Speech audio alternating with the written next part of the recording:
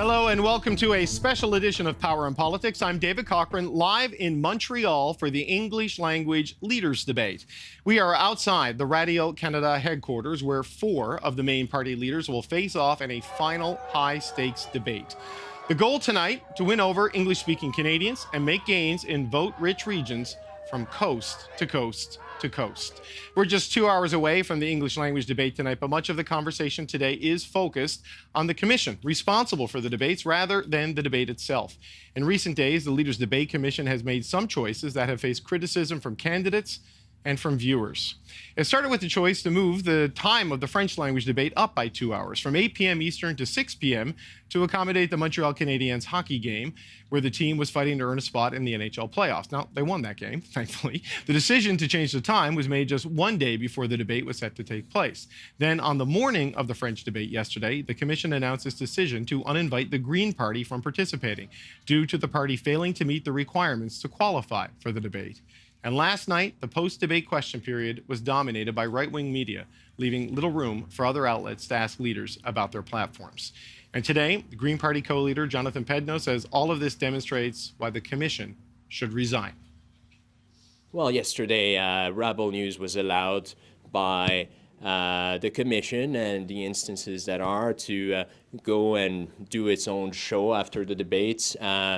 But the Greens, apparently, according to the Commission, were the ones who would have disrupted the debates. I continue to think that the Commission made a significant mistake. It attacked democracy. It did not follow its own rules and caved in to political pressure. And just like many other people today, I think that the only reasonable and honorable thing for the Commission to do would be to resign. Here to respond to all of this is Michel Cormier. He is the Executive Director of the Leaders Debate Commission. Mr. Cormier, thank you for joining us here today. Nice to have me. The Greens say the Leaders Debate Commission is making a mockery of democracy, and this is why you and the others should resign. What is your response to what Mr. Pedneau had to say? Well, I don't think we're making a mockery of democracy. We had a very successful debate last night. We're reaching more and more people every time. And, I think what we actually put on the screen is actually paramount. So we'll take stock of all these issues after the debate and do a report with recommendations like we do every time. Take stock of all of these issues, but walk me through the decision-making process to disqualify the Greens the morning of, because I know they had to meet the 90% candidate threshold 28 days before Election Day, so around April 1, give or take. By April 7th, we knew they did not meet that threshold. Why wait until the morning of the debate to disqualify them? Why not do it once it was clear they'd fallen below that benchmark? Because we didn't use the Elections Canada list. Sure. The way the criteria works is that we ask the parties to submit the list of candidates they have chosen and endorsed to run in ridings. These candidates are not yet and have not yet registered with Elections Canada. That happens a week later. So on March 31st, we had from the Greens 340 candidates chosen. No, I understand how they got in, but yeah. Then what then was the tipping point for them to get out? Well, the tipping point is that, Mr. Pedneau said in statements that they had actually retired at least 15 candidates from ridings for strategic purposes. And according to us, this was a breach of the intent of the criteria. And, we thought we could not let the Green Party in because it was going to put in doubt the credibility of the debate. Okay, but did you quantify the number of ridings that they left vacant for strategic reasons? Because you could take 10, 15 candidates out of the mix for strategic reasons and still be above the 90% threshold, right? Yeah, but there were almost 100 already under the threshold. Right, but here's where I'm struggling. If, say, April 1, they had met the threshold by giving you the names, but then a week later they had not met it, they were 100 short a week later. You didn't make the decision to kick them out until yesterday, or at least announce the decision until yesterday, based on the statements on strategic voting. But if of the 100 they were below, how many of those were strategic voting? Because they could have just taken 5 or 10 out and still met the threshold. Well, we didn't make those calculations. We took them on their word that, the candidates, the difference between the list they showed us and the one they submitted to Elections Canada was based on good faith reasons. People who didn't manage, had paperwork problem or or I didn't get the signatures. These things can be justified, and we couldn't actually verify that. But as soon as the leader came out and said, well, we actually cooked the books, in a sense, then we couldn't live with that, and that's a decision. The Greens have told us, and I don't know what they've told you, that not all of the 100 candidates were for strategic reasons. Some of it was good faith reasons, as you described it. But without knowing exactly what the quantities are of the different cohorts of reasons they didn't make the threshold, how do you know that it was a bad faith attempt by them? Cooking the books, as you said. Well, because Mr. Pedneau said publicly in 2 interviews, we've actually decided to, after we've chosen these candidates, to not run them in the ridings, take them away for strategic reasons. And for us, it's the principle. It's not the number of seats that are involved. That was the tipping point. Okay, so then why did it take right up until the morning of the debate? Like, was that when you first heard of these comments? Because they had been said at least to Radio Canada days before that, as I understand. The day before. The day before. But we have to render a decision that is also reasoned, and we also asked them to actually respond to what they had said and explain to us what had happened. That took the rest of the day, and then we have to write this decision for it to hold water. It has to be a serious exercise. It can't be just made on the spur of the moment. Okay, so this was the controversy before the debate. Yes. There was a controversy after the debate. Yeah. What did you think of what we saw in the question and answer session? Well, just to tell you, we tried to actually, we denied accreditation to Rebel Media both in 2019 and 2021 because we didn't consider them to be actually to do professional journalism.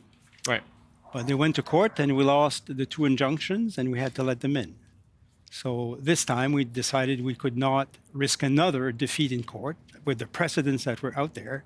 We couldn't win. So we accredited the number of Rebel Media, and they went to the microphones and asked questions. They put themselves, I guess, strategically to do that, and that's what happened. But you gave, so it may be inside baseball, so people at home understand.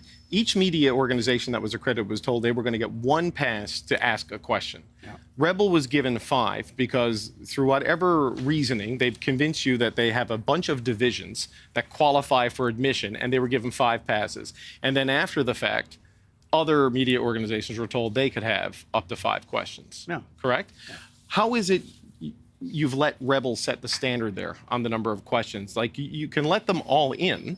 I understand you have the court precedent working against you there, but 1 question per organization, like the CBC, we could argue we have a bunch of divisions provincially, and the Sun Media could argue the same thing. But we were all initially told 1, and then you gave Rebel 5, and somehow they became the standard for everybody else. Well, it's because we were afraid that we would lose that battle in court. And the last time we lost that battle, we had to accredit 11 Rebel reporters. So we thought with 5, it's a number we can live with. Okay, so I know the past precedents, but like this is a filing with Elections Canada from this election where Rebel News has filed as a third party advertising group. They are raising money in their own documents for partisan political activities. That's not what a journalistic organization does, right? So I appreciate that you've lost in the past, but if they are raising money to run ads to influence the outcome of an election, surely a judge would look at that and say, this isn't a journalistic organization. Perhaps we didn't get there. But why not? Like, I understand you lost before. This is a material change in their conduct. They have this truck going around with a video wall promoting conspiracy theories and allegations, mostly against Mark Carney, let's face it. Like, we're showing it there. You can see this on the screen. That is one of the few things we can show on TV that appears on the side of that. I mean, this looks like evidence in a court battle. I mean, you are entrusted with this authority. Why not fight for what you believe here? We showed them in the last lawsuit doing political advocacy, and it did not convince the judge. So for us, this agreement, this argument was not going to be more effective this time. You argued that they were raising money as a third-party advertiser Saying that last they were doing time. advocacy against political candidates. But in the same registering way. as a third party in an election campaign is an official step to become an actor in that election campaign that goes well beyond the world of journalism, right? Well, I wasn't aware of that. Well, I mean, journalists have found this. I mean, the commission has staff, right? The commission, like, I just wonder how you could not be aware of this, or why you weren't aware of this. You have a legal team. Like, were you advised not to fight it, or did you just decide not to fight it? No, we were advised that we couldn't win that case Right, if we went to court. but you didn't have, like, do you We think, did would not- this have changed your thought process, I Well, wonder? Perhaps we had to analyze it. I just learned about this today. So we had issues last time with some of the questions that were asked after the 2021 debate, and you saw what happened last night. We have no idea what's going to happen tonight. I mean, are we going to see a replay and a repeat of this? Because, you know, I know it is first come, first serve at the mic.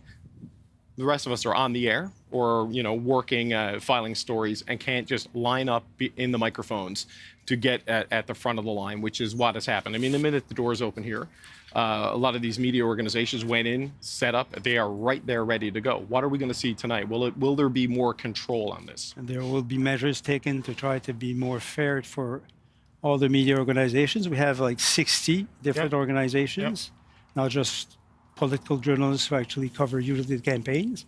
So we're going to make adjustments to What kind of hopefully make it, adjustments? well, you'll learn them soon enough.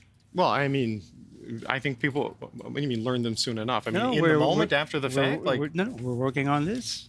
They'll be ready for the scrubs.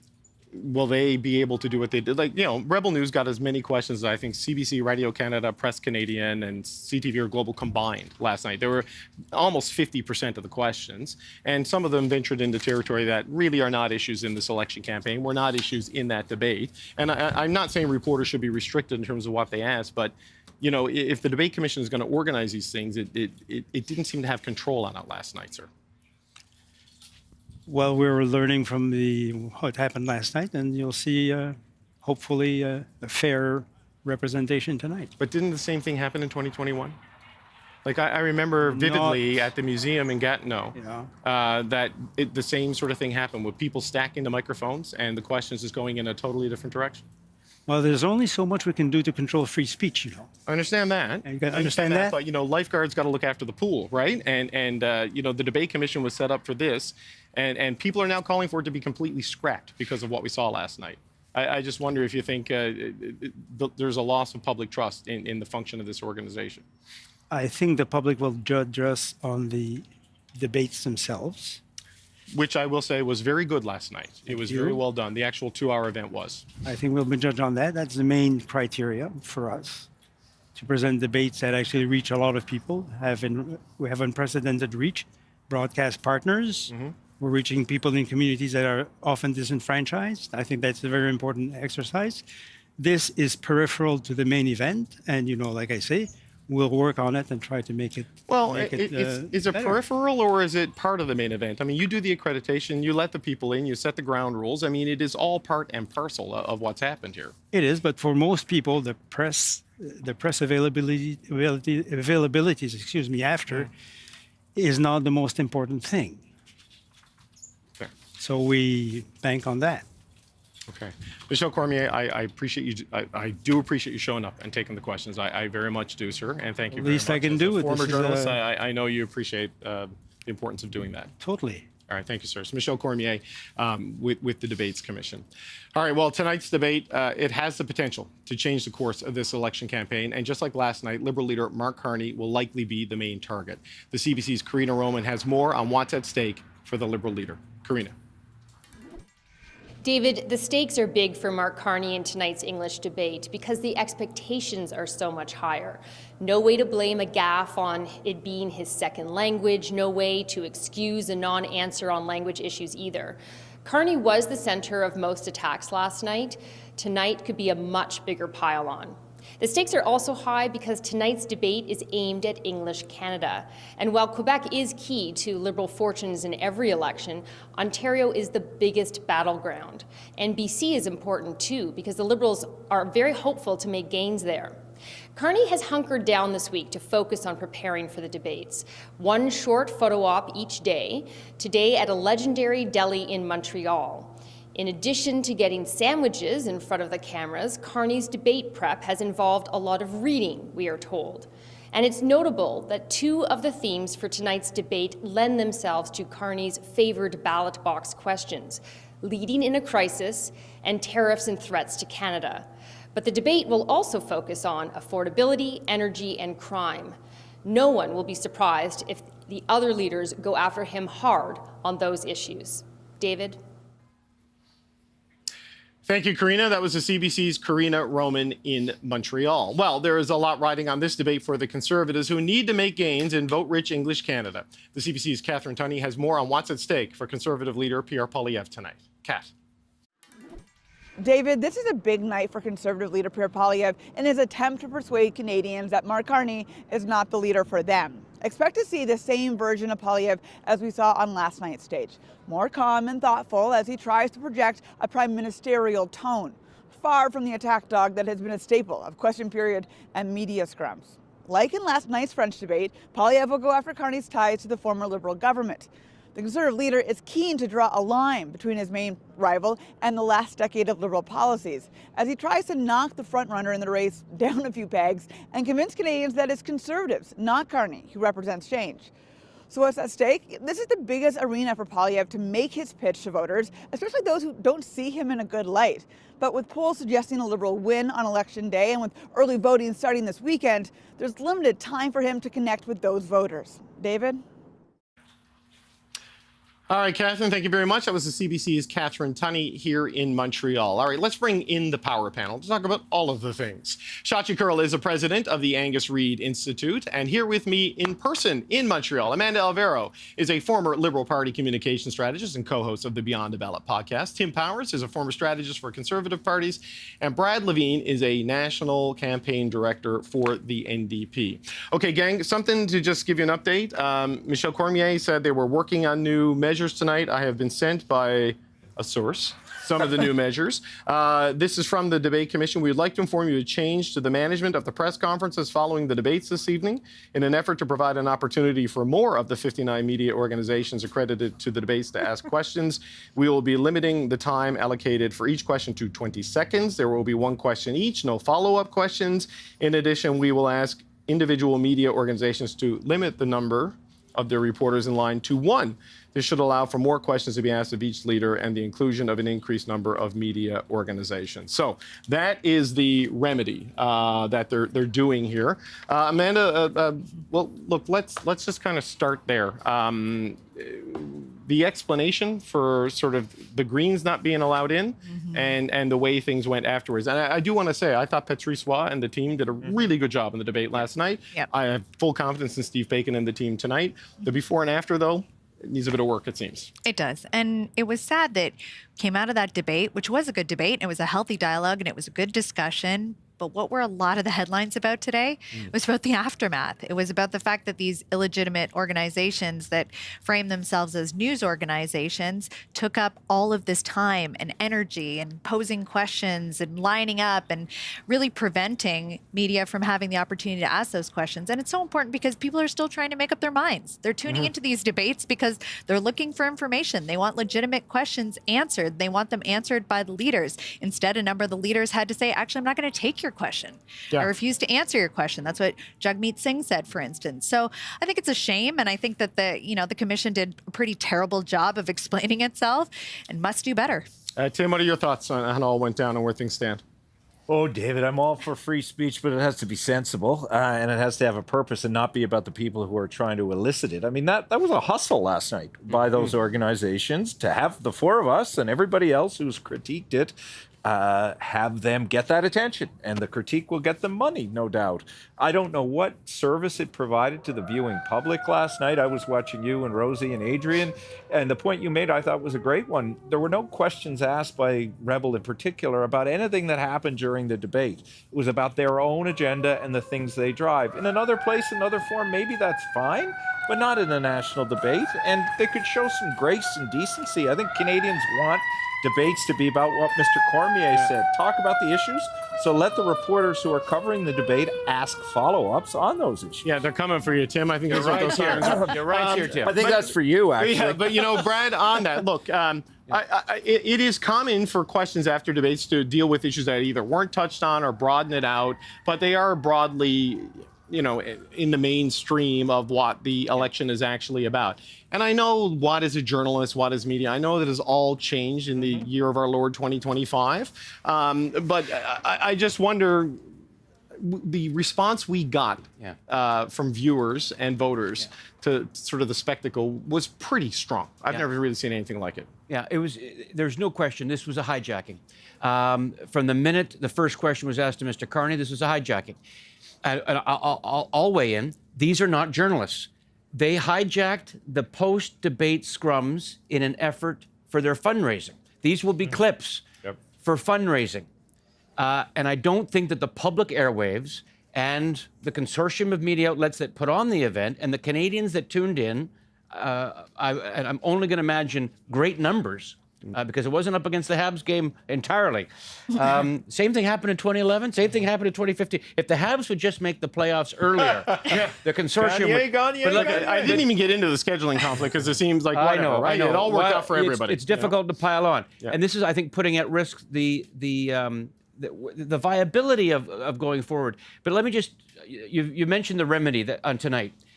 I fear, and I'm an optimistic person, but I fear that the remedy that you were just announcing here, first of all, it's asking these outlets, and I use that term very loosely, they will not respond to an ask.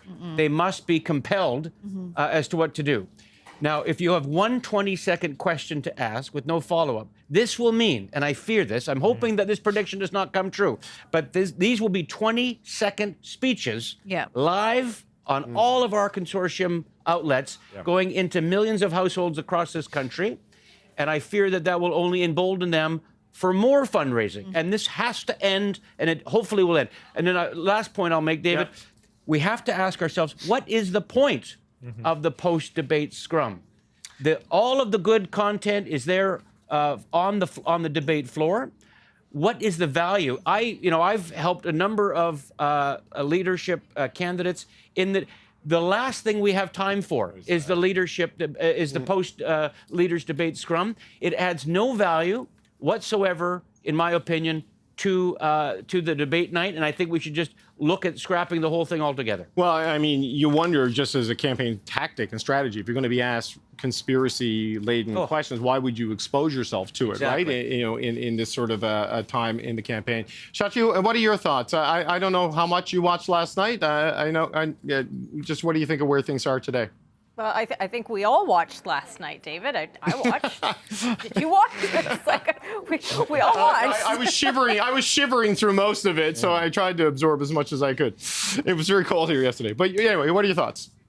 Well, first of all, I mean, I do really question at this stage, what is the point and the purpose of the debate commission itself? This is an organization that clearly, based on that interview that we just saw, is not used to a lot of frontline accountability, is not used to a lot of transparency in terms of the way it communicates. It is rare that you see a real live living member of the debate commission actually coming out. They had to do that today. Props to Mr. Cormier for doing that. But you know what it's like to be on the front line of having to deal with accountability. When people are ticked off at you, you got to take that. When people are ticked off at me, I have to take that.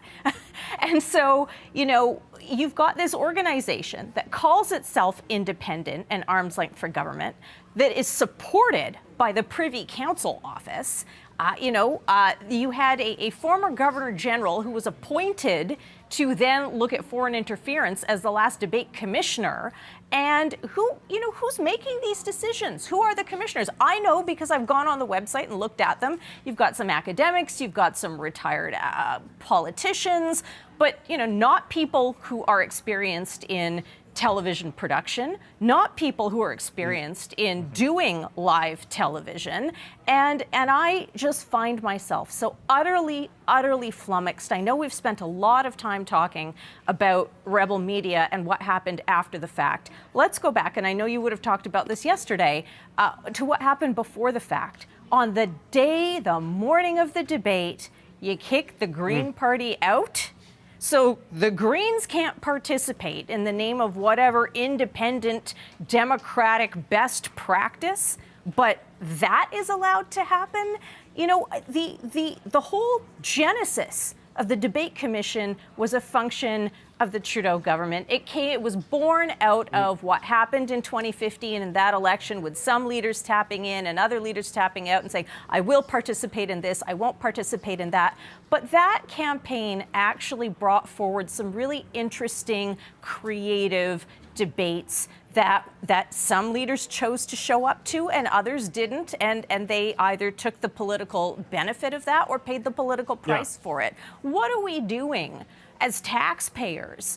Having this organization come in that claims it's arm's length and independent as some sort of eminence that knows everything better about debates than individual newsrooms, journalists, and experienced people who do this.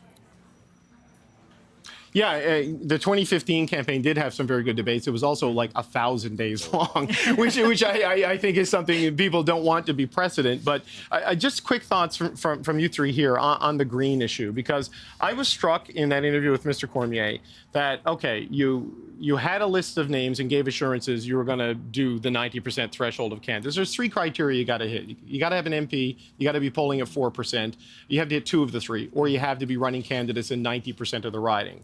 Amanda, the Greens had the 90% until they didn't on the official deadline, and they were going to let that slide until Jonathan Pedno apparently said, we dropped some candidates for strategic reasons, and that became a bridge too far. The Greens chose not to sue. It sounds like if you did go to court, you might have just gotten in. Right. But I struggle with this one. Like the threshold is, it's clear. You got to be at it. And either it was acceptable or it's not. I'm kind of confused on how they got there. I'm confused too. I mean, I think that these rules are like moving targets, right? It's like, and even his response on, not to go back to Rebel Media, but even his response on that, like, well, we went to court last time and we lost. And even though the conditions are totally different this time, we're just going to let it slide. It's like, who's actually making the rules here? Who's really in charge? Is there a debate commission, or are there actors and other players who are influencing what's happening? And whether that's how the Green Party ends up where they end up on the morning of the debate, which was so egregious, or it's letting in these organizations that call themselves news that really are BS and allowing them to set the rules, the debate commission seems to have lost control. And the problem with that is, like, nobody knows what the standard is and nobody knows how to show up. And so then the players that are going to be the most aggressive or the most most all over things are the ones who are going to get to the mic, and that's a problem. Yeah, Tim, luckily we may not have to move the election because I think only U.S. hockey teams are playing on April 28th. But just what are your thoughts on the Green decision and the explanations for it? It's a joke, right? I mean, this should have been determined well before this. I think if you go back and look at the histories of what tends to happen with the Greens, you do have this falling off. They're not even at 4%. What were they at, 2%, 1%? They shouldn't be at the table. Yes, they're important in some parts of the country. I get that, but this is a national debate. The exception, of course, is the Bloc Québécois for established reasons, and they're there, and they do meet the thresholds. They do meet 2 of the 3 thresholds, but this should have been known well in advance. It makes them, Mr. Cormier said to you, the most important thing is the debate and what people get out of the debate. But if the whole sand on which the debate is made, the permafrost of the debate is melting and falling away, how good is the debate? How legitimate is it? There's Pierre Poilievre. He is the first leader to arrive. Well, sorry, that's not Pierre Poilievre. That's Pierre Poilievre's bus. He's not a transformer. Brad, while we wait for the Conservative leader to come out. He was last night on the debate floor. All right, there is sort of the advanced staff getting out, the photographers getting ahead of them, and you can see the crowds gathered there behind the barricades, with the Mark Carney signs, and Pierre Poilievre signs, and looks like some of the local candidates perhaps there. Hard to see completely far away. Brad, just if he does stop to speak to reporters or anything, I will interrupt you, but just your quick thoughts on the Green decision. I remember a time when we had no rules as to who gets into these leaders' televised debates. And it was absolute madness. Going back to like 2008, 2011, Elizabeth May would, call on Jack Layton as if he had a magic wand to let him into the campaign debates. So I'm glad that there are some rules. The problem here is that the rules that are established are too low, right? That is the threshold at 4%, I think, is too low. So we can debate those. But if you're going to have a set of rules, then they have to be enforced. And they have to be enforced well in advance. You can't cancel somebody on the morning of. I mean, whether or not they knew this multiple days in advance, that's one thing. But having rules is good, but they got to do a far better job of policing them. And I think that the threshold should be a lot higher, to be honest. Yeah, look, you can understand the tension and the challenge of wanting to not be seen as limiting access to journalistic organizations because they aren't CBC, CTV, Global, Canadian Press, or the big newspapers. You absolutely understand that, the way things have changed. There is Pierre Poilievre and his wife, Anna Poilievre, coming out. They're going to be greeted. I think that's Michael Gruzik, who's one of the bosses here at the CBC. It is Michael Gruzik. Didn't quite recognize him from this angle. He'll be one of the various members of the groups that have helped put this debate together, who will be greeting the leaders as they come in for the English language debate. Steve Paikin from TV Ontario, the host of The Agenda, will be moderating the debate this evening. I did a little conversation with Steve Paikin earlier this afternoon that we're going to air later in the show. He's pretty keen on avoiding a moderator controversy, let me tell you that, that after everything else that has happened here. So here's Pierre Poilievre. There are reporters staged there behind a pen. Let's see if he goes over and has a chat.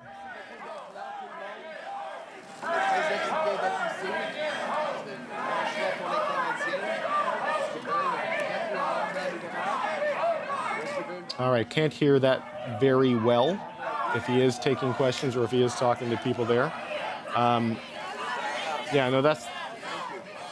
There you go. All right. Well, that is Pierre Poilievre, the first leader to arrive, making his way inside. He'll go off to the preparation room. And in 1 hour and 28 minutes from now, the English language debate will start, the final set piece of this election campaign, and the last time for the four federal party leaders to square off against each other.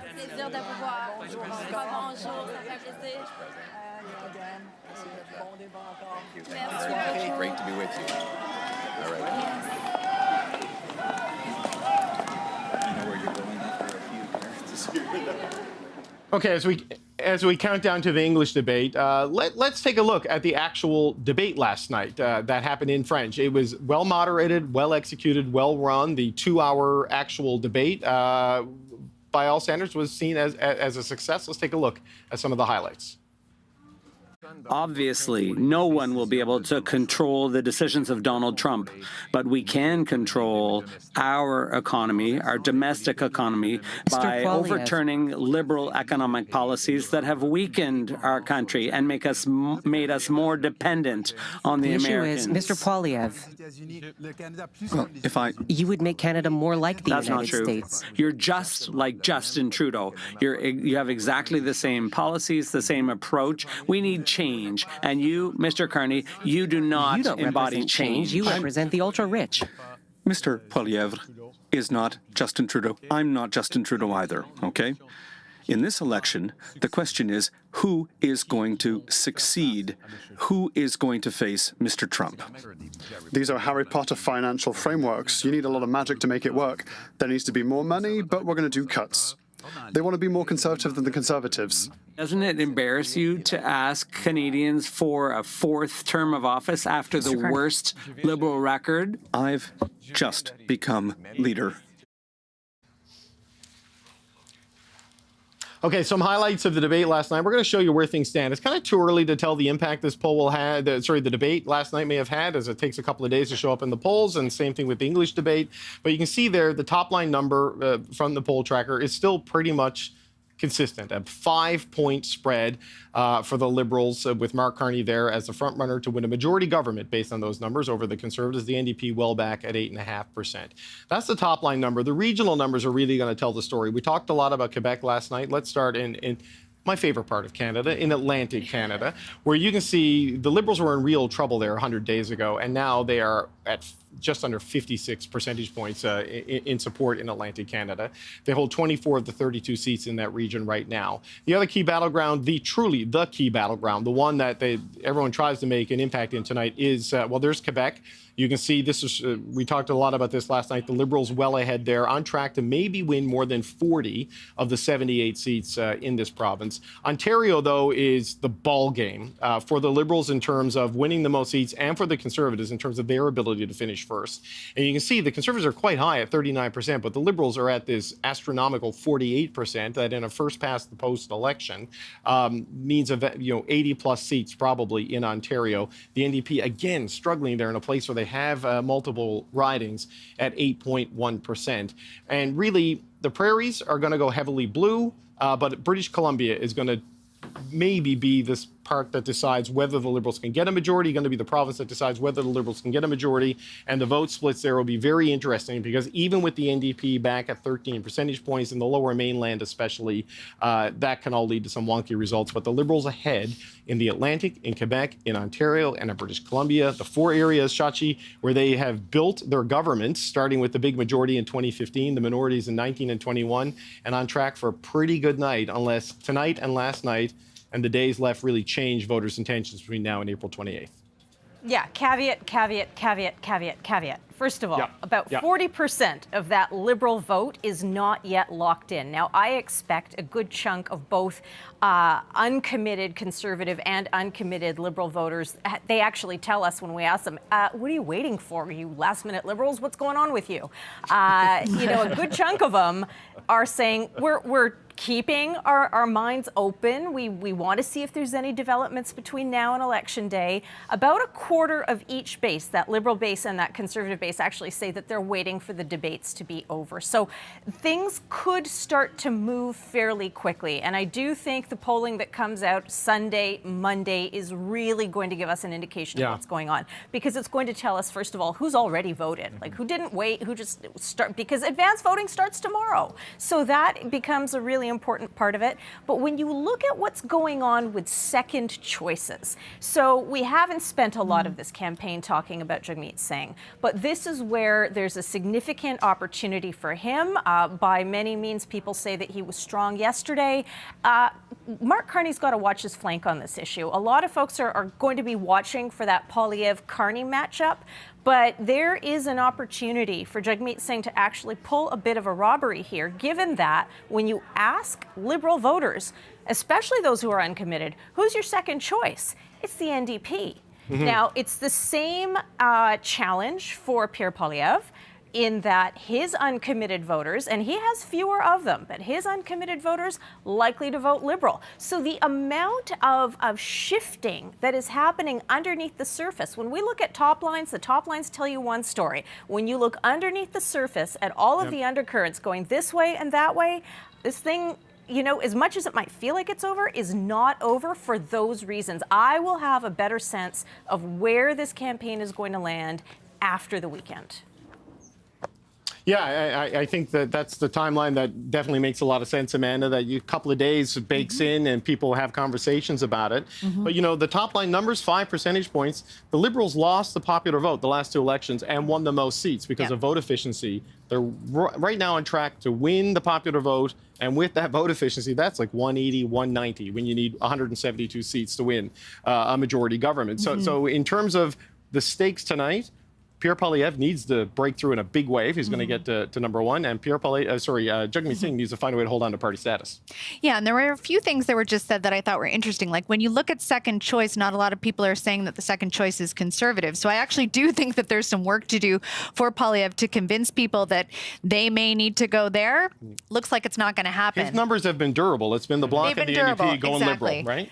Then I think, there's another couple of things that are interesting in those second choice options. Also around the around the uncommitted voter, talking about voting strategically. So while I can appreciate that people could say, you know, I might go to the NDP, or I still have my mind open, or they may be my second choice. If those numbers get pushed together, I think that strategic voting still ends up favoring the Liberals. But what's at stake tonight? I think a few things are at stake. I think Carney has to come out pretty much unscathed, which he did in the French language debate. I think writ large, most analysts said he came out unscathed. There were no major gaffes. I think he needs to, you know, deflect and not be goaded into any kind of attack. As the front runner, he's definitely subject to more attack, but Poilievre was also equally attacked last night. So I think both of them are trying to maintain their cool, keep calm, and carry on, as it were. And I don't think it's really about knockout punches, but when you have 20% of those uncommitted voters saying that they're waiting for the leaders' debate to make up their mind, you can't say that this doesn't matter. It's not just about what happens tonight, but it's about how those clips roll out on the days to come as people are sitting around their Easter tables and having these conversations. Yeah, no, that's true. But, you know, Tim, there is, in Shachi, I think you had it like 63, 68% last week. We're kind of already locked in. And Leger, Tim, I think, has it around close to 70%. Like, whatever it is, 2/3 have made up their mind, right? So, you know, there is the amount of swayable and persuadable voters who could be watching this tonight may be smaller than you might think. Maybe smaller, but I was really fascinated by two things Poilievre did last night, which may speak to the pool that he's looking to get. That was a PR, I was joking about the Transformer, that was a Pierre Poilievre debate I'd never seen before. If you go back and look at the Conservative Party debates against Mr. Charest, I mean, he was aggressive, forceful, right in the face of Jean Charest, pulled no punches with language. He wasn't pulling punches last night with language, but his language was more controlled and his disposition very different. Temperament and tone. Which may speak to the 55-plus voter where he may still have some opportunity. The other thing which fascinated me was, again, the concern that the Conservatives have about attracting women and keeping female voters, how he went out and spoke in French directly about Conservatives would not do anything to change a woman's right to choose. I mean, that very strategic, very direct. I don't know how many women that may sway and in what groups it may sway. The last thing I'd say, though, real fascinating tonal change, running on this network and running on many radio stations, a tone not unlike Pierre Poilievre's commercials now that are more gentle. It's not just about Justin. It's not just like Justin. It's don't want 4 terms. He's pretty good at managing things. Will the people buy the tonal switch? Will it matter enough that he can get those who are floating around? Because it is significant. It's not the way he normally campaigns. Well, there is a big gender gap, Brad, in the numbers we're seeing. I talked to Amanda and Rachel Siegel about this earlier in the week, you know, in terms of there is a challenge with the aggressive attack dog style. We've talked about Pierre Poilievre being his own attack dog in this campaign. It has hurt him with women voters in particular, right? So how do you think he'll approach this tonight? And every time I go to Brad, a leader shows up. A blue bus That is the Bloc Québécois bus. What is it with the blue buses and me? Button over here. You push a get button. me out of this. So we'll just see. I'll get to Brad on that in just a second. This is obviously, we assume, Yves-François Blanchet is inside that campaign bus. Look, we get a lot of questions like, why is the Bloc Québécois allowed in the national English debate, right? Well, couple of things. There are Anglophones in Quebec, just like there are Francophones outside of Quebec. And on those threshold criteria of polling above 4% nationally, they do that even though they only run in Quebec. You get 23 to 28% in support in Quebec. That puts you there. And they obviously have an MP who has been elected under that banner. I believe 33 seats they had in Parliament when it was dissolved. They got up to 33 when they won La Salle-Verdun, if I remember correctly, moving them into a tie with the Liberals. So, Brad, I don't know if you want to start with the Bloc? I'm afraid. Well, no, I mean, if you want to say anything on that, you can. But if you want to talk about Mr. Poilievre, and then we'll see what happens with Mr. Blanchet. Blanchet's got the easiest job tonight in all of Canada. Yeah, he does.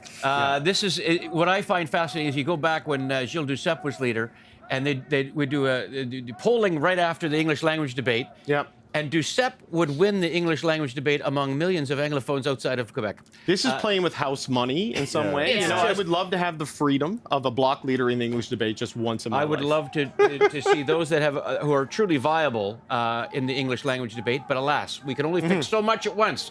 let's go to Poilievre. So the notion that Poilievre is softer, gentler, kinder, gentler. The question, I think, said that's how he presented it. Oh yeah, no, none taken. That's the scary part. But I'm curious, and I see what Tim is observing as well. The question is it too late in this cycle for Canadians to go, wait a minute, the guy that's been yelling for the last years, the guy that's been with the slogans, the attack dog, maybe he's okay. Is it too late to soften those images up? His negatives are off the charts. People have very strong feelings about this man. You either love him and you show up at his rallies and wear his T-shirt, or you do not like him and you are actually moving your vote in order to stop him, particularly at a time when Donald Trump is in the White House for a lot of Canadians. And I know he's holding much of the Harper coalition, but I think that Poilievre is hitting a ceiling, and I think it's too late in the cycle for him to do anything to change that. Okay, it looked for a second there like Mr. Blanchette was running away, but I think he was going just a little bit further down the line to speak to somebody, or perhaps speak to a supporter or whoever that was, or maybe he's now coming to the microphone. Let's listen in for a second here. La meilleure chance du Canada de réussir une négociation avec les Américains. The best choice of winning in a negotiation is for people and Quebecers to elect someone who will speak only for Quebec. The decision, of course, is up to Quebecers. Okay, there's Yves-François Blanchette making an appeal in French to voters in Quebec on the night of the National English Debate, which, Brad, just to finish with that is what a Bloc Québécois leader would do at this stage of the campaign. You want to finish your thoughts on Brinchachi and on whatever pivot we can see from Mr. Poilievre this evening?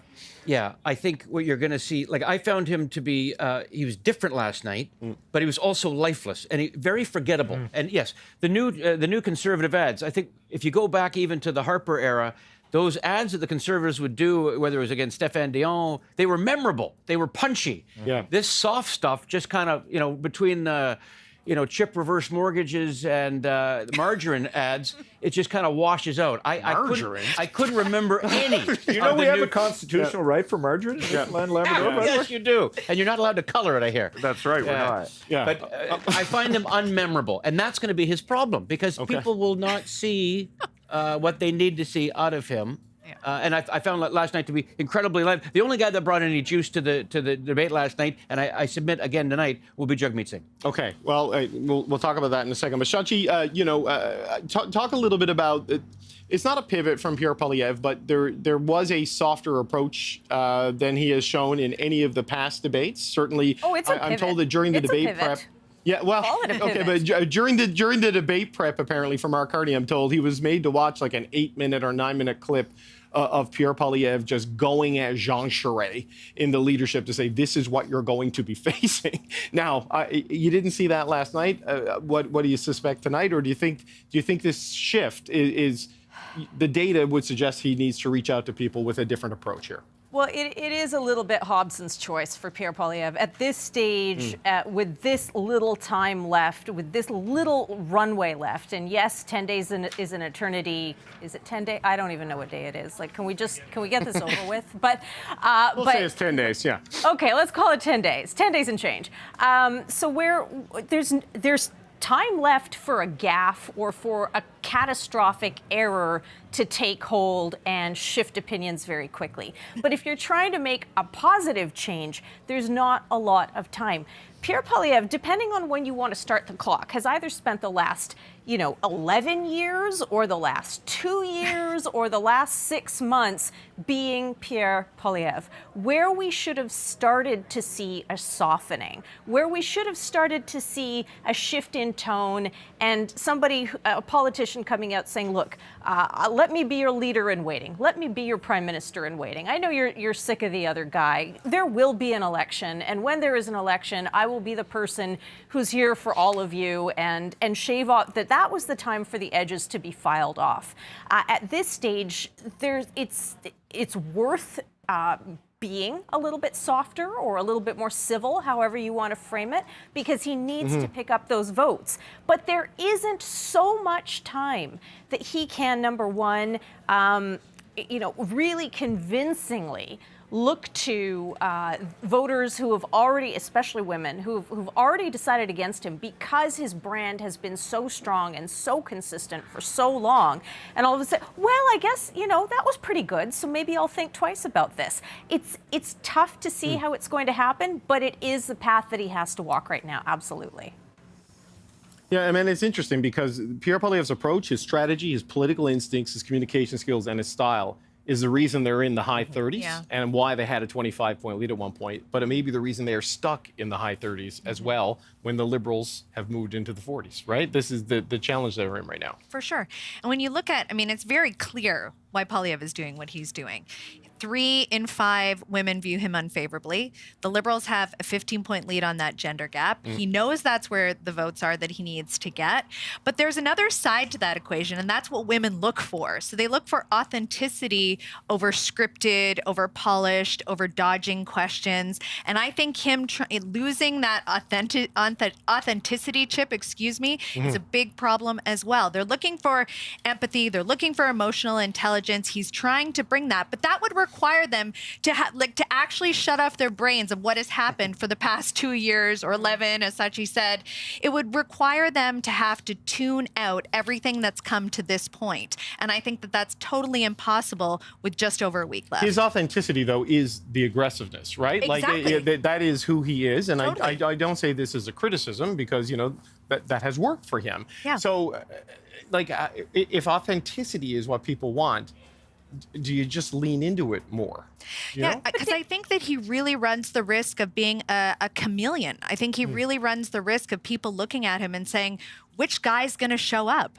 Right. Who do we believe? When people watch, but especially when women watch debates, they want to know, do they mean what they say? Can I believe in what they say? And if you viewed one of the dozens, hundreds, thousands of clips of him as a pit bull, as an attack dog, a badge that he wore proudly, and then suddenly he shows up and he's Pollyanna, who's buying what he's selling? Okay, Shachi, I'm going to come to you because I know you wanted to jump in there, but just fair warning, same as I did to Brad, the NDP leader's bus has arrived, and he's got a crowd of supporters getting off with his face on a piece of cardboard. Go ahead. Okay, well, no, just to say that, when Amanda talks about authenticity, you have seen glimpses of actual authenticity. I can't remember the context, whether it was a campaign event or a podcast where he was talking about his daughter, talked about how she was nonverbal, about how he worries about her and the care he has as a father for her. And I remember listening to that going, where was that guy? And you really almost have a sense that for Pierre Poilievre, with all of the caveats, this campaign, this election is not over yet, but you do get a sense that this is Pierre Poilievre, who waited until the last possible minute to cram for his final exam, to submit his taxes, his end-of-year essay. It's a Casey. Let's do baseball. It's Casey at the bat. He didn't like the first pitch. He didn't like the second pitch. Now he has to knock it out of the park, and the bar for that is so high, again, given how little time is left and how few available voters are left to him because of all of the things that he's done leading up to this.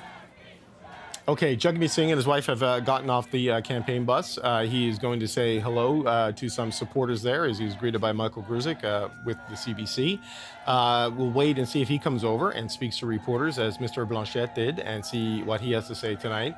This is an important moment for Jagmeet Singh, this debate this evening as his party struggles. Yes, Let's listen in. I'm really excited to share our vision of how New Democrats are going to keep on fighting for everyday people, not for billionaires, not for big business, but everyday folks. Thanks so much. Are you feeling good? I'm feeling good. Thank you. Yeah, Jagmeet Singh, Brad, he's been a little bit sick in the days leading up to the debate. Apparently not the sort of illness that you want to have manifest on live television. So he's feeling better right now with some medication and some hydration, I would hope, over the last couple of days. He needs to really make an impression this evening. Not that he hasn't made an impression at this point, but the way this election has gone, they're looking at losing party status unless they can move some things around. Yeah, there's no question that the English language debate is a big one for Mr. Singh. So let's start there. Now, where he needs to focus in on, I believe, is those votes that Sachi was talking about if 4 in 10 Liberal voters are still not committed to voting Liberal, and if we take a look at some of the polling that shows second choices, overwhelmingly, the coalition that Jagmeet Singh put together in 2021, we have 9 points sitting right now under Mr. Carney. Tonight is his opportunity to go after Mr. Carney, to put doubt in the minds of the jury. Those New Democrats haven't abandoned the party for the sake of it because their principles have changed, their values have changed, or that Mr. Singh doesn't represent them. They're doing so out of fear of Mr. Trump and Mr. Poilievre. Now, Mr. Carney has not been tested, so he'll likely go after Mr. Carney on where he made his millions. So Brookfield, stock options, making a fortune off of raising the rent in his corporate-owned apartment buildings off single mothers.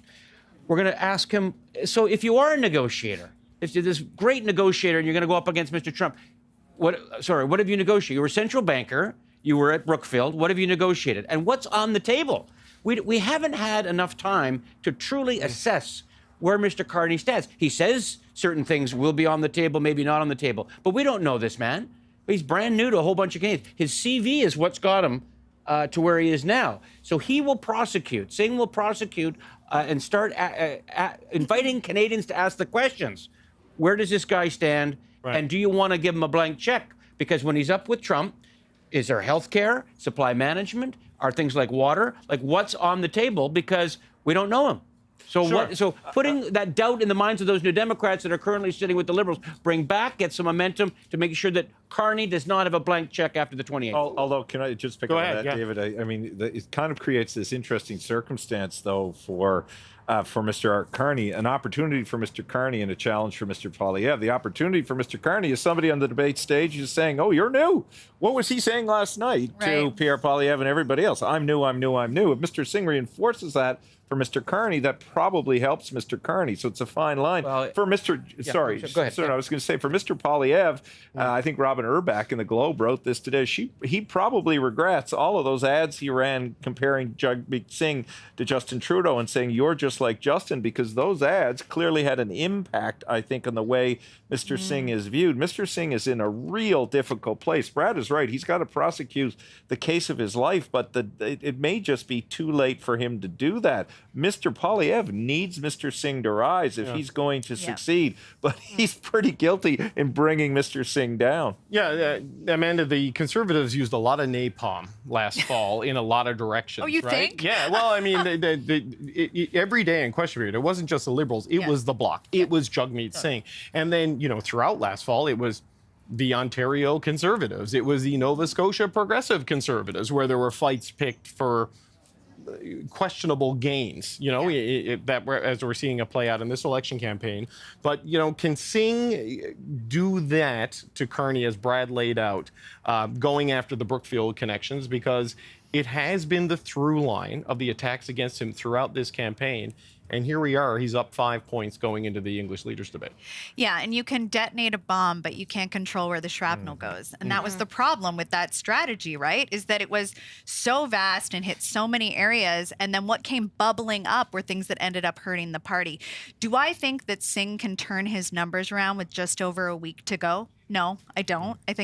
I also think because of those uncommitted voters, when you have 20% of them saying that they would vote strategically, and we know that's the reason why the NDP lost so much of that vote, I still think that's still in play. So I don't think that there's a lot of damage that he can do tonight. I think that he's really good on that debate stage. I think that he's entertaining. I think that he shows up when he needs to, but I do think it's too little too late at this point. So Shachi, I know there is the data that shows that the NDP are leading in a lot of second choices.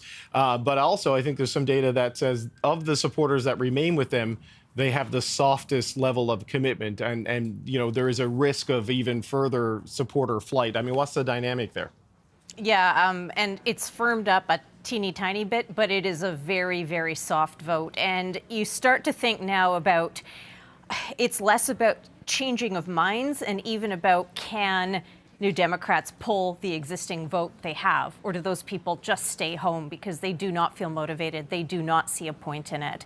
And so there is that aspect of it. And to Amanda's point, it's 27% of uncommitted Liberal voters who say that they're holding out to see what the strategic voting lay of the land looks like And we talked about this last week. I think it's important to bring it back and remind everyone that there is also a dynamic where if Carney looks unstoppable, if the Liberals look safe, remember the motivation for a lot of left of center voters is it's not just, hey, I like Mark Carney or I'm really worried about Trump. It's I don't want to see Pierre Poilievre and the Conservatives form government.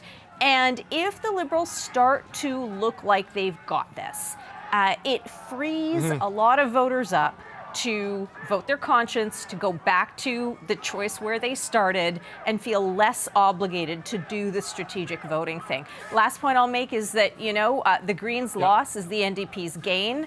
And these are opportunities now, whereas he would have been, fighting for airtime and elbows up with Ms. Pendo. In this situation, it frees him up to have a bit more breathing room and land, if you're the NDP, land more blows, which is what you're hoping to see. But frankly, I would just say that Brad did a far better job outlining all of the reasons why people should vote NDP than I have heard over the years from Jagmeet Singh. There you go. Well, there you I go. should come on every Thursday with you. The Angus Reid Institute can be the official pollster for the Brad Levine NDP leadership campaign. No, we don't do political work. No. That is a joke. They've got their own people. They've got their own people. That is a joke. Well, Brad, a leader's bus has arrived, so that's my cue to go to you. So it's my turn. So we will talk about Mark Carney and what he needs to do tonight, or avoid doing tonight. But I wanted to let you close the loop on the New Democrat conversation there. And I want to pick up on a point about this notion of strategic vote and where those loose Liberals are. And I think there's quite a few of them. And I fundamentally disagree with Amanda because I think that those folks are open to doing that. Strategic voting doesn't mean voting Liberal. We have to understand this notion. Doesn't? It doesn't. I hate to share with my Liberal friend here. But folks in Nanaimo with New Democrat, for example, I will use a British Columbia example.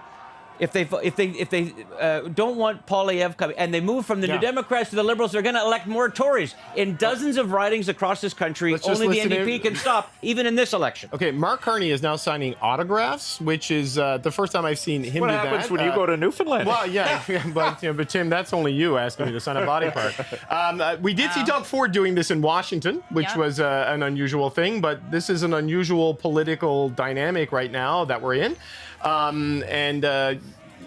Somehow a central banker has become a autograph signer, which speaks, I think, Brad, to the unusual moment. And you're talking about strategic voting, the blue-orange fights that the NDP have. There are the red-orange fights as well. The challenge is, pivoting towards attacking Carney, pivoting towards attacking Poilievre. It can hurt you in those other ones, right? Is the dynamic that the NDP find themselves in. They're making a king-size bed with queen-size sheets. The focus tonight has to be on Carney for Singh. He's got to get those 6, 7, 8 points off of Carney's column, get him into his column for the momentum. And if the Liberals are even tied with the Conservatives nationally, that still means the Liberals are going to win, and you don't want to give them a blank check. That'll be Singh's message tonight. All right, I'm told that was Mark Carney signing a copy of his book. It's not just a random autograph. So there you go. Apparently, this happens quite a bit on the campaign trail. All right, well, let's talk a little bit about Mark Carney. A quick final round before we say goodbye. As he's walking in, let's see if he is going to stop at the reporters. No, it looks like he is not. He's greeted there by Michael Gruzik yet again from the CBC. And all right, so Tim, what does Mark Carney? He's not stopping. There we go. Okay, what does Mark Carney need to do tonight to drive this home? Well, unlike last night, there is a section, is there not, on leadership in crisis. That's his opportunity. He's got to take that opportunity. That is his ballot question. That is their whole campaign's ballot question. He's got to own that and stand way above the others in the process of owning that. That, I think, is what he has to do. He has to watch not to get goaded by Poilievre if Pierre brings his more traditional game, because he'll want to elicit that. So own the leadership in crisis part. Don't take the bait. Don't take the bait. Amanda, what are your thoughts?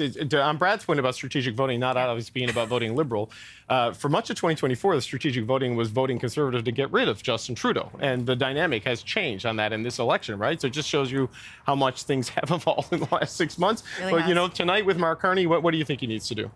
I think that he needs to, I've said it already, he needs to come out pretty unscathed. No major gaffes. I mean, they're looking just not to make a mistake. But at the same time, he's going to have to seize the opportunity to be seen, to Tim's point, as the best person to take on Trump in this trade war, which is still a top issue for Canadians. He has to marry that with some of the other issues as well, around affordability or housing, around energy. And so much of those issues tie back into the trade war. So I think he has the chance to do that. How does he deal with the Brookfield stuff? He takes it very personally, and I don't say that as a criticism, that he sees it as essentially an insinuation against his ethics and moral code is how I would view how his response. Yeah. How does he respond to that tonight? Because if they're going to start hitting him there, he has had negative physical and verbal reactions to it. What do you expect to see? Yeah, and I do think that that could be an area of vulnerability for him tonight, especially as Tim said, that he gets goaded into having to really defend it and he comes off as defensive. That's not what they want. So I'm sure that this team has spent a lot of time dealing with that. I think he deals with it factually, calmly, and then pivots. Every question is an opportunity, as we know, as we media train in our other lives. They're opportunities, and they need to seize every single one of them. People are tuning into this debate tonight. There's a lot at stake. He needs to seal the deal. All right, Shachi, your thoughts on that? I think the big vulnerability, too, especially when you think about the line of questioning and the advertising and the messaging we're seeing both from the Conservatives and the NDP, they are going to try to tie Carney to his past. And you saw him wobble a little bit on that last night. Oh, I've just started. I've only begun. He's got to be able to explain and actually persuade that he represents enough of a change from the former guy, and his leadership, even if it's with many of the same faces, some of the same folks around the cabinet table, that he can and intends to and will change things up enough so that people are not electing a fourth term that looks a heck of a lot like the last three terms. If he fails on that, it plants a seed of doubt. And so the opposition is going to be working very, very hard to plant those seeds, to remind voters, this is just an extension of another Trudeau term. And he's got to be able to say, look, I represent change and I represent significant change. Okay, Brad, last word to you, bud. No, I think the waterfront has been covered well here. I think that he does well. And there's no buses. There's no buses. No. Maybe the Greens will show up. Just because Brad's the bus is going to drive through here. The tandem bike is coming with the leaders. I always get these guys. Always know what I'm on. I think that Carney does best when he talks about the threats of Trump. And while Poilievre wants to talk about affordability more than Trump, I believe, I think that Carney does well when the topic's about Trump. The threats, it's the notion of the threats. We don't know precisely what the threats will be, but he can take people there. That steady technocratic tone is actually as important, and I think he'll do well because he's pretty good in English. Have you seen his English is excellent. I think keeping that tone will be vital for him, and to the points that others have raised. He wins by not losing. Yeah. Okay, well, I win every time you four are with me on the show, and I think the audience does too. I want to thank the Power Panel for being here. Shachi Kurl, Amanda Alvaro, Tim Powers, and Brad Levine. Next time we all talk, man, we're going to be into the real stretch run. Up next, though, what is at stake for the party leaders tonight? We're going to hear from our reporters covering the NDP and the Bloc Québécois campaigns. So, but first, here's a look at some memorable highlights from election debates of the past. Jurisdiction over fisheries to the provinces. Is that right? You would not? Of course I would. For the 700th time, I would not. What I would do. What I would do. So then you disagree with them. You'd be like me. Told you and told the Canadian people, Mr. Mulroney, that I had no option. Well, Truman, your next question. You had an option, sir. You could have said, I am not going to do it. This is wrong for Canada, and I am not going to ask Canadians to pay the price. You had an option, sir, to say no. I happen to believe that you've sold us out. I happen to believe that once you... Mr. Turner, just 1 second. Once any you nation... do not have a monopoly on patriotism. I've laid out a very clear, Mr.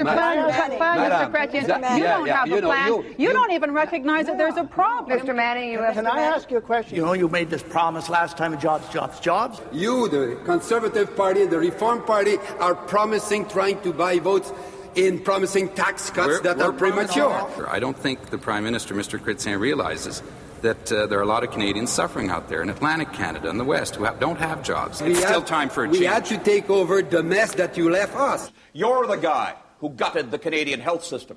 I will not apologize because we have a surplus. You'll never apologize. That's a problem. I will not apologize because there is hope in this nation. You say you've got a plan. Where is it? Where's your platform? Under the sweater? You haven't presented one in this election. I find that shocking. Sticking with a plan that is working, low tax, prudent plan that is working. Mr. Harper's plan simply isn't working. We know that. Incomes are flatlining. We need to make sure that this economy doesn't sputter to a halt. And that, if we stay with Mr. Harper's risky plans, that's where we're headed. You have completely become disconnected from the reality that people are facing right across the country. Ezra, please. All right.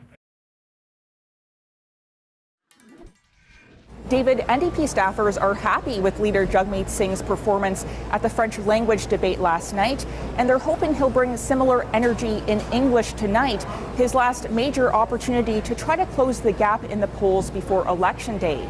The NDP is trailing far behind the Conservatives and Liberals in the polls, but the party is confident that it can fill the gap and that it will have a stronger showing than analysts are predicting because of candidates that have strong local connections to their communities and because of Singh's performance in the last two federal election campaigns in these debates, which saw the party gain momentum afterwards. Now, with this being Singh's third federal election campaign, he's by now a veteran at these debates. The party says he began prepping late last year, practicing with a team that plays all of the party leaders. As for today's big moment, Singh visited this Montreal market with his wife before some light debate prep and a workout. Expect Singh to take swings at all his political opponents tonight and continue to bring up the issue of health care, even though it's not officially on the agenda, David. David, Yves-François Blanchet went on the Radio-Canada Montreal radio show this morning, and he didn't want to give an opinion about how well last night had gone. He said he was going to leave it up to the voters, but he did say it had been a civil debate, and the host said, yes, perhaps a little too civil. Blanchet actually volunteered that he'd never met Mark Carney until last night, and that he found him sympathetic, he found him likable. So you get a sense there that there wasn't the kind of confrontation or sparks that perhaps the Bloc Québécois needed to really change the dynamics of this race, where the Liberals are 15 points up in this province according to most polls. The message was not the usual Bloc theme of identity, sovereignty, language, because of course this is an election about the tariffs, the trade war, and so the message was focused on that. The claim really is that the federal government is not protecting Quebec's interests in that tariff war in the same way that it's worried about, for example, Ontario's car industry or Alberta's oil industry. Quebec's aluminum, says Blanchet, just isn't getting the same kind of consideration or protection. He says, vote for us so that we can be there to make sure that it does get that. But of course, this English language debate is not as important for them by any stretch as the French language debate. That's where their voters were. They won't be there in the same numbers tonight. And so the Bloc really knows that it was last night that was the last and best chance for the Bloc to turn this dynamic around. David. All right, Evan, thank you very much. The four leaders are now all inside the Radio-Canada headquarters right behind us. In about 45 minutes, they're going to be facing off in tonight's English language debate, the second and final debate of the campaign. We're joined now by the moderator of tonight's debate, journalist Steve Paikin, who is also the host of TVO's The Agenda with Steve Paikin. Steve, it's good to see you. Thanks for being here, David. sir. Thanks for having me here. Yeah. So last night we had the debate time changed because of a hockey game, but you've compared moderating a debate to like refereeing a hockey game. What's your goal there? Is it to be the story, like some refs? Oh my gosh, no. And any referee who sees his name in the paper the day after the game knows that that's a bad thing. Yeah. So definitely I'm going for the opposite of that, which is people don't even know I'm there because I've done a professional job, because they've all been able to say what they need to say. They've all had to answer the questions. They've all done it in a relatively civilized fashion so that all four of them are not shouting at each other all at once. And people can actually glean something from the experience by the time the 2 hours are done. How do you balance that in the moment? Like, you know, I do the panels on this show, you do it on your show. It's a different sort of thing. The stakes are not nearly as high as they're going to be tonight. How do you balance the when to interject, how much to interject, how much to force them back on the topic at hand instead of the pivots that they want to do? How do you do that calibration? I have no idea. I mean, truly, you and I both do this for a living, and you feel what feels right in the moment. You try to bring all of your experience to bear. You try to be as fair as you possibly can. You will see tonight, if you watch the debate, there'll be a clock on the side where people can see how much time each candidate is using to answer. So we will obviously go for, I guess, what you call rough justice tonight, try to make sure everybody gets an equal shot at things. But what do? You bring your best judgment to bear and you hope it all works out. You willing to cut mics and things like that tonight if you have to? I don't see that as being necessary. Yeah. I don't. I mean, I've never done it before. I can't imagine it'll be necessary. Right, because I think it did happen, I think, once last night. Happened last night. In the French language debate. And I mean, I don't know if we're even allowed to talk about this, but I mean, can you give us a sense of how similar the format and approach tonight is to last night? I mean, is there any secret rules we can't discuss? No. The format will be similar, but not exactly the same. I think one of the things that all of the people, and I'm one of a team of people who wrote the questions, and the format was presented to me, but I was asked for my opinion about it, and I really liked it. We're going to start off with one-on-one questions for each of the leaders, and then we get into a broader open debate format. Much like they did last night, the times will be a little bit different. But what do I want to see? I want to see the four of them out there on stage, engaging with themselves in a civilized fashion to make sure the public can get something out of it. That's it. Right. And the topics will, I mean, pick up a paper, watch your show. People know what the topics are going to be, right? What are the biggest stories in the world these days? I mean, we're sitting on top of a lot of them in this country. Well, okay, so one of the topics that is not part of the topic list is healthcare. And we saw Jagmeet Singh trying to bring that up, the NDP leader, last night. And he complained at the end as the moderator tried to force him back into the topic at hand. How do you deal with something like that tonight, knowing it's probably going to come? You're getting a long pause now because I don't know how to answer those kinds of questions because I don't want to presume that I know what's going to happen tonight. I don't know what's going to happen. I'm going to let it unfold as it does, and I'll bring my best judgment to bear on how to handle those moments when they happen. But I can't presuppose who's going to say what when, and therefore I'm not spending a lot of time thinking about it. The last federal debate you did was 2011, right? And that's the year Stephen Harper won the majority government for the Conservatives. How do you look at this election compared to the other ones you've covered, throughout your years in this business? This is unlike any election I have covered, certainly whether provincial or federal. What are your thoughts? You remember, I'm older than you. Yeah, so a little bit. Yeah, I go back to the 1984 federal election was the first one I covered. That was the biggest majority government ever. Yes, but the one after that, 1988, the free trade election was an election unlike any other that I had experienced to that point. And this one feels like that. There's echoes there in terms of the sovereignty issue, the economic prosperity issue. Totally, absolutely. And I remember back then, you would see Mr. and Mrs. Everyday Canada talking about, is water in the deal? What do we think? Like they got into the specifics of the free trade agreement. And I hear people similarly today saying, okay, tariffs, if they tariff us on that, what do we? Right. Normal people don't talk about tariffs, David. They do now, right? You're abnormal if you don't. There we go. There we go. This is a different election. So on this tonight, this is the last big set piece in the election, right? Like other than voting day, of course. I mean, what do you think Canadians want out of tonight? I mean, there were really big audience numbers, even with the Habs game for the French debate last night. Yeah. I mean, what do you think Canadians are hoping to get out of tonight? What do you hope they take away? Obviously not a moderator controversy. You don't want that. But what do you want in terms of their education tonight? Quite correct. I think I want people after the 2 hours to come away saying, that was a very useful 2 hours of my time. I got something out of that. I learned something about policy. I learned something about the four men on that stage. And all of that will combine to help me make my decision at the end of the month. I'd love that. Yeah, I strive for that every day. We're a 2-hour show. I just hope somebody thinks it's a good one every once in a while. Steve Paikin, good luck today, man. You got the toughest job in Canada today. Don't I know it? So good luck, man. Thank you very much. Just the country counting on you. Steve Paikin, host of TVO's Agenda and the moderator of tonight's English debate. You are watching Power and Politics live from Montreal. That's my little pep talk for Steve before this debate. The English language leaders debate will be happening in just a little under 45 minutes from now. We are outside the Radio Canada headquarters. We're in just under an hour. The four main party leaders will face off in the final debate of the election campaign. Now, the themes for tonight's English language debate are affordability and the cost of living, energy and climate, leading in a crisis, public safety and security, and tariffs and threats to Canada. Here with me now is the CBC's chief political correspondent, Rosemary Barton. Rosie, thank God it's warmer today. We at least got that going for us.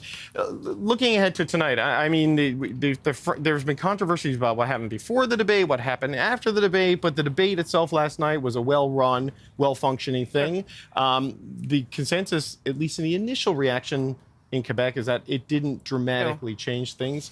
Let's look ahead to tonight. What's your initial first take here? I mean, I think for the Liberals, if nothing changed coming out of the debate, that would still be a win for them, right? Yeah. Like the goal when you are the front runner and you're the person who's going to be targeted is to not screw up. To be honest, Mark Carney could convince more people to vote for him. That would be helpful for him, but he's not in the same position as Pierre Poilievre, who really has to try and show Canadian voters different parts of him, a different side of him. He's done that pretty effectively in French now a couple of times. Yeah. I'm not sure he's done it as effectively in English. So this is an opportunity for him to do that, to lay out some of his ideas and his policies in a calm, confident way. What the biggest threat for him, obviously, is if he falls into what is sort of how he is as a politician, which is to be more of an attack dog, a leader of the official opposition, and get into a situation where he's going after Carney. He and Carney are side by side tonight too. So that will change the dynamic a little bit. I think what Mr. Carney has to watch out for, this is going to be it's not going to be harder than last night because it's in his first language, but I think it's going to be tougher. I think tax havens are going to come up. I think Brookfield is going to come up. I think his blind trust is going to come up. These things that people have questions about, that he doesn't always have a satisfactory answer to, are going to, I think, be picked at more than they were last night. Like, that barely was raised last night. I think that those are the things that you will hear from Mr. Poilievre and even Mr. Blanchet, who, let's be honest, is here just because he's allowed to be here. He doesn't actually, he doesn't need to be here. So he can actually go pretty hard on everyone if he wants to perform and sort of shake things up. There is that possibility. He's a wild card, Mr. Blanchet is, in a debate like this, because he has the freedom to sort of do a lot of, to take a lot of risks, and he can be like quite sarcastic and funny at times. Sometimes very arrogant too. But it can destabilize things, and that can be a challenge for Mr. Carney. But you were talking about the Brookfield stuff, the disclosures. This is, his resume is his central selling point, but it's also a path for the vulnerability for his opponents to target him with. He takes it personal because he takes it personal, and you can understand any human doing that, but he's got to manage that tonight, right? In terms of presenting himself to voters in this stretch run. Yeah, and let's be honest, he's gotten better at managing that since the campaign started, since that day that he and I had an altercation in London. He's gotten better at understanding that he has to take these questions, and he's going to have to take them from his opponents too. And I would imagine he's prepared for this. I mean, it would be crazy if he hadn't prepared for the lines that he needs to hit and his defense and explanations behind some of these things, because they're very obvious questions and they're very obvious lines of attack. So I would imagine that he's prepared for them. I think the other thing that you don't want Mr. Carney to slip into is getting too detailed, because he is a detailed-oriented person, right? And sometimes when he gives answers, they can be very long, they can be very substantive, and I'm not saying that's a bad thing, but in this situation, it could be. So he has to find a way to communicate what his ideas are, explain them to Canadians in a sort of snackable way without getting too weedy and too much of a policy wonk. He also has an opportunity here, just like Pierre Poilievre, who wants to show another side of himself. So does Mr. Carney. There are still people who don't know him well. Like, they know his resume now, but they don't actually know him. So he has an opportunity too, I think, to show more of who he is. He has quite a biting sense of humor. Maybe he'll show some of that tonight now that he's back in his first language, and he can sort of have maybe a little bit of fun while he's doing something that is obviously the stakes are very high for him. And just to talk about Jagmeet Singh for a second here, the NDP has been getting squeezed in this election in a pretty difficult way for them, as people sort of rally to the Liberal brand. And in his third national election, it's not about growth; it's about holding on to party status and keeping as many incumbents as you can. He's running out of time to reset this dynamic, but he needs the Liberals to look almost, if you believe the data, inevitable to get some of his voters back. So he needs to attack Mark Carney, but not too much. I mean, how does he calibrate this? Yeah, I don't know, because last night he was trying to go after the Conservatives and the Liberals, because there's strategy in both those things, and that's a really tough position when you've got two targets to go after, not just one. On the other hand, I don't think he has anything to lose. Like, he really doesn't. All he could do is gain tonight. So if he wants to go hard at the two main leaders to see what he can do to remind Canadians who he is and the values he represents, I think that's probably his best bet. You heard him talk a lot about healthcare last night. He will do that again, because those are results that he can point to, because he can't point to the other things, right? He's not going to take on Donald Trump. He's not going to be negotiating. He's not going to form government. Even he says that now. So what can he do? He can say, elect more of us and we can try and get you the things that you believe in. The problem right now is that argument isn't working either. But this is his night to try and make it to millions of Canadians who will be watching. And as we said, will start to make decisions as the advance polls open tomorrow. Yeah, and we saw a bit of that last night in the French debate when he said to Mr. Blanchet, you were as useless as the monarchy in this minority parliament, because they can point to pharmacare, dental care as getting things done. Okay, we're going to broaden this conversation out a bit by inviting in a panel of veteran journalists who've been talking to throughout this campaign. They're here to talk about how the leaders did at last night's debate and what they're watching for next hour. We going to them now, gang? Yes? No? Yeah, okay, all right. I'm going to bring them in. We got Robert Fife. He, of course, is the Ottawa Bureau Chief for the Globe and Mail. Mia Rabson is the Deputy Parliamentary Bureau Chief at the Canadian Press. And Joël Denis Bellevance is the Parliamentary Bureau Chief for La Presse. Good to see you, gang. It's always fun to have you there in person around the table. The debate is in Montreal, not my call. JD, let's get your take on last night, what you thought happened in the French language debate, whether it moved the needle in the province you cover so well. What are your thoughts on it? Well, I don't think there was a clear winner for sure. I think it was, a debate where everybody performed to their expectations. And for the first time, I saw Pierre Poilievre actually trying to wear the Prime Minister in waiting clothes. So that was interesting. His tone was less aggressive. He was pursuing his message. So that, I think, is an achievement for Mr. Poilievre. For Mr. Singh, he did find energy that I didn't see from him over the past few weeks, even before since the election campaign has been called. So I don't know what he had for supper last night, but he should have the same thing tonight, because he had a lot of energy displayed. Whereas Mr. Blanchet, I think, as usual, because he's the one who masters the French language more than the other ones, because that's his mother tongue, I think he did well. Did he convince Quebecers to follow his demand to vote for him and have a minority parliament? I don't believe the argument had much weight, because right now, I think most Quebecers and most Canadians are looking for a prime minister who can deal with Donald Trump. Finally, I felt that Mr. Carney won the day, won in his own way by remaining calm before, even though he was facing a lot of attacks from everybody. I don't know if he got the kind of a British calmness while he was governor of the Bank of Great Britain, but he was sure was calm. And that, I think, is a display that's probably part of the strategy to show that in the face of crisis, he will remain calm. Mia, Bob, start with you, Mia. What are your thoughts on what we saw last night before we dig into tonight?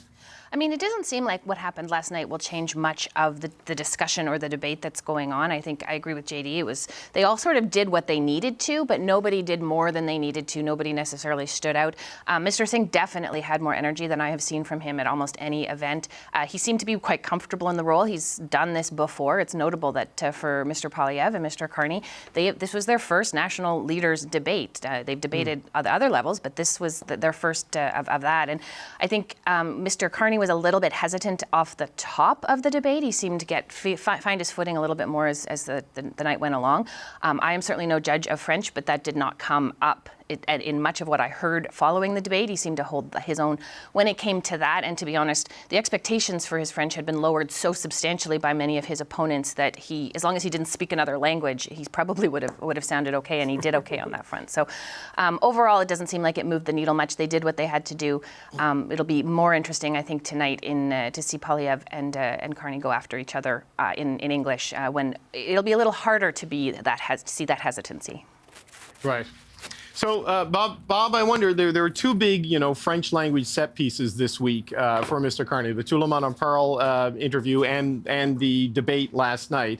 And he seems to have survived both of them without any sort of damage, and his front-runner status seems unchallenged. What are your thoughts there? Well, I totally agree with you. I think that's why you can say that in some ways, Mr. Carney has emerged as the winner of these two debates because he did very well in Tout le monde. And then in last night's debate, everybody was questioning how he'd be able to deal with in French, and the fact that he is not an experienced debater, unlike the other rivals who are on stage with him.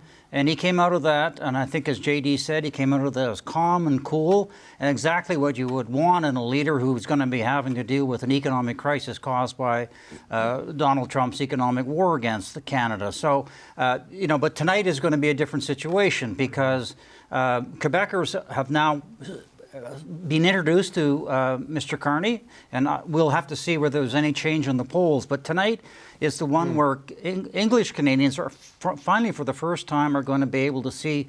Really, it's going to be down to Mr. Poilievre and Mr. Carney debate each other.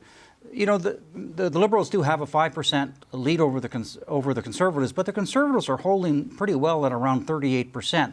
So this is going to be a moment where Canadians are going to have to look at both of these two leaders and say, which is the one that can deal with Donald Trump and can deal with my economic insecurities? And I think that, to me, is what we're going to be watching for tonight. Yeah. So JD, let's look at this, right? This is Mr. Carney's opportunity to lock in the lead and then begin the closing argument to close the deal in this election campaign. This is Pierre Poilievre's chance to flip the dynamic in English Canada, which is where he needs to win in Ontario in particular, and get back at least into first place in the seat count. And it's Jagmeet Singh's chance to try to turn things around and at least hold on to party status. Sorry, there's a racket going on there behind me. So JD, what do you expect to see tonight as the leaders get going? Well, I expect Mr. Poilievre to go very strong on Mr. Carney because, as you mentioned, Ontario is a key piece in this puzzle to accede to power. Ontario, it's a must-win province if you want to have any chance to form government. And right now, the Liberals are still leading in the polls. So that's where it needs to be done. And that's why this debate in English is more critical to the future of Pierre Poilievre than the French one, where the support for the Conservative Party remains pretty much stable at 23%. So critical for Mr. Poilievre, critical as well for Mr. Carney. And as Bob mentioned, I think he will be able to introduce himself more in a more larger way to a larger audience at the same time, English Canadians. As for Mr. Singh, I think he is playing maybe one of the last chapters of his political career tonight. It's a must-do to save the furniture, to make sure that the NDP can survive this tough campaign and at least win 12 seats to have official party status in the House of Commons, which is a critical position for the party to keep getting some money from the House of Commons to hire staff, to have research budgets, and to function properly as a party. Yeah, Mia, it seems like not just the election is on the line, but it could be, if things don't change, it could be Pierre Poilievre's leadership is on the line, Jagmeet Singh's leadership is on the line. It seems like we could have some real careers being decided depending on the trajectory coming out of tonight. Absolutely. I mean, at the end of this election, I think it's probably fair to say that if the NDP don't come back at least sort of where they were at in the last election, or without a substantial decline, which is not right now the case, suggests there will be a substantial decline for them, that Mr. Singh's time as the leader will likely be over. I mean, if he doesn't choose to go, I don't know that the party would want to keep him if after 3 elections he ends up, especially if they lose party status. It is a critical moment for him, for his career. I mean, there's even talk right now that he won't win his own seat. So it's, he's fighting for his political life tonight. And maybe that's where the energy last night came from, and maybe he'll be able to bring that energy again tonight. The case is the same, though, for the other 3 leaders. If they don't come out of this debate stronger, they don't come out of this election stronger, any of them could see their time in the leadership and after April 28th. So it is not a sure bet that any of them stay on at the end of this election. I mean, Mr. Poilievre doesn't do tonight what he needs to do, which is find a way to get back into first place. he ends up losing that 20-point lead in the polls, that sort of sure thing they thought they were going to win a couple months ago. I don't see a world where the Conservatives would keep him. So for sure, that has to be in the back of their heads. Just adds a little bit more pressure to what's happening tonight. Bob, it's amazing to just think about how much it has all changed since last fall, right? Yeah. So I mean, this is a big test for Pierre Poilievre tonight. You know, he has been his own attack dog throughout this campaign, which has hurt him with women voters. What do you expect to see this evening from the Conservative leader? Let's think about this for a moment. Can you imagine if Mr. Poilievre had not been so mean and nasty towards Jean Charest, that if he brought him back into the fold, what a difference that could mean for the Conservatives in Quebec? Can you imagine if Jenny Byrne hadn't said, I'm taking 90 seats away and we're going to appoint people, not have a grassroots movement in the local ridings to pick people who you want, like Mike Dudong out in British Columbia? These are self-destructive policies because they thought they were going to have a juggernaut and win. And now they're left in a situation where there is a lot of disunity within this party. And unless he can come off tonight and pull out a magic rabbit out of that hat tonight, he's going to be facing a very, very unhappy party after April the 22nd, or sorry, April 28th rather. So we'll, you know, and he's also got to be very careful tonight. If he comes across as too mean to Mr. Carney, he then is going to reinforce this partisan attack dog reputation that is well deserved, and which he's managed to keep for many, many years. He's got to somehow tonight show a vision to Canadians that this old Liberal crowd got us into the trouble that we are in now because of the housing crisis and all the cost of living crisis, and present policies that will be attractive to Canadians who may say, maybe I will vote for these guys. So, but Bob, just help me out here, because you've covered more federal elections than I have. Like, we're 24 hours away from advanced voting. I mean, this is a late shift in tone and style. I mean, have you ever seen a movement where it has been this kind of static, a bit of a fluctuation on the lead for the Liberals throughout the campaign? Can something change it this late? Have you ever seen it just in a tone shift, perhaps? It's very, very difficult for you to convince somebody in the final week, final 10 days of a campaign, let's be honest here, where you've developed a reputation as, a very partisan, hard-knock guy, and then you're trying to switch it around to, look at me, I'm kind of a prime minister in waiting, I can smile at people, I'm a different person than what you've seen me perform for the last 20 years. That is going to be a difficult thing for him to do. That's why I say he's got to focus on how he can make a difference in your and my life, in the policies that he presents. But it's going to be really hard, David. I mean, 5-point lead has been consistent for the last couple of weeks, and with 10 days to go, it'll be difficult. The debate could shift. We'll only know in about by Monday or Tuesday when the polling starts to come in from Canadians' reaction to how people perform tonight.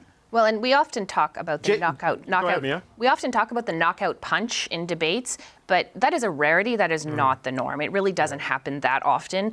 And so, I mean, certainly anything is possible. I mean, anybody can make a mistake or say something at any time that would work. But there's the knockout punch is a rarity, and it's the problem as well for Mr. Poilievre in terms of making that knockout punch is he has to do it without coming across as too aggressive. And that is a difficult sort of position for him to make that punch in. Yeah, if I may add to that, David, if you allow me, in the last 40 years, there were 2 election campaigns where the debates mattered and it changed the course of voting patterns. 1984, by Mulroney facing John Turner when he said, you sir had an option. The last one was 2015 when Mr. Trudeau presented himself to the debates with his pants on, as Corey Tanaki said, and he made a good impression with his pants on, I guess. But it just shows to you that those 2 campaigns were long campaigns. Yeah. And the debates took place early in the campaign. Now we have a short campaign, and the debate is almost at the end of the campaign. So it does not allow enough time for parties to change the trends, if I may say, that we've seen in the polls over the last few weeks. Well, on that, JD, like it is late in the campaign and it is right before advance voting opens, and more people are voting in the early polls just because it's convenient and it's easier. Or in this case, they've made up their mind, right? So Bob, this is one of the things that a lot of it's gotten locked in to this point. And if the parties have been doing their job and identifying their ones, as they like to rank or the A's, like to rank their supporters, they're going to get them to the ballot box any way they can over the Easter weekend and try to bank that vote as quickly as possible. Yeah, all party strategists do that. I mean, as soon as this debate is over, they're going to be getting everybody to the polls starting on Friday, as many people as they possibly can. That's why it's so difficult for the Conservatives to. They've got to count on Mr. Singh somehow pulling back some of these NDP voters. They've got to rely on Mr. Blanchette to be able to pull back some of the Bloc Québécois voters. And there's no signs of that happening anywhere. And this is why, Mr. Carney has been successful in being the kind of non-politician, if I may. He comes across as this cool, calm guy. Trust me, I can deal with Donald Trump. I know how to deal with the economy. And none of his political rivals have been able to dent him on that. I mean, they've tried, to question him over conflicts of interest with Brookfield Asset Management. But it doesn't really stick with him because, look, the guy's not out to. He's not stealing money. He's a pretty honest guy, and there's no evidence over the many years of him in public life and in private life of him ever doing anything unethical. Right. No, that's true. And look, if your goal was to get fabulously wealthy, leaving Brookfield is a poor decision, because that's where the money is. All right, look, I want to talk about something not about the debates themselves, but before the debates, after debates, all these things. I did speak to the executive director of the Leaders Debates Commission, Michel Cormier, earlier in the show about some of the controversy surrounding these debates, including the last-minute decision to remove the Greens from the debate stage. Just take a listen to this. And is that Mr. Pedneau said in statements that they had actually retired at least 15 candidates from ridings for strategic purposes. And according to us, this was a breach of the intent of the criteria. And we thought we could not let the Green Party in because it was going to put in doubt the credibility of the debate. Okay, so JD, your thoughts on this? I mean, we've known for well over a week that the Greens didn't meet the criteria, though they did give a list of names on the day that the consortium required it. But then it was comments by Mr. Pedneau saying they'd done some strategic voting that ultimately led to this. And then the day of the debate, it's moved up a couple of hours and one of the parties is kicked out. What are your thoughts? Well, I think it's one of the missteps of the Commission over the debates, that's for sure. There is the Green, there is the conflict between the Habs games and the beginning of the debate. They knew for a while the Habs schedule and that it could be a critical game, so they need to displace that. And then this latest misstep, the one with the scrums after the debate that was monopolized by some employees of Rebel News. So it's part of the, I think, I don't know if it's the growing pain of that commission. It's been a while. It's been set up since 2015, but it's sure put in question the future of that commission right now. And but I would say this though: the debate last night was watched by 1.2 million people, which is a record for the RDI and Radio-Canada. And the game, the hockey game, was watched by 1.3. So there was still a competition between the two events last night. Yeah. Yeah. Look, Mia, there's the debate, the 2 hours that Patrice Roy moderated with the leaders. Great stuff. Really well done.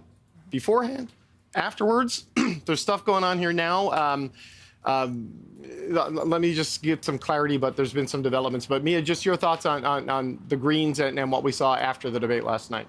I mean, the thing with the Green Party is problematic for a number of reasons. The biggest being that it happened less than 12 hours before this debate was supposed to take place. So not just are the Greens not on the stage, but the other leaders have been preparing for days, if not weeks, to have this debate go off with 5 leaders, it changes the dynamic on the stage. It changes a lot of things for them as well. They knew, the Elections Canada knew at least a week before this debate how many candidates the Green Party had. That it took them until about 7 o'clock in the morning, the day of the first debate, to make this decision known is a problem. I mean, I heard several people suggesting last night that nobody in the debate that was on the stage lost, but the Commission did, that they were the loser in this. And that is a problem for them. If people don't trust that the Commission is making fair decisions, then they aren't going to trust that the debate is fair. And it's overall, in time, that this could be a problem. I think there's going to be a significant debate about the Debates Commission once this election is over. It's not a good look. I mean, whether the Green Party deserved to be there or not is a separate question. It's just how they went about doing it is a big problem for them.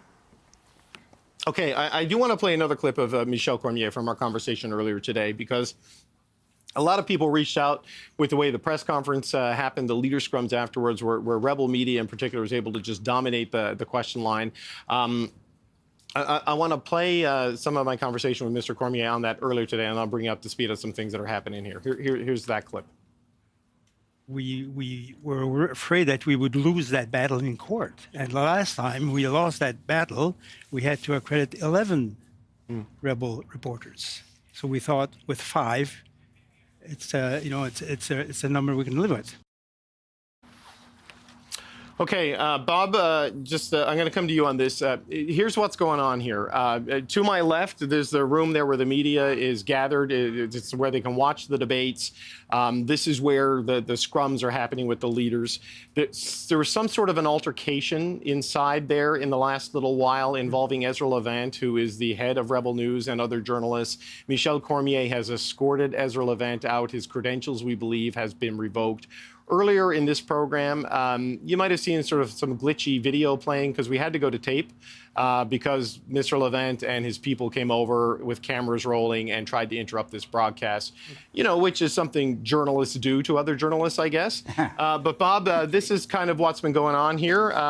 Just your thoughts on first what of we're all, seeing. look, these are not journalists. No. These are right-wing agitators. Yeah. And what they do is they use these kind of stunts and antics to raise money. Mm-hmm.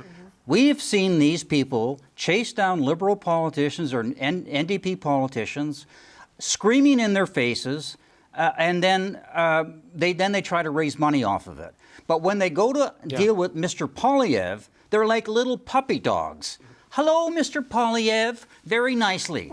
And it is a disgrace to have these people pretend that they're journalists.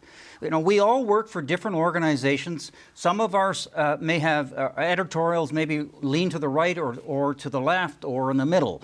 But the journalists themselves conduct themselves honorably and try to be as fair as they possibly can. These are not journalists. These are people who are political partisans who try to raise money off of because of what they're doing with their right-wing antics. That's simple it is.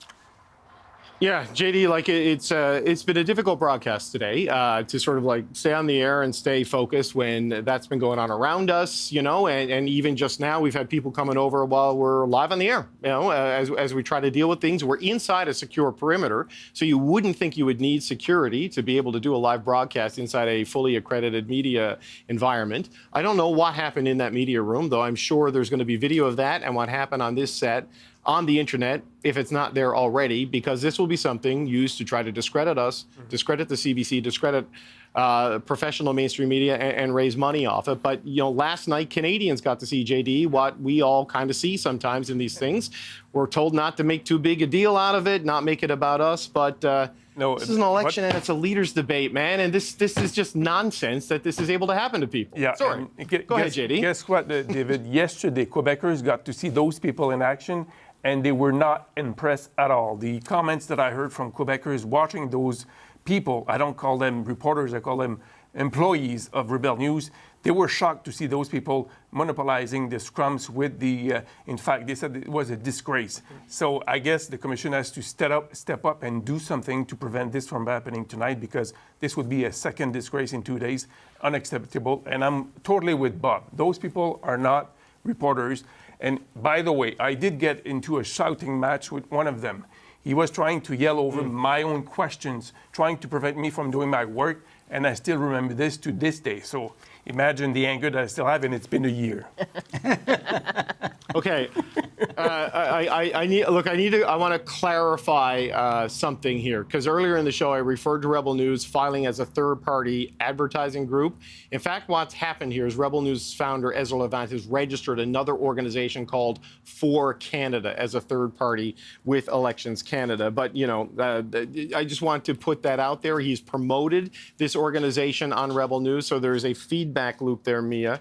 In terms of how it operates. So I think that's what he was coming over to speak with me about, saying I had defamed him and he wanted to come on the show and set the record straight. But anyway, here we are. I feel like we've been forced to spend more time than we wanted to talking about this, but this is just what's happening here inside this particular thing. Just what is your sense, Mia, on the debate commission? How they're stuck dealing with this. The courts have told them people need to be allowed in. Journalistically, them and True North sued last time. Andrew Lawton from True North, who was one of the litigants in that, is now running for the Conservatives in this election. But there was a spectacle last night, and I don't know if we're going to get a spectacle tonight or not, but there's a non-zero chance it happens. Yeah, I mean, it wasn't a good look. It wasn't a good look for anyone. And I mean, whether this organization that's been registered as a third party as Rebel News or Rebel News adjacent, if any legacy media, mainstream media, whatever you want to call us, if any of us had registered a group specifically to advertise and lobby against one particular party or candidate in this election, then we should also not be called journalists. That is not. That's just not in any sense of the word and the profession that we represent. And allowing someone who has a clear agenda to go up to the mic over and over and over again and ask questions it's a problem for the commission. What struck me was in the response to Rebel News when they told them, fine, you can have 5 people accredited. It really just seemed like it was because they were tired of being harangued by them. It seemed like, well, I don't want to deal with you. I don't want to have any more emails from you. Fine, you can have 5 people. Leave me alone. That's not leadership. Yeah, and Bob, what's interesting about that is everybody else, I'm assuming this is the way it was with the Globe and Mail, we were given sort of one press pass. Because you get passes that let you come in, and then you get a pass that let you ask a question because they want to distribute it around. We were all given 1 until they were given 5, and then suddenly everyone was given 5. And so that became the standard set. It seems the attempts to bring this together, to bring some structure to things, may not be working as well as hoped. Well, look, the Debates Commission is completely incompetent. There needs to be disbanded. Let's get back to the way it used to work, where the TV networks got together and they managed the debates. They were always very effective. We never had any of these kind of controversies. I just don't like government in a way, that because it's really part of the government, being involved in these kind of things. Just leave it to the professionals to organize debates. They're not professionals. This is not what they do, and although some of them are former journalists, including Mr. Cormier, but my view on this is that we just need to move away from that. And if we did that, we'd also probably have more debates as well, because I don't think that 2 debates during an election campaign is adequate. Yeah, okay. The leaders are coming out for the family photo. We are 8 minutes and 40 seconds away from the start of the debate. And let's get back to talking about that debate as the leaders come out. They have not always gone on very well. Rosie Barton, our chief political correspondent, has come back to the desk here now, and we'll have a chat about this. Rosie, it's 8 minutes to go. The second and final debate, the last big major set piece for this campaign is going to start. As you said, Carney and Poilievre right next to each other. It's going to be an interesting dynamic on this set. Yeah, I mean, in some ways, that visual there sums up what the election has become, which is really a fight between these 2 parties and these 2 leaders to see who will form government. The 2 gentlemen on the other side of the screen are the 2 people whose fortunes have collapsed and led to Mr. Carney having this rebirth of the Liberal Party and potentially stolen the outcome that Mr. Poilievre wants the most. So, I mean, in some ways, the framing there is pretty perfect for the story of the election. That doesn't mean that something can't happen tonight to change the outcome, right? We are seeing the polls tighten up. That is normal in the last, 10 days or so of an election. I'm not saying that changes the vote efficiency, where the seats are. That is the constant struggle for the Conservative Party of Canada. But there is opportunity here tonight. And to your point, it may be the last chance for opportunity, right? Because the next days are going to be about crisscrossing the country, putting out platforms, and trying to sell those messages to Canadians. This is the last chance to do a stark contrast piece and to show who you are. And this election has been very much about who you are, what you know, what you can do, and who you are as a person. And you guys talked about it. Some of the people on that stage have not always presented the way they do now. So I think this is a really valuable moment for Canadians, for people who are still not sure. There are people who are undecided. I've had many of them on my show. This is an opportunity for them to tune in and look at what is on offer in terms of ideas, but also in terms of leadership. Okay. Can I get quick 20-second thoughts from JD, then Mia, and then Bob, and then we're going to let you guys go watch this debate. JD, what could change this tonight? What's something that would have to happen? Well, if Mr. Carney drops the ball on one major issue, maybe the explanation he offers on is the Brookfield management asset in fiscal paradise. That may turn out to be a big one. But I expect, like yesterday, nothing will change the fundamental trend of the polls that we've seen over the last few days. I think if either one of Mr. Carney or Mr. Poilievre loses their temper, can't stay calm, and shows an agitated side, that could hurt either of their causes for different reasons. But both of them need to show that they are measured and calm and have a strong hand on the till. If that doesn't happen for one or the other of them, then it could be a little bit of a game changer. Bob, your last thoughts. Oh, I think that probably Mr. Carney and Mr. Poilievre will perform well tonight. I don't think it's going to make any change in terms of the polls. And, obviously Mr. Singh and Mr. Blanchette will feel it much easier to be able to be more loose and to go more hard-edged against both of the front runners. But I suspect this is not going to be a debate that's going to have a major impact that's going to swing votes.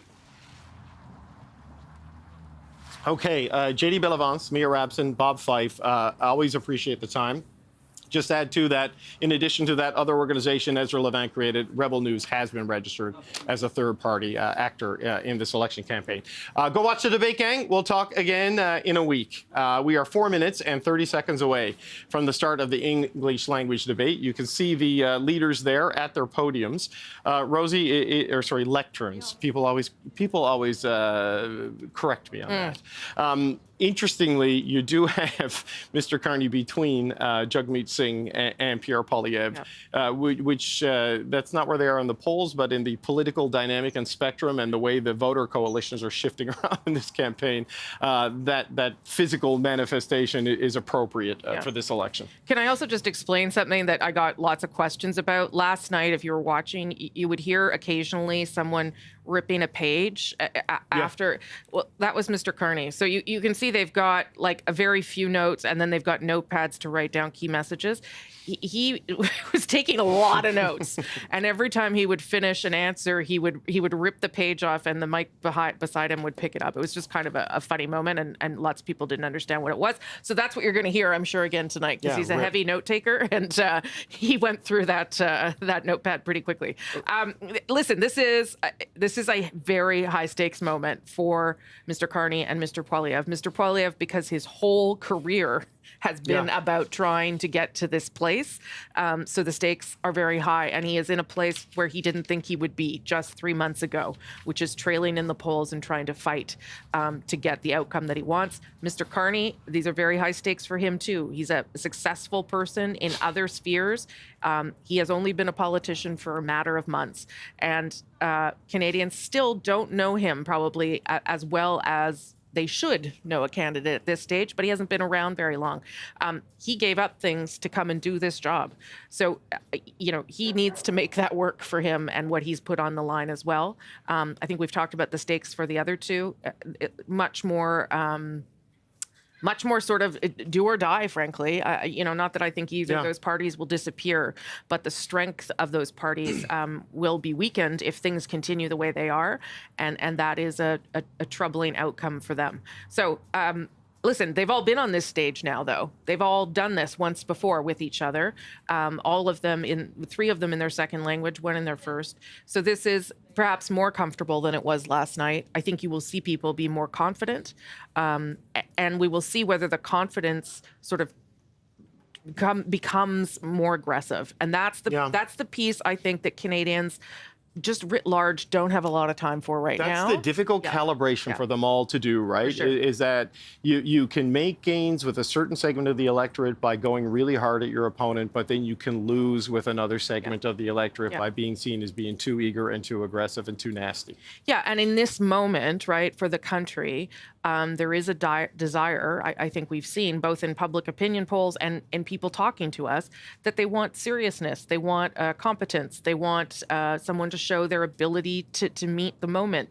That's what Mr. Carney has framed his whole campaign around, but it is what the others are also trying now to pivot towards, because they know that is where Canadians' heads are at. And that can be, in response to Donald Trump, and it could be in response to, potential recession coming down the line and ongoing cost of living challenges. So the serious nature of this moment, there will be light moments. There were light moments yesterday in French, and I think that's good and healthy if we're having a substantive debate.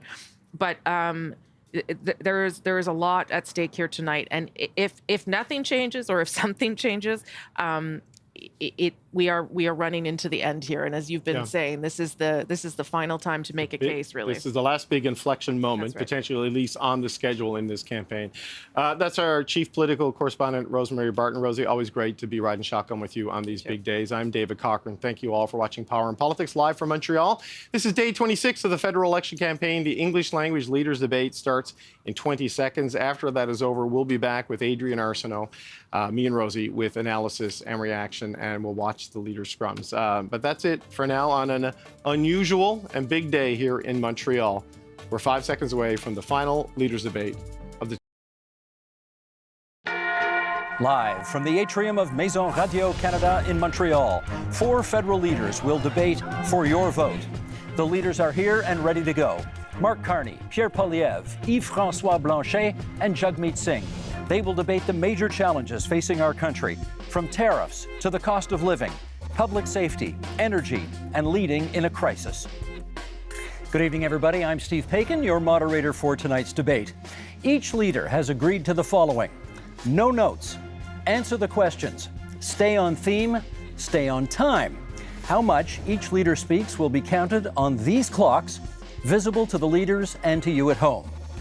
This is the 2025 Federal Leaders Debate.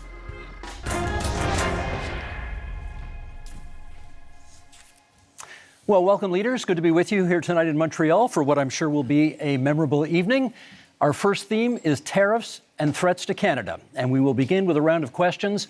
You will each have a minute to answer, and then we'll go to open debate, and the first question goes to Mr. Carney. Okay, what is the starting point for negotiations, Mr. Carney, with the United States if, as you have stated, our relationship with the U.S. is over as we know it?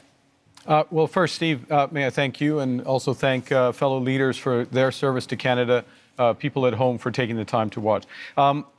I just want to underscore the premise to your question, because I think the relationship that we've had with the United States, relationship over the course of almost the last 4 decades, which has been one of steady and increasing integration, has fundamentally changed, because the president is looking to fundamentally restructure the trading system. So the starting point has to be one of strength. It has to show that we have control of our own economic destiny, has to have a clear plan here at home to build this economy, to diversify our trading partners with like-minded countries, and also has to have a position of strength in terms of our reaction to the U.S. unjustified tariffs. And that's why we have put in place counter tariffs that have maximum impact in the United States and minimum impact here at home. Mr. Poilievre, would you do anything differently? Well, first of all, thank you, Steve, and thank you to our fellow contestants here today. It's an honor to be here.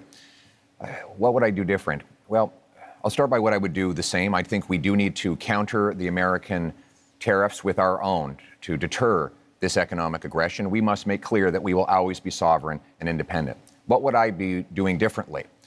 Well, we need to be in a position of strength.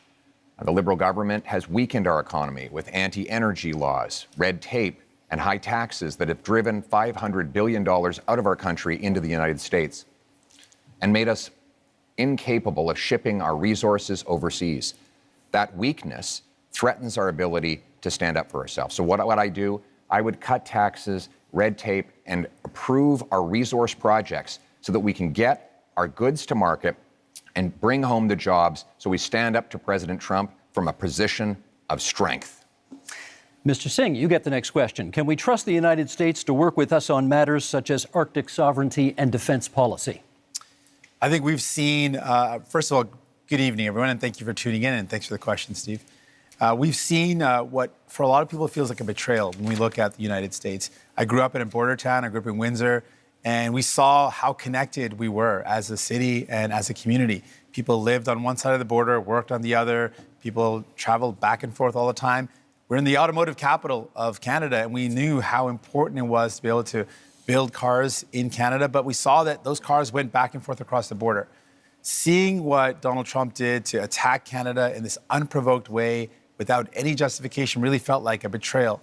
And so Canadians now are right to say, well, we don't really trust Donald Trump at this point, and we can't really have a lot of faith in him. So when it comes to our Arctic sovereignty and our security, we need to make decisions that are in our best interest and no longer be so dependent and so reliant on the U.S. And that's what I would advocate for, making sure we are resilient, independent, and less dependent on the United States. Monsieur Blanchet, for you, what supports would you want to see for industries affected by tariffs, many, of course, of which are in Quebec? Many of them. First, be all welcome in Quebec and Montreal. You have me because I try not to speak English in Montreal. However, I think we should never underestimate the threat that Mr. Trump poses on Quebec economy and Canada economy and Mexico economy.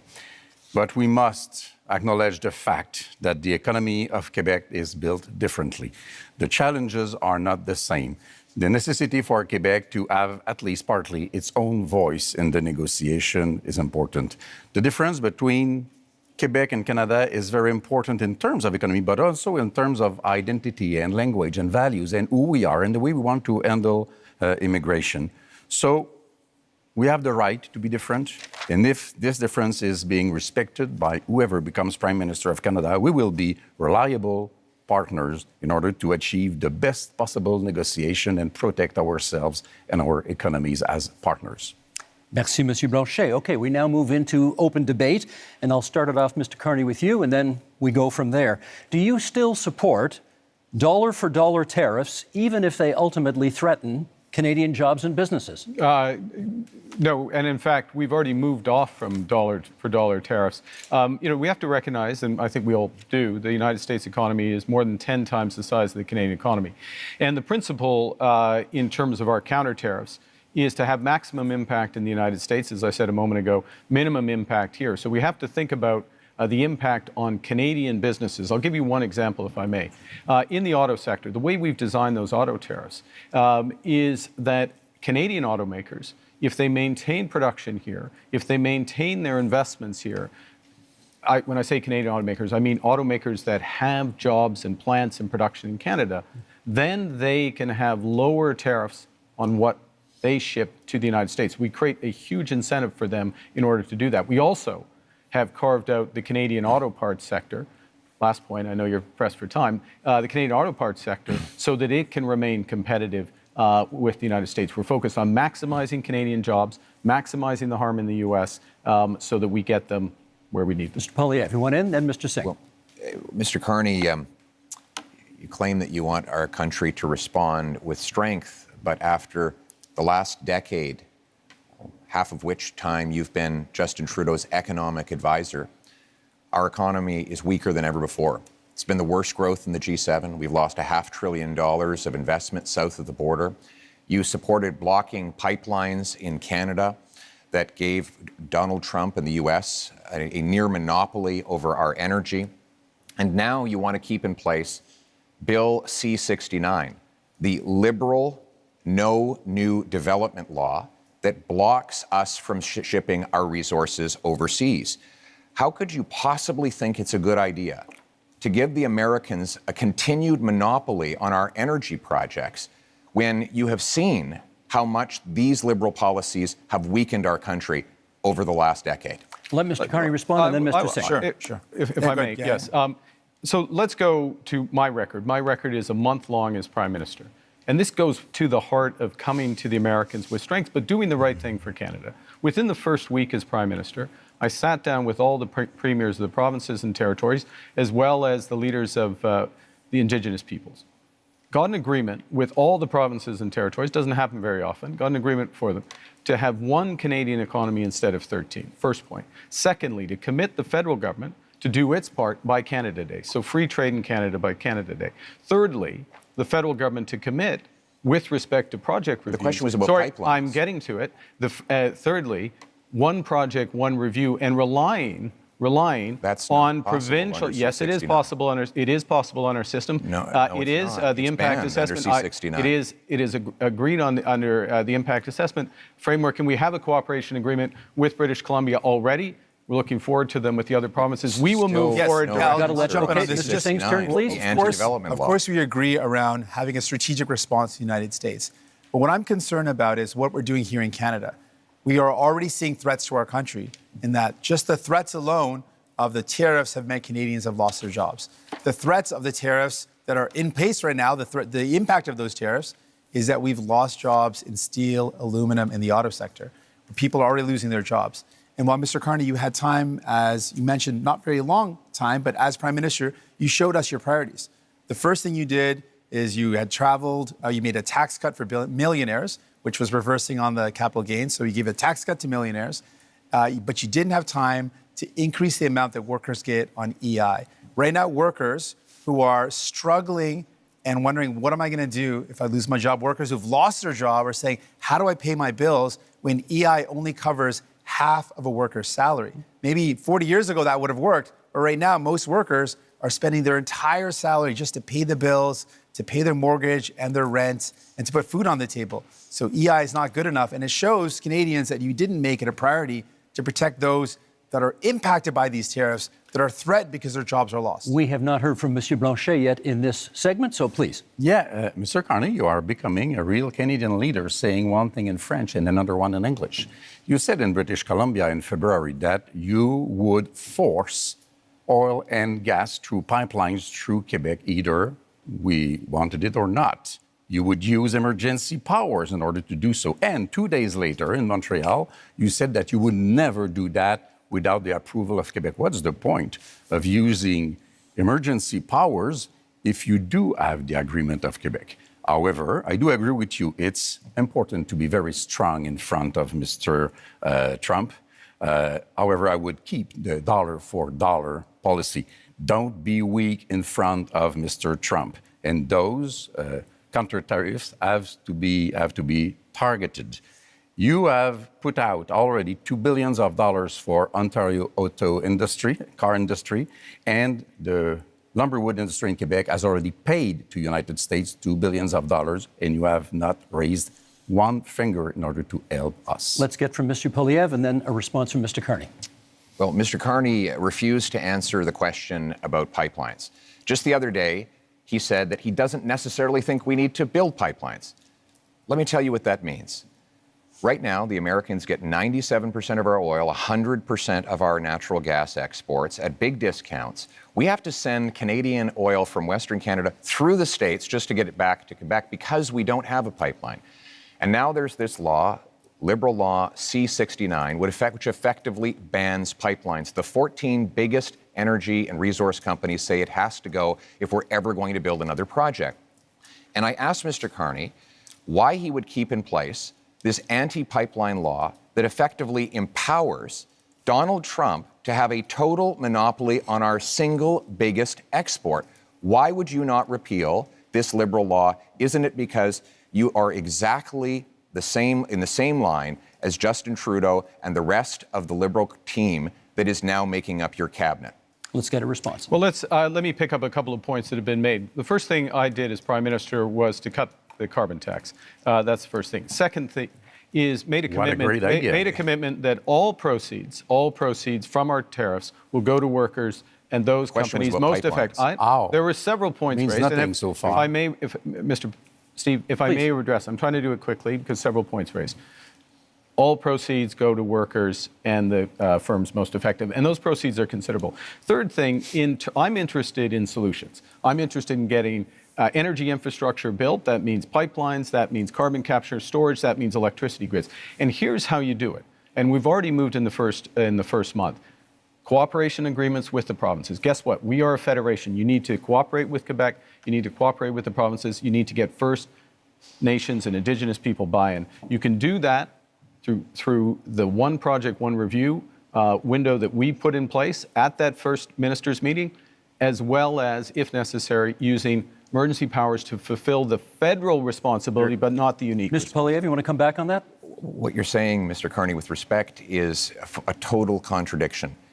The No New Development Law, C-69, guarantees there will not be one-stop shop because it requires the Government of Canada to actually duplicate So what Mr. Poilievre is saying is that have no rules, have no regulation, have one-stop shop. Mr. Singh, over any energy. Mr. Singh, we just got to let him finish his sentence. Let's just let him finish his sentence. That is not true. In fact, Mr. Singh, the reality is we should have strong rules enforced once. We shouldn't have multiple levels of referral that it takes now 17 years to get a major project approved in this country. That is why in the last 10 years we've had the worst economic growth in the entire G7. We cannot afford a fourth Liberal term. We need a change, and the Conservative plan for a change will include repealing the anti-pipeline law so we can get our energy to markets other than the United States. Mr. Singh, then Mr. Carney. While these two compete about who's more pro-pipeline, I think what we need to do is, it's clear. The Liberals bought a pipeline. They built a pipeline. I don't know what Pierre is complaining about. That's what they did. I think what we need to do, if we're talking about energy in our country, we need to build an east-west grid. Let's use our power as a nation to build a national project that creates good jobs, that strengthens us for the future, where we connect the low-cost energy from jurisdictions and provinces across this beautiful land and have low-cost energy for businesses, for people, so we can build a stronger economy. That's the energy of the future that we need. Mr. Carney. 3 quick points. First, the pipeline built, yes, TMX built. That's why oil exports up 50% over the course of the last few years. Secondly, Mr. Singh is absolutely right about the east-west grid. Grid interconnections, which is part of the energy corridor, huge opportunities for this country. We have to be able to do more than one thing. Third point, fundamental point. We can give ourselves far more than Donald Trump can ever take away. If we have one Canadian economy, not 13, and if we just look at that agreement we got with the provinces, look at what Ontario and Nova Scotia have just announced in terms of their steps towards this. This is within our grasp. Monsieur Blanchet, what should we be prepared to concede in our negotiations with the United States? I want to be back to something that Mr. Carney said. You can't do something and the opposite, and you can't fill people's mind with nonsense. Quebec has, by law, its own environmental review institution, and you cannot, through a federal decision, even through a Quebec government decision, go over the BAP, as we call it. If the BAP says no, it's no. I know. Good. I know. Let's but this keep is that in mind. This is the point. This is, if I may, this is the point. The federal government can do the following, which is to take the decision to abide by the decision of the Quebec BAP. That is within the federal government's power. That is known as cooperative federalism. That's what we need to do. And do you understand one other point fast? This is what we need. This is what we need to do in a crisis. We have Moïse and then Mr. Poilievre. Yeah. The building of those pipelines will take at least 10 to 14 years. Mr. Trump will be 90 years old, not president no more, and somebody of course, less terrible will be there before you can even dream of having oil through this pipeline of yours. We're less than a minute to go. Mr. Poilievre, I promised you next.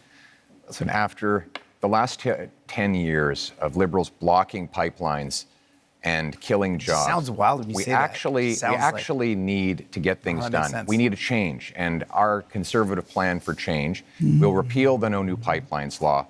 It will create a true one-stop shop, set up shovel-ready zones with pre-permitting so that we can approve LNG liquefaction export plants, mines, pipelines, nuclear plants, and also hydroelectric dams so that we can generate the power we need to be strong, self-reliant, and stand on our own 2 feet for a change. Last quick word to Mr. Carney. Okay, quick word. Bringing it back to what we were talking about, which is tariffs, the threats to Canada, how to negotiate.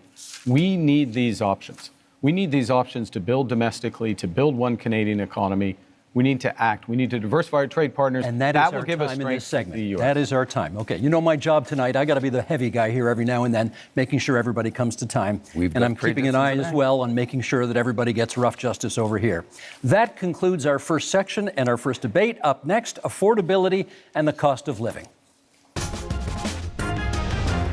Our goal is to double the pace of housing construction. It will lower your bills, build homes you can actually afford. Il faudra parler des entreprises du Québec, des travailleurs du Québec, des aînés du Québec. A big, powerful bring-it-home tax cut on work, investment, energy, and home building. Okay, leaders, same idea, one-on-one questions followed by open debate format. And Mr. Poilievre, you get the first question this time. Many provinces, including some provinces with Conservative governments, have ambitious housing targets, none of which have been met. Why do you think your housing plan will be any different? Let me start by talking to the young people of the nation and those who are aspiring to home ownership. You know, it was only 10 years ago you could buy an average house for $450,000. But in the last lost Liberal decade, housing costs have doubled, rising faster than in any country in the G7. And so now our youth cannot afford a home, and our seniors are worried about being evicted.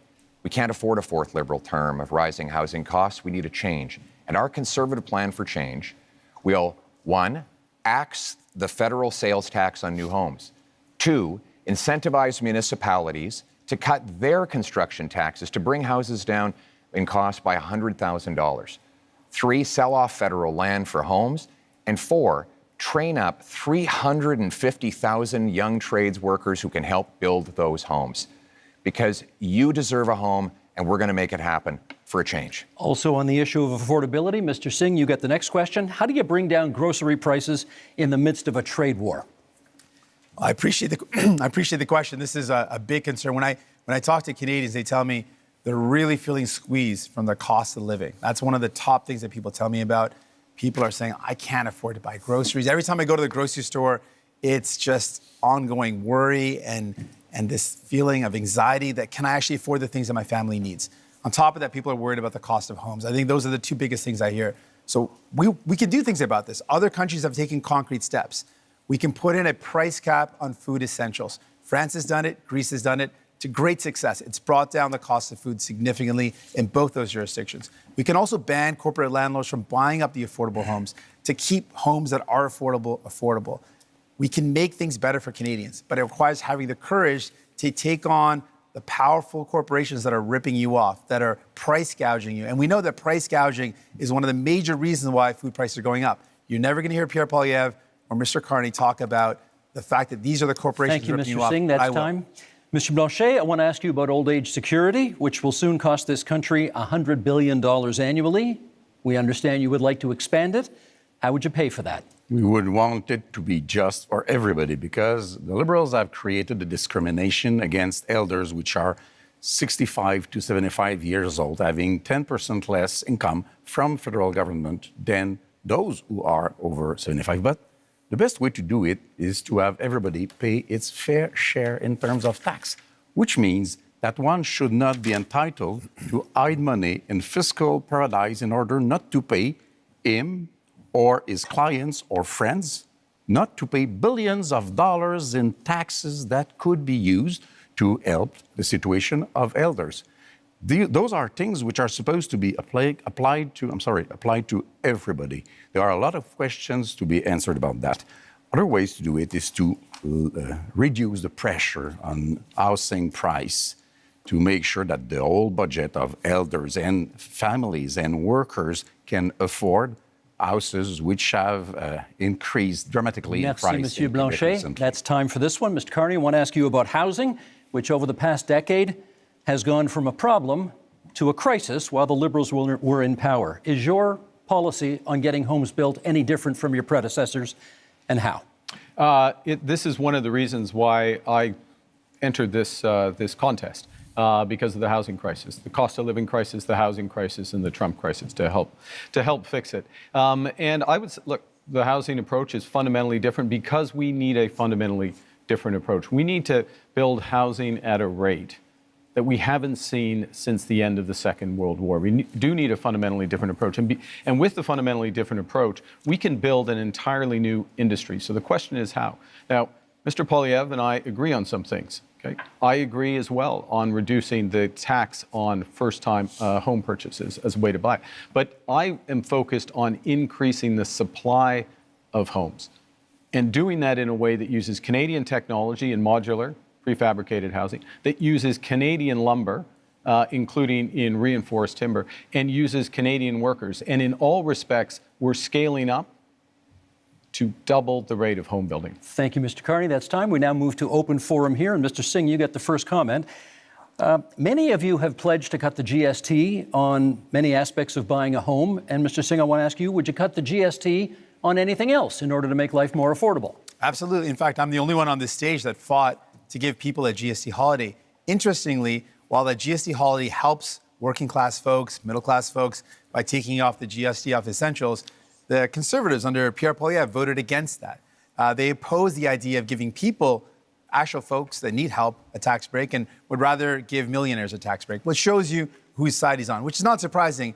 But what is surprising is that Mr. Carney also said that giving people a break on their GST is a bad idea.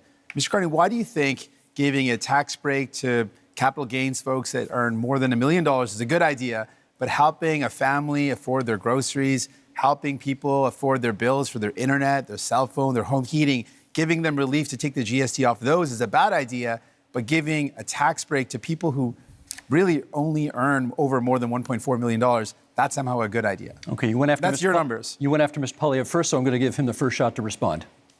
Well, Mr. Carney, the reality is that housing costs doubled under the Liberal government, while Justin Trudeau made exactly the same promises that you are now repeating today. He promised that he would double home building. In fact, home building went down. He promised that he'd reduce the cost. In fact, it went up. And here we are. Mark Carney is asking for a fourth Liberal term, repeating the exact same Liberal promises that priced you out of a house.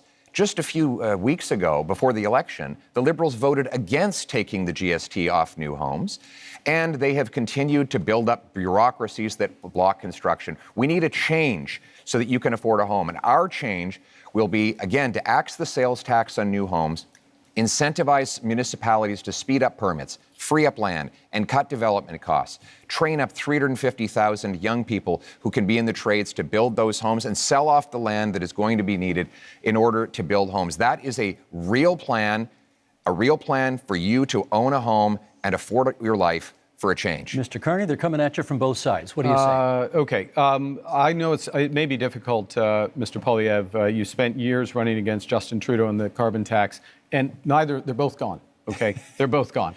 And we're doing in a good impersonation of them with the same policies tonight. Very different. Look, I'm a very different person from Justin Trudeau. Focus is on results. Were you his economic advisor? advisor? How to drive results in the housing market? You've got to change the model of building. You've got to increase the financing for housing developers, $25 billion on the table for those housing developers, $10 billion for deeply affordable homes, cutting development charges in half, lowering the cost of the building of those homes by 20%. and lowering the emissions and the run costs of those homes by another 20%. This is how you drive affordability. This is how you bring young people back into the housing market. Monsieur Blanchet and then Mr. Singh. You claim to be very different from Mr. Trudeau. Now, the point is to show that you are any better than Mr. Trudeau. You claim to have a lot of experience in many things, and you know things. Last time we had somebody saying that they knew things, it was the senators, and they killed the law that protected supply management because they knew better than us and were elected by nobody, exactly like you are today. You say that you are a great crisis manager. Which one? I heard of nothing. As far as I know, Brexit happened, even if you were against it. You say you are a great negotiator. What have you negotiated but fiscal paradises in Bermudas or Cayman Islands? You have to prove something, and you have to reveal what you own in those companies if you want people to believe you. Mr. Singh, you wanted to... Yes, returning to the topic of housing. Now, it's very important. Obviously, we need to build homes that people can afford. Mr. Poilievre had the opportunity to show us what he could do. He was the Minister of Housing under Stephen Harper. And during that time, guess how many homes he built? He built 6 homes during that entire time. This is not something you can trust to build homes. He built 6 homes. 200,000. And this has been confirmed again and again. He built 6 homes. That's it. Now, the problem, though, with Mr. Carney is, well, he's laid out a plan. The problem is that when he was the chair of Brookfield Investments, this is a company that made a strategic decision to buy up affordable homes in cities like Toronto, where people were paying a decent rent. And they purposely bought those homes, kicked out the tenants, and jacked up the rents. That is not someone you can trust, sadly, to deal with the housing crisis when, Mr. Carney, you profited off of it. We're going to get responses here. Mr. Poilievre first, Mr. Carney second. First of all, Mr. Singh, the Toronto Star, the Toronto Star debunked your falsehoods. No, it was 6 homes, and I appreciate neither Liberals or NDP are very good with math, but in that year, the year I was the minister, if I could, which is great. The year I was, let's let him answer. In the year I was, high enough, though. The year I was minister, we had 200,000 homes built, and guess what the average price of a home was at the time? $450,000. And guess what happened and at the end of the Conservative reign? One bedrooms rented out for $900. And that since that time, housing costs have actually doubled under the Liberals. They doubled under the Conservatives too. Now we have Mr. Carney making tens of billions of dollars of spending promises that will ultimately continue to build bureaucracy. We don't need more bureaucracy in Ottawa. We tried that for 10 Liberal years, Mr. Carney. What we need is to build homes in communities. And that means axing taxes on home building and getting the government out of the way so that builders can actually build. I think, Mr. Carney, you are on housing. We need a change, and you, sir, are not a change. Mark Carney. I'm going to pick up on, I thought that answer was quite revealing. The first thing is that it's an attitude towards housing that absolutely ignores affordable housing, deeply affordable housing, issues with vulnerable people, ignores the rental market, ignores all other aspects of it. So the 6 are the relevant. Mr. Singh is absolutely right. The 6 are the relevant. 200,000. The 200,000 are a different part of the housing market. There are many Canadians. There are many Canadians at different income levels. The second thing it reveals is a misunderstanding, a misunderstanding, I'll be polite, of how the government's balance sheet can catalyze enormous private investment. And that is what we need to do to solve the housing crisis. It happens to be what we need to do as a whole to address the economic crisis that's been forced on us by President Trump. Mr. Blanchet? Yeah.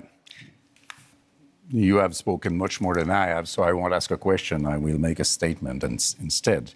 I'm not saying no. I'm not saying that you cannot do what you pretend that you are able to do. We just have no proof so far. I'm saying quite clearly that you cannot be entitled to do it alone. You cannot be entitled to hold all the power in your 2 hands. You cannot go out there and fix things for Canada and Quebec without being seriously checked by serious people. You cannot go out there and speak for Quebec without Quebec having its own strong voice to protect itself and to promote its different economy. So if you want to collaborate, let's say right now that whatever happens, even if minority government happens, you will be a partner with the different Quebec economy and identity, which you have been not interested in for the economic part and not respectful for the identity. Let me get Mr. Singh in at this point. Can you tell us what's the first thing you would do to make life more affordable for Canadians? Yeah, there's a lot of things that we can do, and I've laid out some of those things. I think fundamentally, I'm the only person on stage that not only fought for real relief for people in terms of affordability, I'm the only one that fought for pharmacare that actually makes life more affordable by giving people medication coverage, dental care that gives people more affordability by letting them access their services if you're a senior and a kid. I fought for childcare to make sure people could afford childcare. All measures that Mr. Poilievre voted against, all measures that Mr. Blanchet voted against. So if you want someone that's going to fight for you in Ottawa to actually make life more affordable, you can't entrust all the power to Mr. Carney. He doesn't have a track record of making life more affordable for people, but we do. So vote for a New Democrat, and we'll continue this work to make life more affordable for you, while the Conservatives and the Bloc have voted against those measures to make life affordable, because that's not who they care about. New Democrats are in it for you. Pierre Poilievre. The number one expense for families today is taxes, more than they spend on food, clothing, and shelter combined. This after 10 years of Liberal tax increases. We can't afford a fourth term of high Liberal taxes. And that's why Conservatives have a plan for change. And that plan includes voted against every measure to help people out. Cutting income taxes by 15% for the average worker and seniors, saving a working couple up to $2,000, rewarding hard work again. Because hard work is actually being punished because of the very high taxes. Now, the Liberals promised 10 years ago they would lower them. They actually raised taxes on 9 out of 10 Canadians. We need a change in this country because your hard work should once again pay off with a powerful paycheck that buys you an affordable home so you want to save on people a safe $2,000, street, and that's what we will deliver. You want to save people $2,000, but cut their dental care, which is thousands of dollars. False. Cut their child care, which is thousands of dollars. Cut pharmacare coverage, which is thousands of dollars. False. That's not a very good math deal right there. You're going to save people $2,000, but cost them tens of thousands of dollars. That's why you cannot afford Conservatives, and you certainly can't trust the Liberals on their own. Mark Carney's turn. You need New Democrats. Mark Carney. I'm going to reinforce that point, and then I'll respond to Mr. Blanchet. Childcare in this country, $3,000 to $10,000 a year for a family, depending on where you live. Province, jurisdiction. Depending on where you live, that's what's being saved there. $800 per trip to the dentist.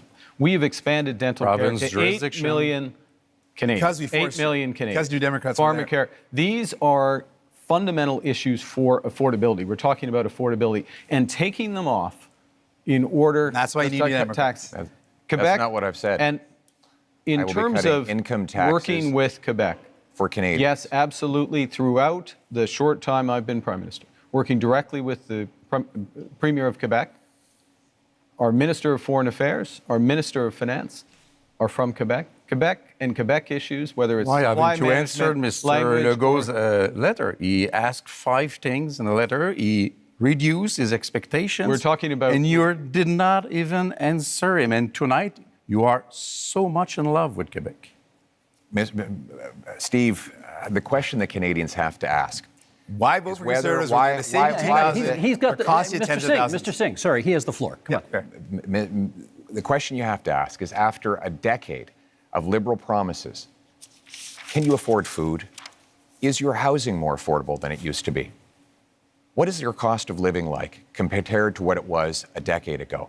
And are you prepared to elect the same Liberal MPs, the same Liberal ministers, the same Liberal staffers all over again for a 4th term? Mr. Carney, Justin Trudeau's staffers are actually here with you at this debate in Montreal, writing the talking points that you are regurgitating into the microphone. How can we possibly believe that you are any different than the previous 10 years of Liberal government? 25 seconds left in this segment for you to respond to that.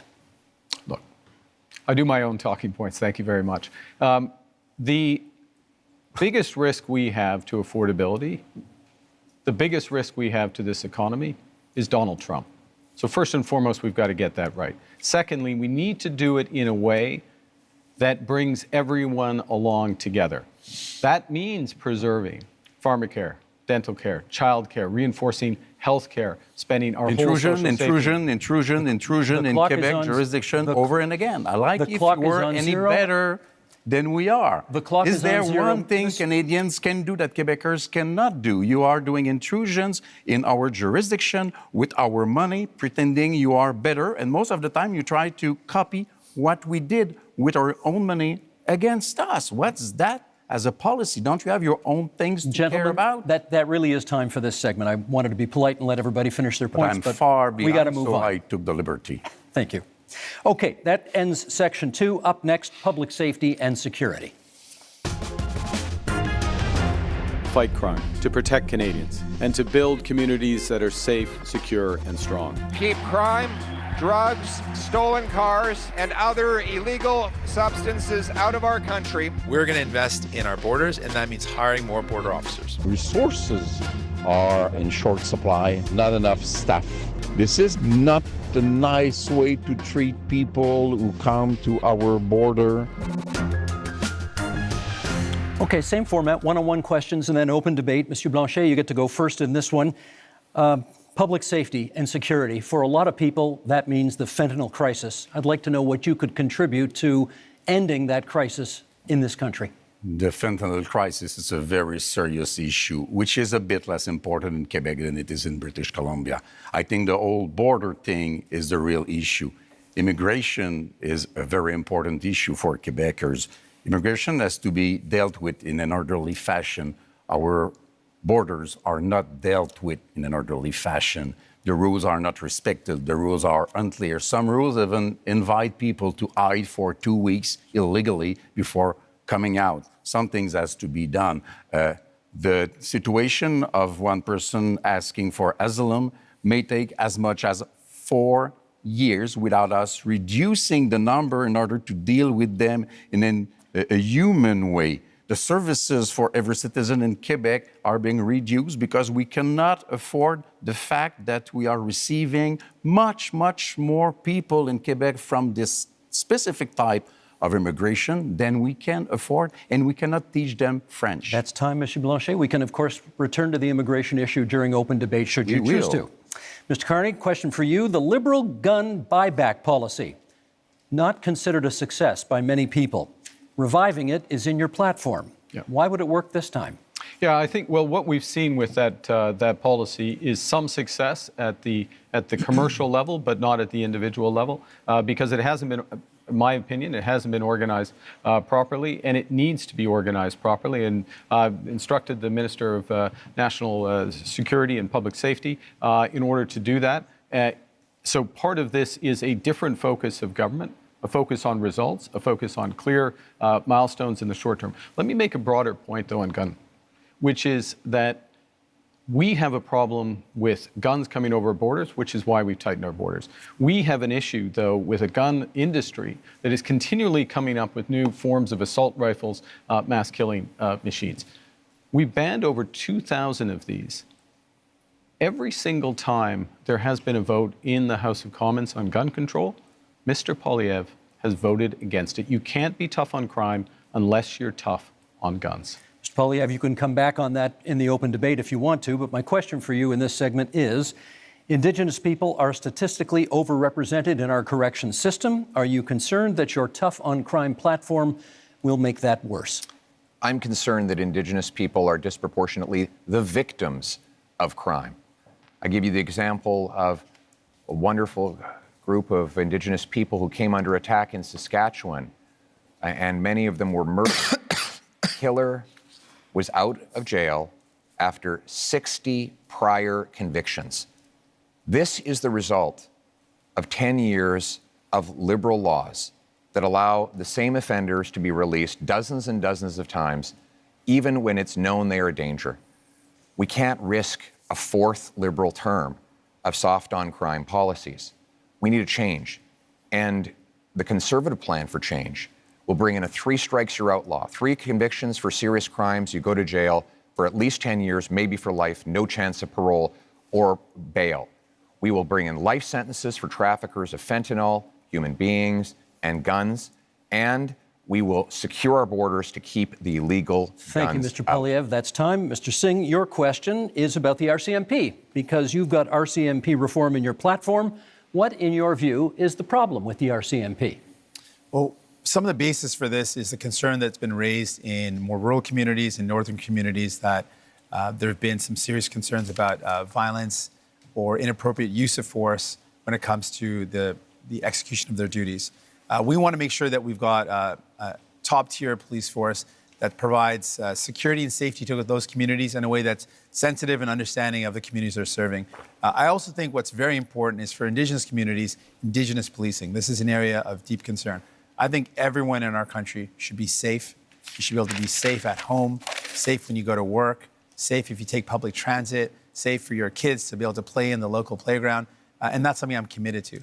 And the other area that I'm focused on when it comes to public safety is making sure we prevent crime before it happens. And that's why we want to see increased investments in our border security. We saw under the Conservatives, they cut 1,100 border officers in one day.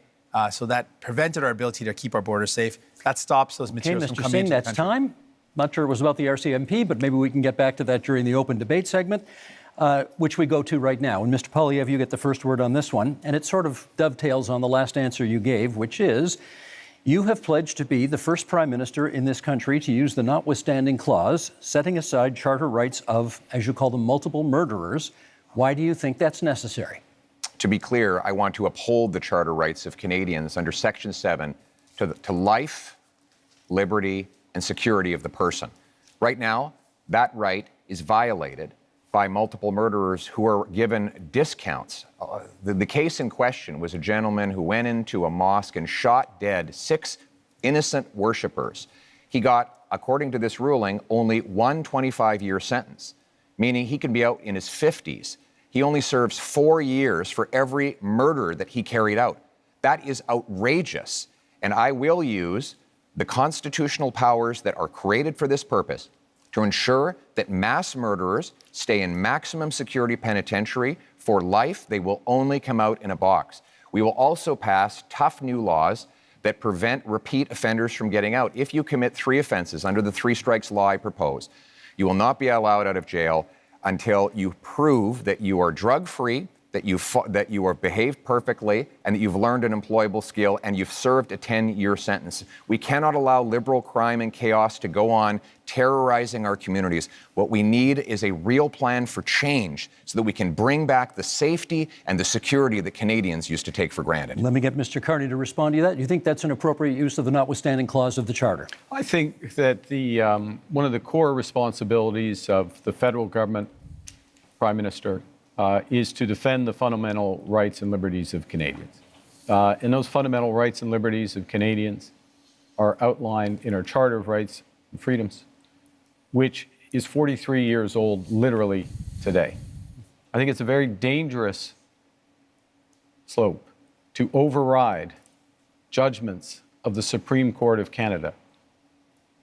In fact, the Charter of Rights and Freedoms exists to protect Canadians from people like us on the stage, politicians who may use their power to override fundamental rights. And the issue in using by the federal government, I'll stop here, is not where you start, but where will you stop? Mr. Poilievre, I should get Mr. Poilievre on that. Is it a slippery slope if you use it in this case? I must say, I would be quite interested too, because Mr. Carney said that he didn't want us to use the notwithstanding clause before adopting a law. And yesterday he said that he felt that it was wrong to use the notwithstanding clause after a law is adopted. So if we cannot use it before and we cannot use it after, it means that Mr. Carney believes that we should never use it. But it is very important. And the Ford case made it clear. The Constitution says how it should be used, but never how or what we will do with it, because it's the prerogative of the provinces. So, do you want the Supreme Court to overrule another judgment of the same Supreme Court because you don't like it? Because that would be being the hell of a politician as you define them. Well, let me just start by saying, first of all, thank you. I just started by saying, let's not let Mr. Poilievre get away with making this ludicrous claim that anyone on this stage thinks that violent crime should get a less severe penalty. Obviously, that is not a special position that he's taking. Everyone agrees that horrible crimes should have horrible sentences. Judges are equipped to do that, so don't let Mr. Poilievre's rhetoric confuse people. Obviously, everyone agrees that if someone does something horrible, they should pay a horrible price for it. There should be appropriate sentence that's put in place by a judge. But what I'm concerned about is all of what Mr. Poilievre is talking about is after the fact. Now, there's heinous things that happen, and there needs to be severe penalties put in place. But we also need to keep communities safe. And that's what my focus is. Well, how do we stop crime before it happens? Much of the violent crime that's committed is committed by illegal handguns and firearms that come across the border. Now, Mr. Poilievre has admitted that as well, that it is illegal handguns and illegal weapons that are used in violent crime. So our plan is, let's stop those illegal weapons getting into our country in the first place. And the way we do that is by having stronger border security officers and having more people on the border. Mr.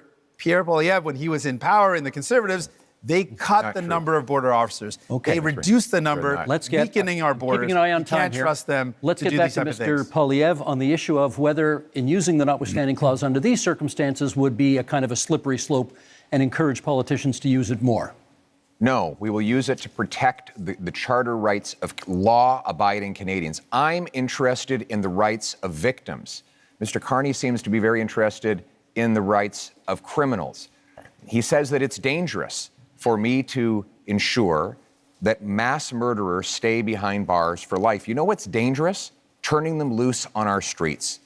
I don't think you appreciate, sir, the chaos that is unfolding in communities. In Toronto right now, the police have been forced to tell people to just let the thief steal the car. When they break into the house, just take the keys. Just let them take the keys so that you don't get hurt. People are living in terror in many of our communities precisely because of the catch and release bail law, C-75, which requires judges release the accused at the earliest opportunity under the least onerous conditions. Every single member of your Liberal caucus and your Liberal cabinet voted in favor of this bill, and they're all determined to keep it in place despite constant promises to the contrary.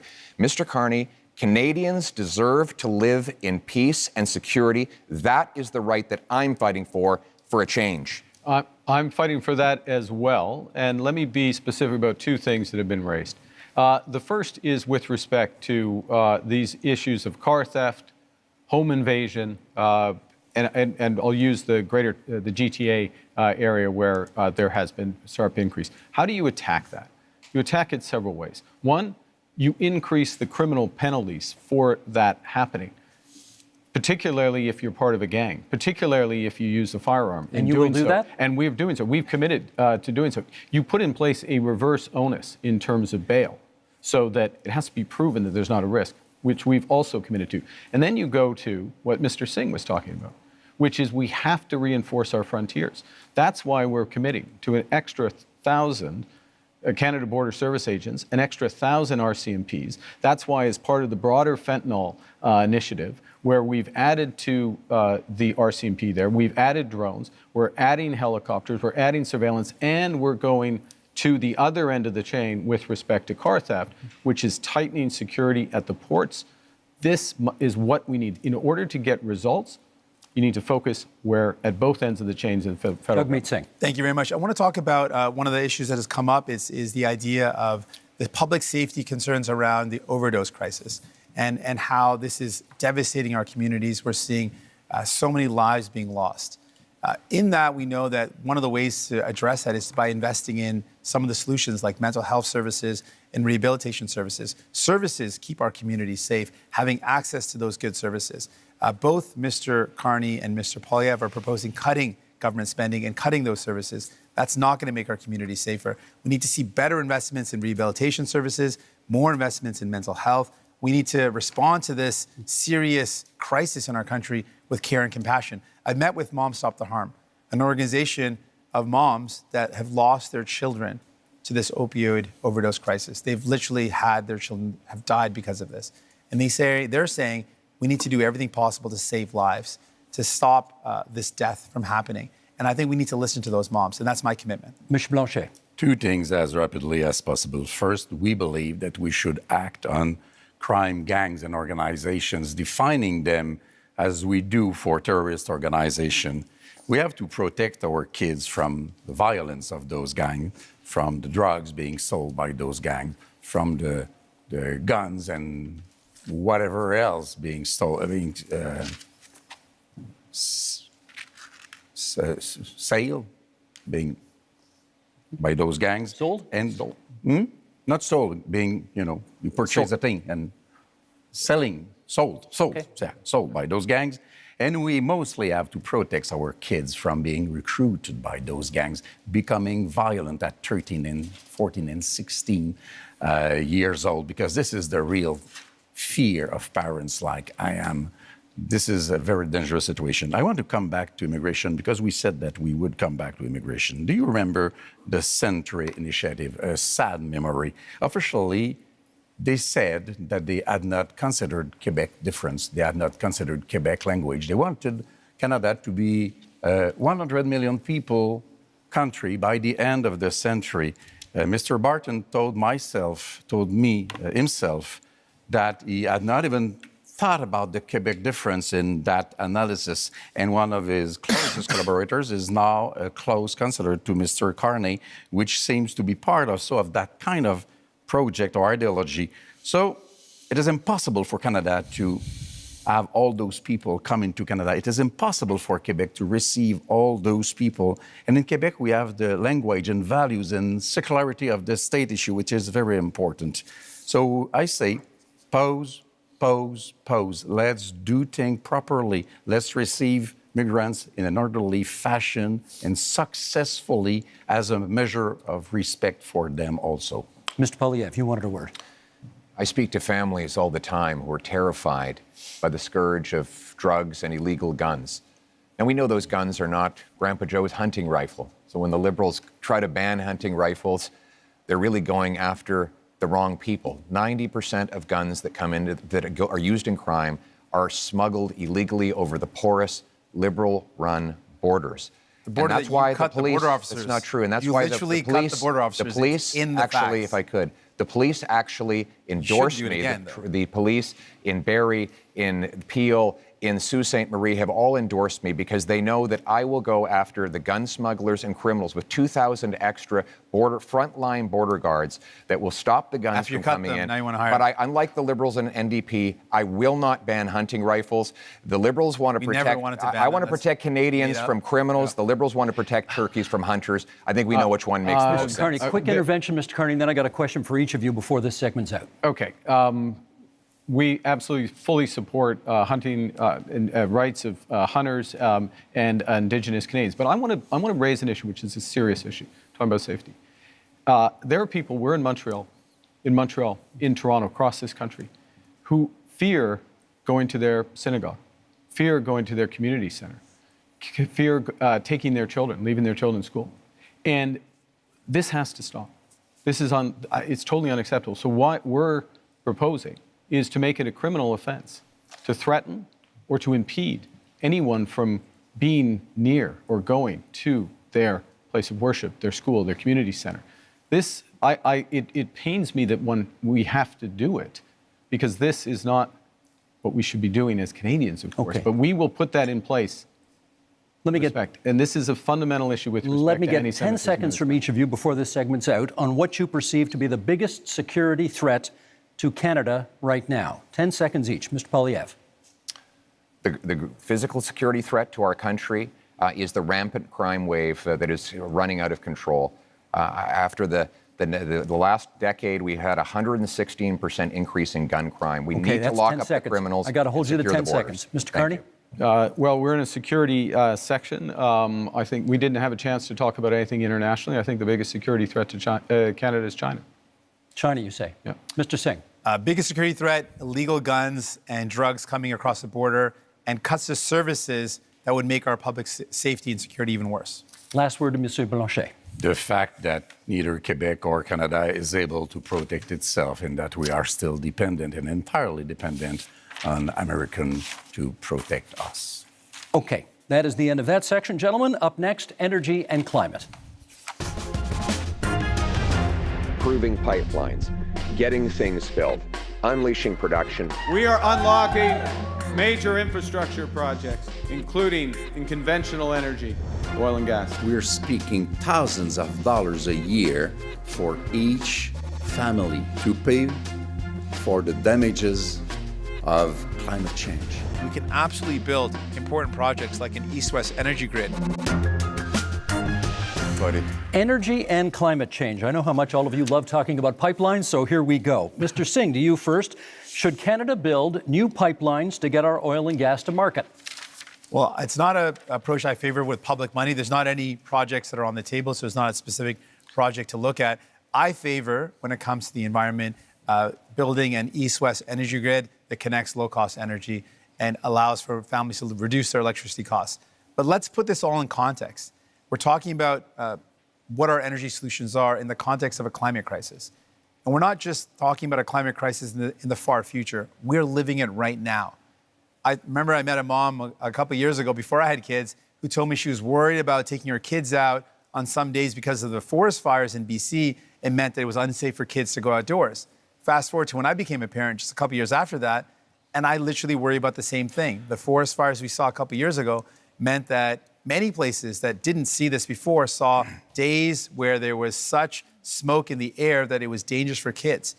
We've seen extreme weather, forest fires, heat domes, floods impacting us. We've got to do everything we can to protect our future. Thank you, Mr. Singh. That's time. Mr. Poilievre, where does fighting climate change land on your list of priorities when it comes to expanding energy opportunities in this country? It lands within our priorities of bringing home jobs while bringing down emissions around the world. Look, the reality is that if we push production out of our country to more polluting countries, it actually makes the problem worse. But that has been exactly the Liberal approach with the anti-development law, C-69, blocking of 15 LNG export plants over the last 10 years. We have seen more of those jobs go abroad. I want to bring them home. My plan will be to approve, for example, natural gas liquefaction and export. If we sent our gas to India, for example, to displace half of their demand for electricity, we could reduce emissions by 2.5 billion tons, which is 3 times the total emissions of Canada.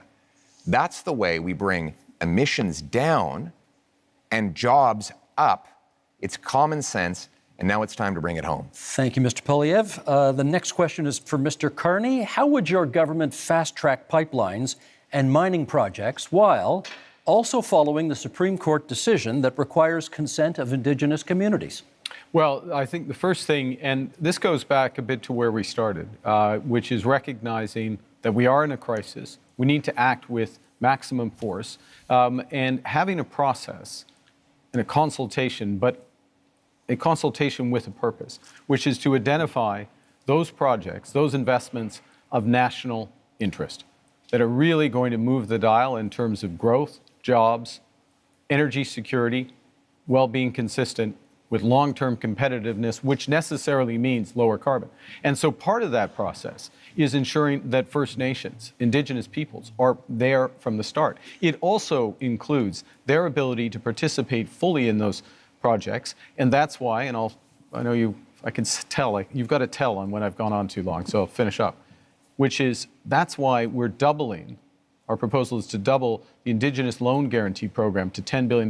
What does that actually mean? It means an ability for them to invest equity in those projects Carney, and be full partners. Thank you. My tell is my clock, and my clock is at 0, so that's how it goes. Monsieur Blanchet, do you still oppose pipeline construction in Quebec, even though a majority of Quebecers now apparently say they support it? We will know about that when we have held the debate about that, which has not begun yet. We are just beginning it. First, we are hearing very creative numbers, and we are being fed nonsense. And we will be back to it in a few minutes. But energy, trade, commerce is from south to north or north to south. And it's true in Quebec also. In a little more than 3 years, Donald Trump won't be in office. And there will be not one more pipeline having been built once we get there. So let's be serious, responsible, and we will be back with the numbers. We don't want to pay in Quebec for such monstrosities which will provide us with nothing. We now move to open debate, and you all will get a chance, or have had a chance, to get the first shot at this. And Monsieur Blanchet, it is your turn to get the first shot. Canada has a substantial supply of critical minerals, which are in high demand. Are you in favor of allowing these minerals to be mined? Of course, it has to be done properly. Quebec has probably the most important clean phosphate reserves in North America. In Saguenay-Lac-Saint-Jean, it is very important. It has to be exploited. This is the best way to use Paul Saguenay as an infrastructure that we need. We have lithium. Everybody needs lithium. Transportation has to be taken from oil to clean energy. This is what we want to be working on. It is part of the specifics of Quebec economy. So we are in favor of that. But we don't want to pay for the $30 billion which have been spent on oil and gas by the Liberals last year. It's $7 billion from Quebec. We don't want to pay for the $40 billion which have been spent by the Liberals on Trans Mountain. It's $9 billion from Quebec. Those are $16 billion of which not $1 has been spent in Quebec to develop a lot more power and wealth for Quebecers with our own money. We need to let the leader of the Liberals respond. Well, actually, I was going to pick up on the enormous opportunity that exists in Quebec, exists in Ontario, exists in the north of Canada, really exists across this great nation in terms of critical metals and minerals. We are have one of the biggest resources in this country. And it's not just an enormous economic opportunity, it is a strategic opportunity for Canada. So we have to make a decision, not just to develop it, but how do we develop it and who are our partners for it? Do we become more dependent on the United States, which is what they want? By the way, President Trump this week said he might put a tax on critical metals and minerals, just showing again the unreliable. If I may, and so the discussions to negotiate. If I may finish. Let's let him finish. Let me finish. So the opportunity includes in Europe and includes in Asia as our partners. Last point. In order to get it done, we'll put in place a first and last mile fund. So these projects are connected to road and rail so they can go quickly to market. And we will have all of the other fast tracking measures in place that I talked about earlier in terms of capital, timing, approvals, so that we can move quickly, we can be stronger at home, better. Always with the approval of I Mr. think Singh has the floor. we should absolutely take advantage of the fact that we've got incredible amounts of critical minerals in our country.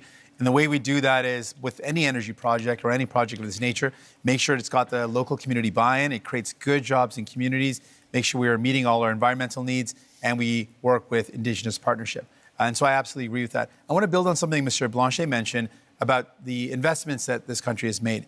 What I found very troubling is that the past number of years, the Liberal government record is one where we have spent the most subsidies compared to any other country in the G7 on subsidizing oil and gas. These are highly profitable companies. You voted I think that's for the it. wrong thing to do. We fought against it again and again. No, you voted and then for the it Liberals have continued over to and do again. it. And so my question really to Mr. Carney is, will you commit to ending oil and gas subsidies? Yeah. We should be using that to invest in people, not giving it to highly profitable oil and gas companies. Yeah, we talk. I promise Mr. Poilievre the next, we'll come back and get that question answered. Mr. Poilievre. Well, Mr. Carney, you point out that Donald Trump has a wrong-headed idea of putting a tax on our mines and our industry. And that is wrong. But so do you. You want to apply a massive industrial carbon tax on Canadian mines, Canadian steel mills, Canadian aluminum plants, You want to let them just pollute Canadian as much as they oil want? and gas. And your idea is to double the tax that Trump is applying by hitting them a second time. This will do nothing for the environment. It will actually ship our jobs south of the border, Mr. just Poilievre's plan is let them like pollute as much as they President want. Trump Not a good wants. My plan is to bring that production home here to Canada. For example, I will give a tax credit to low-emitting Canadian industry like Quebec's aluminum, for example, or British Columbia's natural gas, so that we not only bring home the production, but we do it below global average levels of emissions, so that we actually help the environment while bringing wants to home let the big jobs polluters for our pollute people We have to let him at the finish. same time. That is a sensible, pragmatic approach that puts us in charge of our economic destiny so we can stand up to the Americans from a position of strength for a change. Mr. Carney, we've got. Hang on a second. I want to give you a chance to speak to Mr. Singh's criticism about oil and gas subsidies, and Mr. Poilievre's criticism about the industrial carbon tax. Okay, I'm going to make 3 points. I'll make 4 if you want me to respond to that, but I want to make 3. The first is that I answered this question last night, but I think the puck had already dropped in the Canadians game, so not everyone heard it. Yes, end to oil and gas subsidies. That's why you need New Democrats. Secondly, I would have done it independently. Secondly, recognizing that the biggest component of that was the cost of building Keystone. Keystone, which is the pipeline which has helped to increase oil and gas oil exports rather by 50% in this country. That is an asset of the people of Canada. We own it.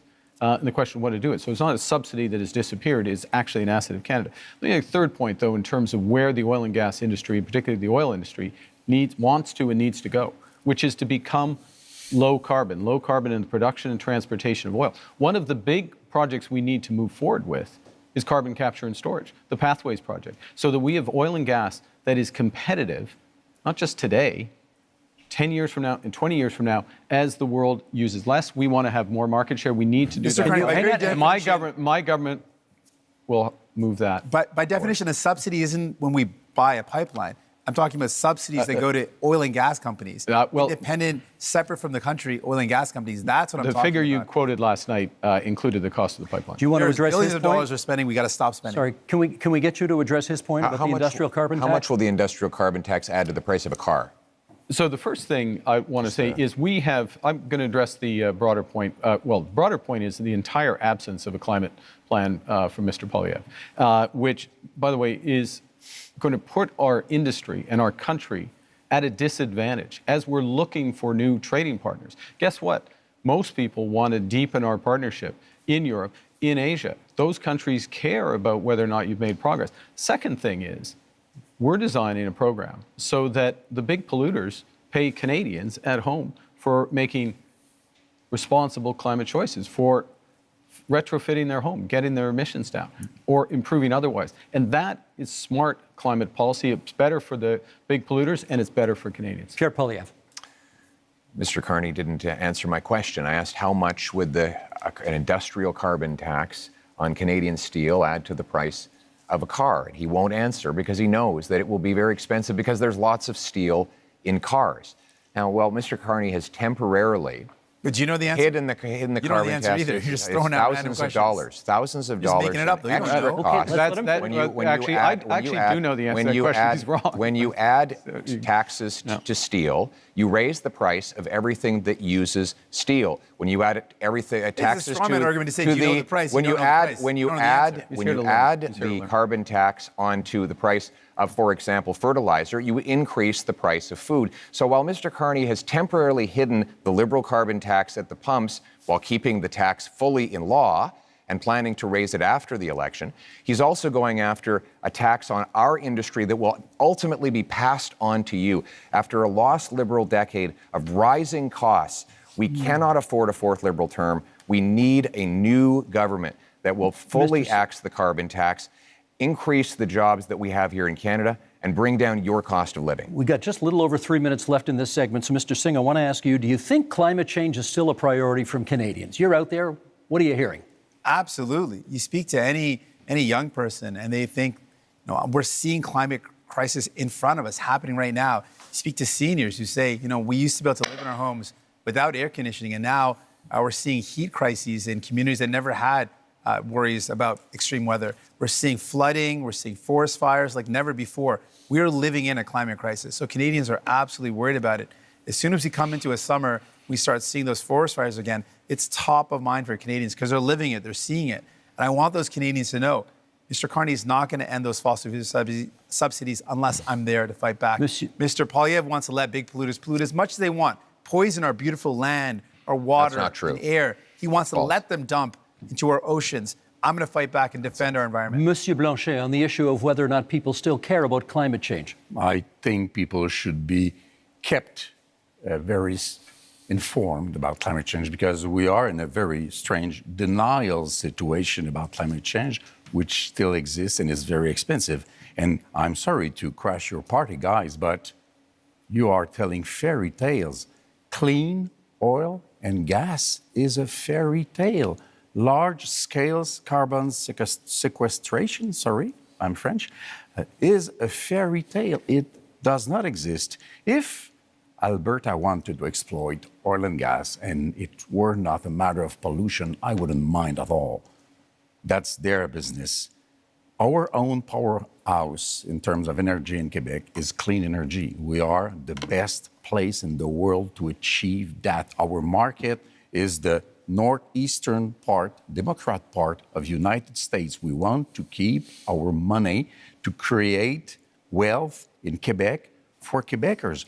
Let us be different because we can afford to be different. Let me give, I will get to you because I said I would. But you've taken a couple of hits here, and I want to give you a chance to respond to some of the things that people on this side of the stage have said. Thank you. Well, first of all, we do support protecting the environment. We want to ban the dumping of raw sewage into our waters. We want to hold large corporations to high environmental standards to protect our water and air. But we cannot do that by raising taxes and sending jobs overseas, as Mr. Carney is proposing to do. That has been the approach of the last 10 years of the Liberal government. What the biggest companies that develop our resources say is that we need to repeal the Liberal anti-development law C-69, a law Mr. Carney wants to keep in place. They say we need to repeal the industrial carbon tax and get rid of the Liberal energy cap. We need 6 months approvals in order to take back energy security and energy sovereignty. We can summarize that. He wants to conclude as much as possible. Mr. Carney, hang on. Last word to Mr. Carney in this segment, please. Thank you very much. You know, I was born in Fort Smith in the Northwest Territories, just north of what the oil sands became. When I was born and when I was growing up in Edmonton, early days, it was a fairy tale, quote unquote. But you know what happened? Canadian ingenuity, Canadian engineers, Canadian governments, both the federal government and the Alberta government got together and converted this. The worst pollution in the world. If I may. The worst pollution may I finish? in the May I world. finish? 10 more seconds to finish, please. Let him finish his point. That's the opportunity we have. That's the opportunity we have in carbon capture. That's the opportunity we have in small modular reactors. That's the opportunity we have in hydrogen beyond. This country can be a clean energy superpower. My government will help deliver it. And that is time for this segment. Gentlemen, let us go to our final theme, which is called Leading in a Crisis. Canadians know how to weather a storm. Canadians know how to get through a difficult time. If, at the end of the day, we end up with the balance of power, Quebec is safer than it could be in any other scenario. Now is not a time for weakness. Now is the time to take back control. Canadians are always ready when someone else drops the gloves. Okay, leading in a crisis is a pretty broad theme that allows us to explore many different avenues here. So let's get to it. Mr. Carney, you get the first question this time. We haven't balanced a budget in this country in 17 years, and 10 of those years were under your party. You have pledged to get us to a balanced budget in 3 years. Question is, how? So let me put this in the context of leading in a crisis, which is, in a crisis, you got to plan for the worst. Worse is that the U.S. actually does want to take us over. Secondly, you got to have a plan to build, and that'll include a fiscal plan, and I will get to that in a second. The third thing is you need to respond in a crisis with overwhelming force. You need to think big. You need to move rapidly. The things we've been discussing today are a subset of what we can and should do as a nation, and we can deliver. And government can play a role, but its role has to be catalytic. And so our approach is that we will slow the rate of spending. It's been growing at 9% a year, operational spending, program spending, away from transfers individual, 9% a year. We'll slow that to 2%. We will focus on a small amount of capital spending by the federal government in order to drive enormous private investment up to $500 billion by 5 years. Thank you, Mr. Carney. Ukraine surely constitutes a crisis. Leading in a time of crisis, Mr. Poilievre, question for you. If the United States withholds support from Ukraine going forward, do you believe Canada should commit more to assist? I believe we should continue to support Ukraine.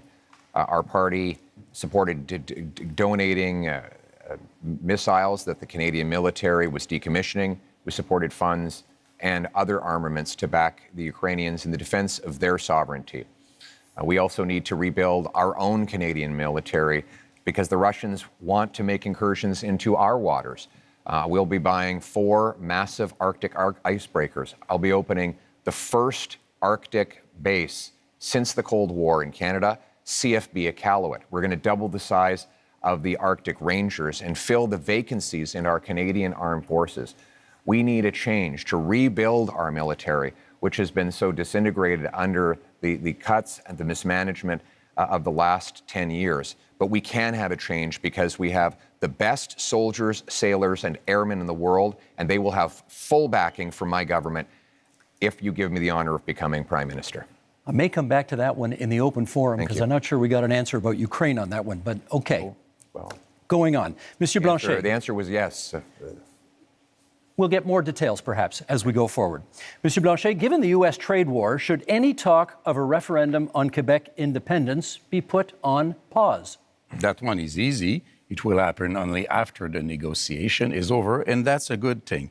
I want to say I support the idea. We must help Ukraine, but we also must help the civilians of Gaza, and we must destroy Hamas, which is a terrorist organization.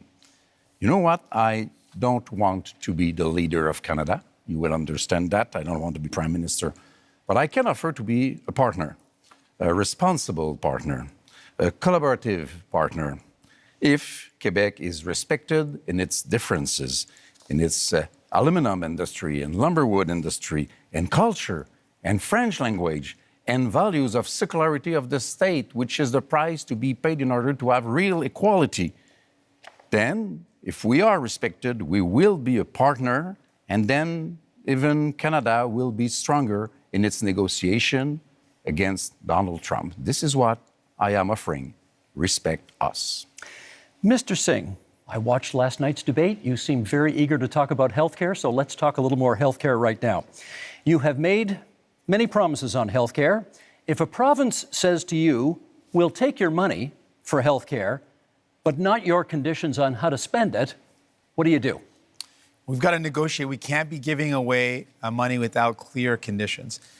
We're in a healthcare crisis right now, and a crisis that is hurting people across this country. People are waiting desperately in line in emergency rooms for hours and hours. Seniors are waiting for years and years to get the care that they need for surgeries that would remove pain or help them deal with mobility issues. We're in a serious crisis. Healthcare workers are burnt out. They are overstretched. And what we're seeing is more and more privatization, and that is hurting our public universal healthcare system. So we've got to fight back against it. We cannot allow our public money to go to a for-profit private clinic lining the pockets of a rich CEO or investors instead of going towards care. We need to make sure that we are investing in solutions where care gets to people, not profiting those at the very top. And so that's my commitment. I'm going to fight to make sure we defend our healthcare against the threats of Americanization and privatization. Okay, we now go to open forum debate, and perhaps, Mr. Poilievre, you get the first word here. This might be a good time to put a little more flesh on the bone of what you think Canada could do for Ukraine if the U.S. backs out. Yes, and my answer is that we should continue to support Ukraine. We don't need to follow the Americans in everything they do. When they're wrong, then we will stand on our own and with other allies. And with respect to Ukraine, that of course includes support with intelligence, equipment, armaments, but it also includes defunding Putin. Right now, Vladimir Putin has a monopoly on the European energy market because, frankly, the Liberals blocked exports of Canadian natural gas off the Atlantic coast.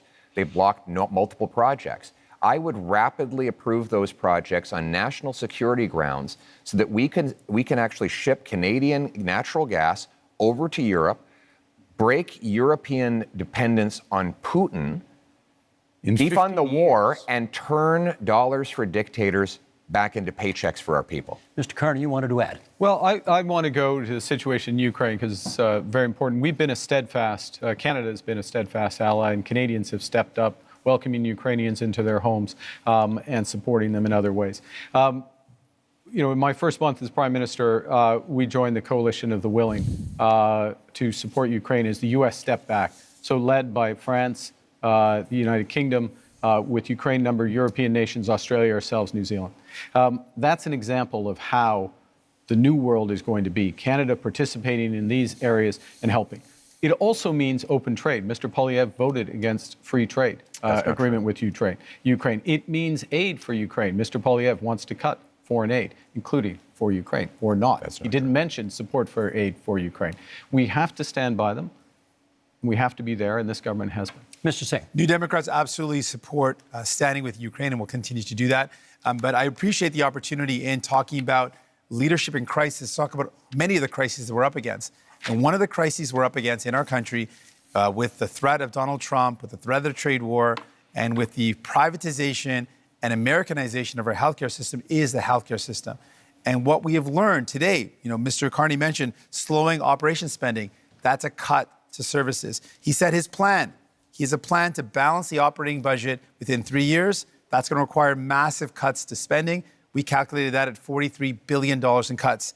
In fact, Rosemary Barton, when he was on the show on February 16th, he said he would cut spending. He said it would be in operations. He defined it as transfers in health. And finally, longtime Liberal and former House Leader Karina Gould said that Mr. Carney's plans would mean massive cuts. That's the only way to achieve it. So, Mr. Carney, do you think it is leadership to cut health care at a time when it is in crisis? I think it is wrong. We can't do that. We will not cut transfers for healthcare. We will not cut healthcare spending, full stop. But we'll Mr. have Carney, a detail, if I may. Who do we believe, Mr. Carney today, or the one he spoke on Rosemary Barton's show on February 16th? The one that repeated again that he would cut spending? Who do we believe? If I may. Consistently said, we'll preserve all transfers to the provinces, including the increases. We will preserve all the transfers to individuals, I won't detail them all, but they're. So we're looking at addressing an operational spend, which is about $150 billion. We will address that. We will make it more efficient, and we will do it in 3 years, and we'll balance that budget. Monsieur Blanchet. I am 6 minutes behind Mr. Carney, so I will speak a little bit longer. First, I will support any initiative which will bring Canada aligned with Europe and NATO in order to be stronger and facing new threats. Good. I believe that 2% won't be enough. I'm not more in favor of war than anybody else, but we have responsibilities, and our main ally is removing himself from the stage. So we have to step up. We have to do our part. I want to go somewhere else entirely, however. I want to ask Mr. Carney, if we're speaking about leadership here, if Quebec and Canada were to say, you are not being given a majority government, there will be more conservatives than you would like, maybe more New Democrats than you would like, and more people from the bloc than you would like. Will you accept, because you don't seem to be very eager about that, to deal with people which basically are more experienced than you are, as legitimate as you are, and would be more representative altogether than you would be being alone in your little kingdom? And I want also to propose to you all guys that 1 week after the election, we all meet, whatever the result, and we start dealing with this crisis together, because this is what people, either they are from Alberta or Quebec or wherever, this is what people expect from us. Mr. Carney, is that something you could get behind? I look forward to meeting with everyone. You're welcome to come, Steve, if you'd like. Week after crisis, but that's also, not very, in all seriousness, that's not very respectful. No, but I'll that's come. Not very respectful. I'm coming. On peut jaser un peu. Okay, I come to the court. On jase. Yeah, okay. I'll come to the court. Look, in a crisis, yes, you need a team, and you need to bring the country along with you. So what I did in the first week was to bring the premiers together, meet with all the Indigenous leaders, and move forward in that context. Now, the question is, who's going to lead out of this? Whoever leads out of this, if I may, Mr. Blanchet, merci, thank you. Whoever's going to lead out of this is going to need to work with all the provinces, work with Labour, work with Indigenous leaders, work with all Canadians to bring them forward in a united front. And if I'll make this last point, one of the things that has happened, which is a credit to those people at home, is that Canadians are coming together. And it's our responsibility to meet the strength of Canadian unity. Still lagging. I have one small point to make. Yep. You will be elected, if you are elected, in the parliament where there are other leaders. I don't know if he called you, or Mr. Poilievre, I don't know if he called you, but before yesterday, you have not spoken to me once, even if I proposed it so many times. But you say, I speak to provinces' leaders. You're not elected in provinces. You are in a parliament where people are to make decisions which might not always suit you. But this is democracy, Mr. Blanchet, I'm which going to you jump don't in. know too much about. I'm going to jump in here because I'm noticing what the clock is saying, and you brought up Gaza earlier, and I think our audience would be interested in hearing your views on the other major international crisis facing the world right now. Before we get that, just to finish up on the healthcare, I just want to speak to healthcare workers right now who are deeply worried about the status of our healthcare system, to Canadians who believe and love our universal public healthcare system, to patients who are stressed out. If you're worried about which Mr. Carney to believe, the one today or the one who spoke on previous shows and said he would cut, vote for New Democrats, and we will fight to defend our healthcare. I think your we will never supporters let would really anyone like cut to it. hear what you have to say about this question, and we have less than 5 minutes for it here. What role should Canada play in the other major international crisis in this world, in the Middle East and the war in Gaza? Pierre Poilievre, would you start us off on that? What role can Canada play? Well, first of all, we must condemn Hamas, and more importantly, the terror sponsors in Tehran who initiated the attacks, the horrific attacks of October 7th.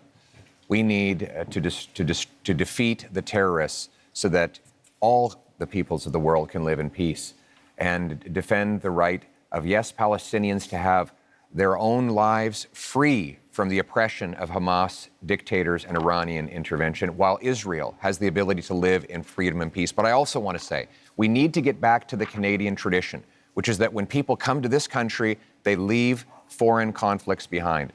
The rampaging riots targeting Jewish communities is utterly unacceptable, and it points to the growing chaos that we see on our streets after 10 years of incredibly irresponsible liberal policies, of weak borders, of dividing people into groups, of saying one thing to one group and the opposite to another, dividing and conquering. We must end that division and unite our people so that everyone feels safe, and that when we come here, we put our foreign conflicts behind and we put Canada people, first. People come from countries from around the world, and they care deeply about where they come from. And they should be able to do so. That's a part of being in our country, to have that freedom.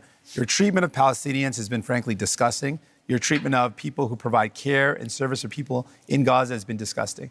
On top of that, people in Israel and in Palestine deserve to live in peace and security. And Mr. Carney, to date, you've not acknowledged that what's going on in Gaza is now clearly become a genocide. It's important to call things out as they are, and you've not done that. Mr. Carney. We need to work, to go to your question, we need to work with our international partners, maximum pressure, maximum encouragement for an immediate ceasefire. That's the first thing. Encourage the return of all of the hostages.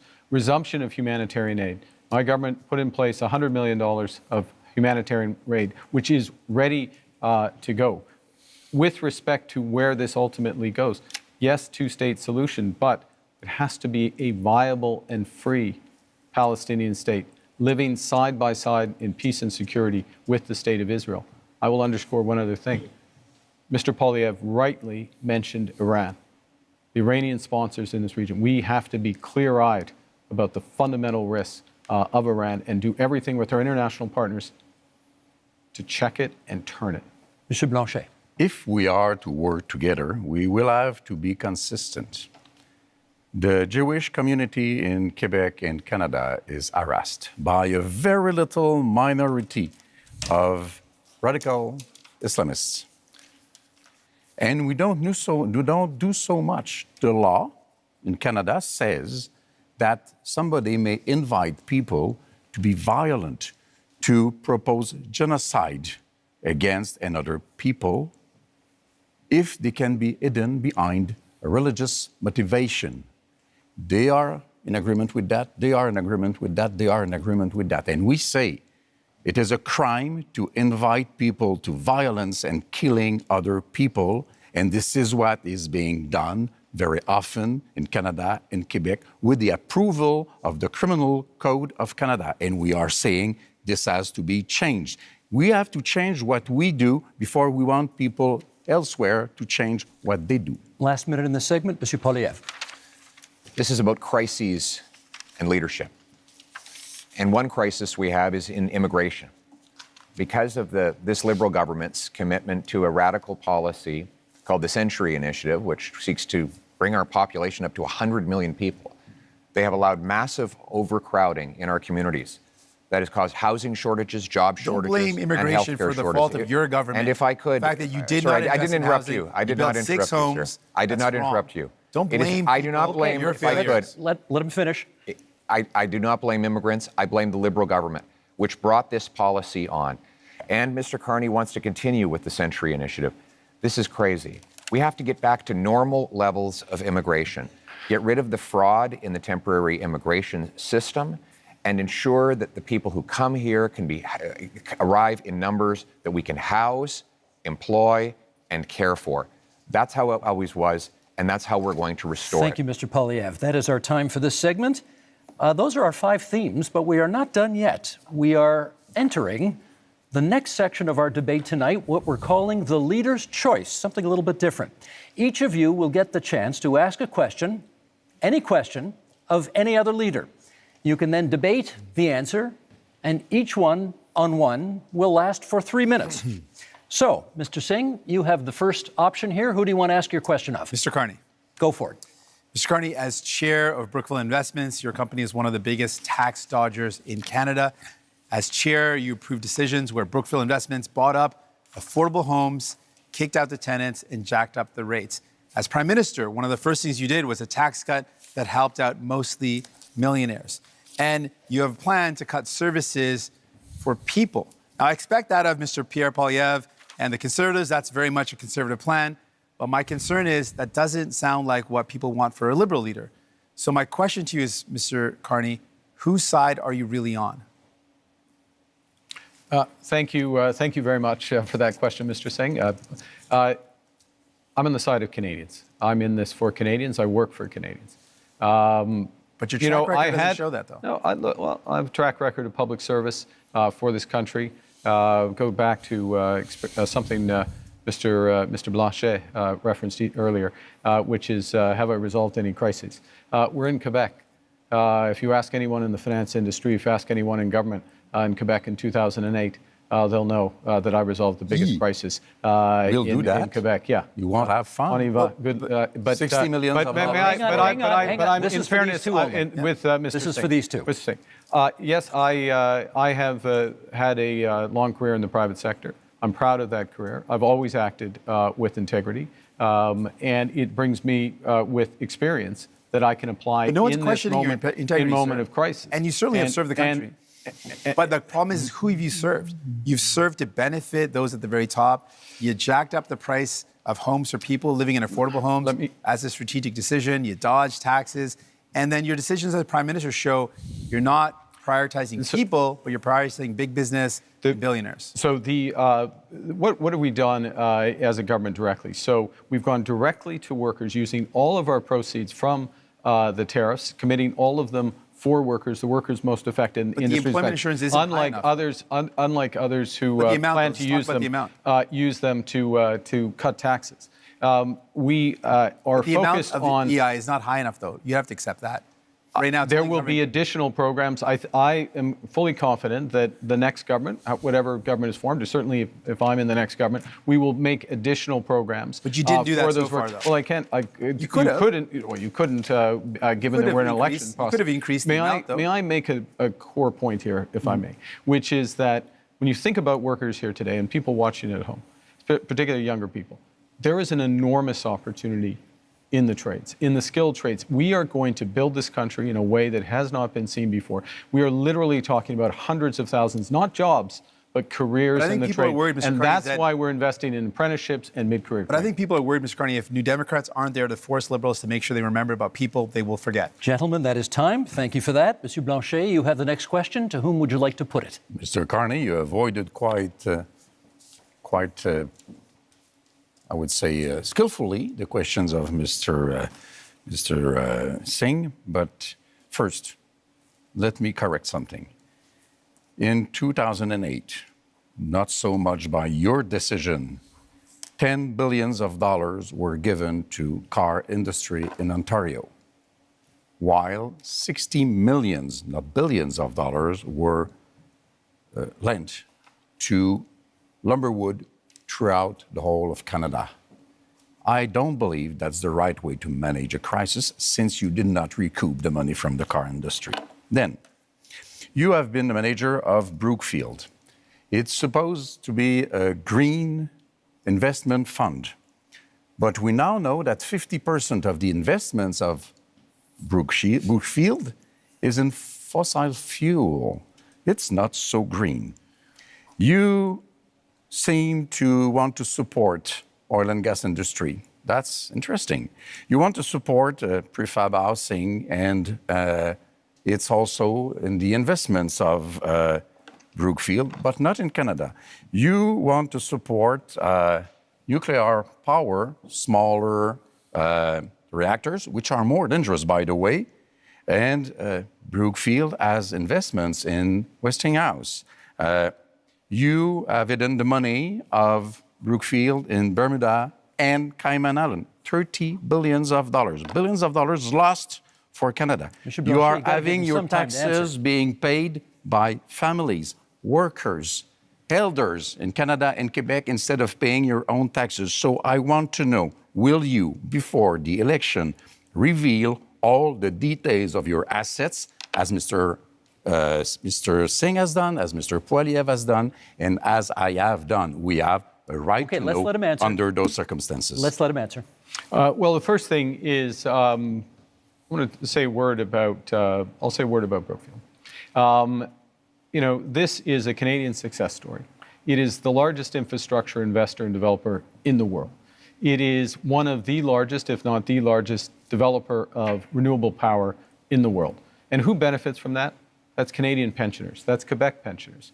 That is teachers. That is firefighters. It is a series of people, including individuals on this stage, benefit from that. Now, always acted with integrity, served the shareholders of Brookfield when I was there. I have left that. I have followed all the rules well in advance. So I have followed all the rules well in advance. Let's reveal your assets like we all did. And working for the people of Canada. What do you own? Why don't you tell Canadians and Quebecers what you own? Monsieur Blanchet, we're moving on to Mr. Poilievre now, who has his opportunity to ask the question of whomever he'd like here, and that will be? Mr. Carney. But if I could begin by setting the stage. The choice in this election is, after a lost Liberal decade of rising cost and crime and a falling economy under America's thumb, do we want to elect them to a fourth term? Or do we want to change? Change so that you can afford food and homes. Change so that you can be safe on your street, and change so that your paycheck grows faster than your cost of living. Change with a new Conservative government. Because Mr. Carney has not changed. Mr. Carney, in 2020, it was recorded, you began advising Justin Trudeau. It's still on the Liberal Party website today that you are Justin Trudeau's economic advisor. They might want to update your website on that. On June 3rd of 2021, you said that inflation would be a sign of economic progress. And you advised governments, including Justin Trudeau's, your Liberal government, to print money, which led to the worst inflation crisis in a generation. Now, that means that mothers went to bed with empty fridges and empty bank accounts, worried how they'd feed their kids, that seniors worried they'd be evicted from their homes, that young people believed they'd never be able to own a home in the first place. Now, in retrospect, you look back on the Liberal decisions that you advised Justin Trudeau to take. Will you look at the camera in the eye and apologize to the many people who suffered as a result of the inflationary policies that you advised Justin Trudeau to implement? You know, I said earlier, but I'm going to say it again. I know you want to be running against Justin Trudeau. Justin Trudeau isn't here. Are you denying you were his economic advisor? I did not provide any of that advice. I did not provide any of that advice. It's on the Liberal Party website. I'm sorry. Are you accusing your Liberal Party of lying about your role? Because it says today you can go to the Liberal Party website now, and it says that you were Justin Trudeau's economic advisor. The way you judge the way you judge someone, in my view, is how they act, what they do when they have responsibility. Twice I was a central bank governor.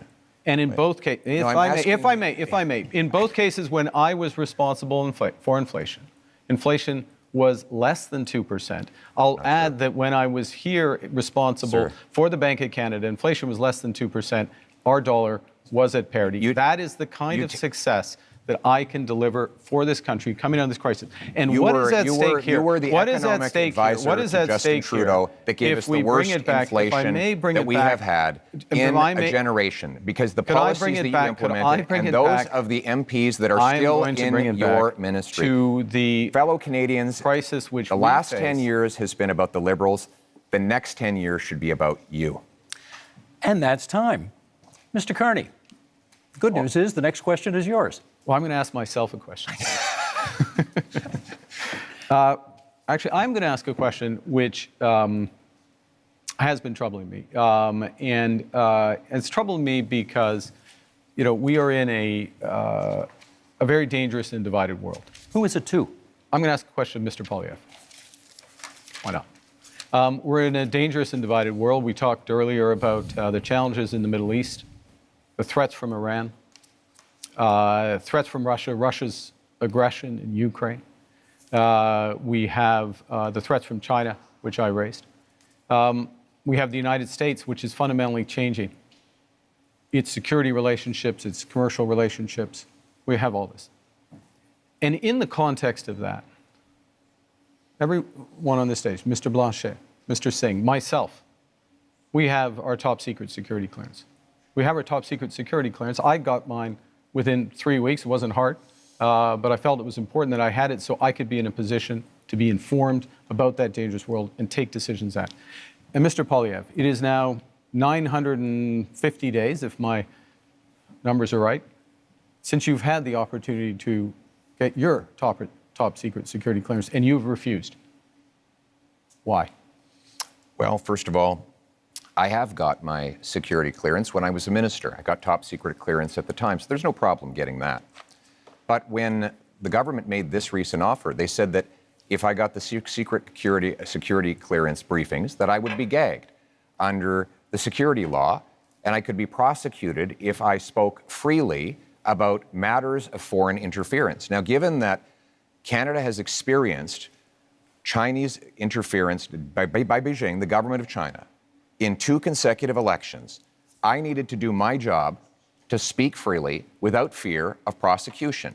And that was not something I would be allowed to do. Even Thomas Mulcair, the former leader of the NDP, said that when he was the leader of the opposition, he never would have accepted the kind of gag order that your government and Mr. Trudeau's government was attempting to impose on me. And it's good that I'd made that decision, because it has allowed me to speak freely about things like the case where one of your candidates, sir, actually said that he wanted to send a political opponent to China under a bounty threatening his life or imprisonment, and you refused to get rid of him. Now, it might have something to do with the fact that you went to China not long ago to get a $250 million loan for your company. But the reality is, you refused to stand up for a Canadian who was being threatened by a foreign government. And I was able to speak freely on that matter because I refused the gag order that the Liberal government attempted to impose on me. Well, there's a couple of interesting things. I think people at home have seen a robust debate here, and it's been a robust campaign, and it has not stopped Mr. Blanchet or Mr. Singh at times during his campaign by making challenges with respect to these issues. So one can address it. I will observe, as someone with a top secret security clearance, that China is not the only country that is accused of foreign interference. And gentlemen, that is time we'll leave for it this at segment. That's our time. Now, closing statements are still a few minutes down the road, so we have a little bit of time for some quick hit Q&As for each of you right now. Short questions, 45 seconds, please, on the answers, and we're going to go left to right as I look at you right now. Mr. Poilievre, you get the first question. To the best of my knowledge, you have not offered a hard timeline, as the other parties have, to meet Canada's NATO commitment of 2% spending on defence. When would you hit that target? My aim will be to 2030. That said, when we renegotiate our trade deal with the U.S., I know it's their priority to see us increase our military budget. One of the things I will say to the Americans is the more free trade tariff-free free trade we have, the faster we can rebuild our military in Canada and reassert our sovereignty. And we will use that money to have heavy icebreakers in the north, Poseidon aircraft, fighter jets, a new base in the north, double the Arctic Rangers, fill the vacancies in the armed forces, and rebuild the warrior spirit that characterized our military since the birth of our country. We will rebuild our forces, and we will stand behind our veterans. Thank you, Mr. Poilievre. Mr. Carney, your question. You have cut both the consumer carbon tax and the capital gains tax increase that you inherited from your predecessor. Is that an admission that the Liberals made life less affordable for Canadians? I think let me give you the rationale behind both of those changes. First, with respect to the consumer carbon tax, in effect, it become too divisive for Canadians. Canadians received rebates. On the whole, they received more than the tax actually was. But some had represented that it was a tax without a rebate. It became divisive. It didn't serve its purpose. It made a relatively modest contribution to overall climate goals. I got rid of it. First act made Canadians whole. Secondly, but with respect to the capital gains tax, it's come up again, I'll be quick.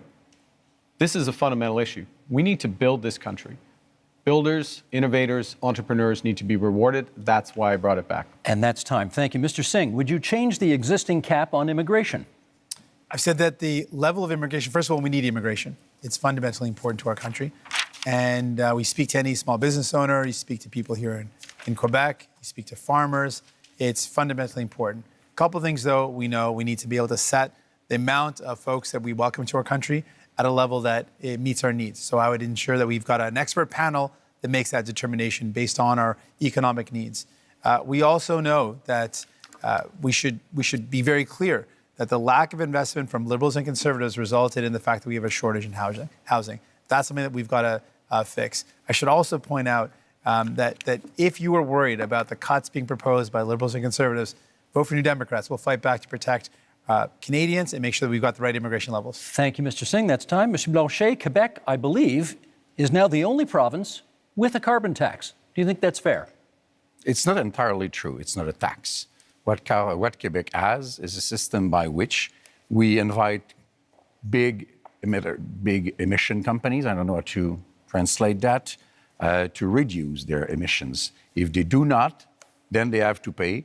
It goes into a fund which is invested then in reducing emissions. Our partner is California, which makes this a huge deal about reducing emissions. This is what we do. This is to be compared to what Europe does. And by the way, Europe would impose tariffs on Canadian oil if it ever got there. We're quite proud of that. And we have to be responsible because this is much less expensive than doing nothing to fight climate change. That's time. We're going to do another set of quick hits here, left to right again, and 30 seconds this time. Monsieur Poilievre, you've previously promised to defund the CBC as one of your very first acts as Prime Minister. Is that still the plan? Yes, CBC will continue to operate as a self-funded, Canadian-owned and controlled non-for-profit that raises money like other media organizations through sponsorships, subscriptions, advertising, licensing fees, and countless other things that will ensure Canadians who still want to listen and view its content will be able to do so. And at the same time, we'll allow freedom of the press so that everybody has their voice heard and they can make their own decisions. Thank you, Mr. Carney. The next question to you, 30 seconds. Would you remove some of Canada's legal tax avoidance loopholes that companies that you have worked for have used? Look, I think that what we need to do is undertake a comprehensive review of our corporate tax system and do that on the basis of the right principles.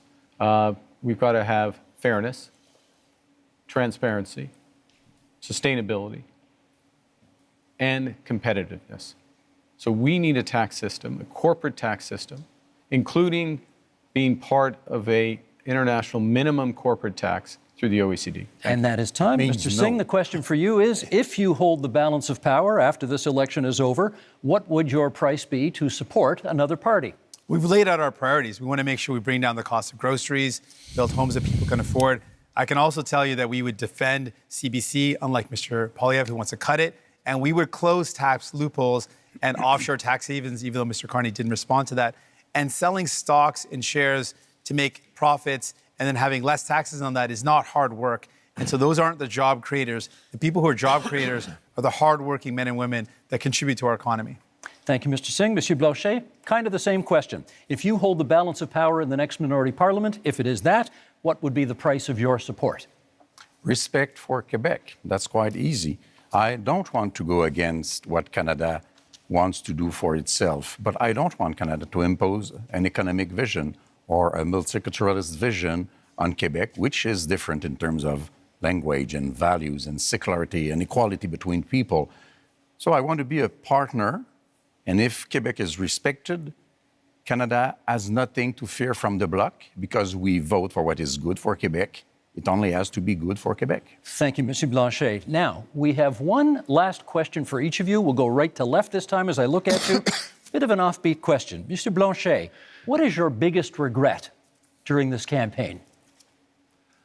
That's a very good question. I'm not very fond of regrets, I would say, but we should have started sooner to see that we had to create the environment for a deal in which Quebec and Canada would be, one bigger than the other, but partners to be stronger in front of Mr. Trump and showing that maybe nobody here is the partner to let go alone without being surveyed or controlled or supervised by a Quebec voice. Thank you, Mr. Blanchet. Same question, Mr. Singh. Your biggest regret of this campaign?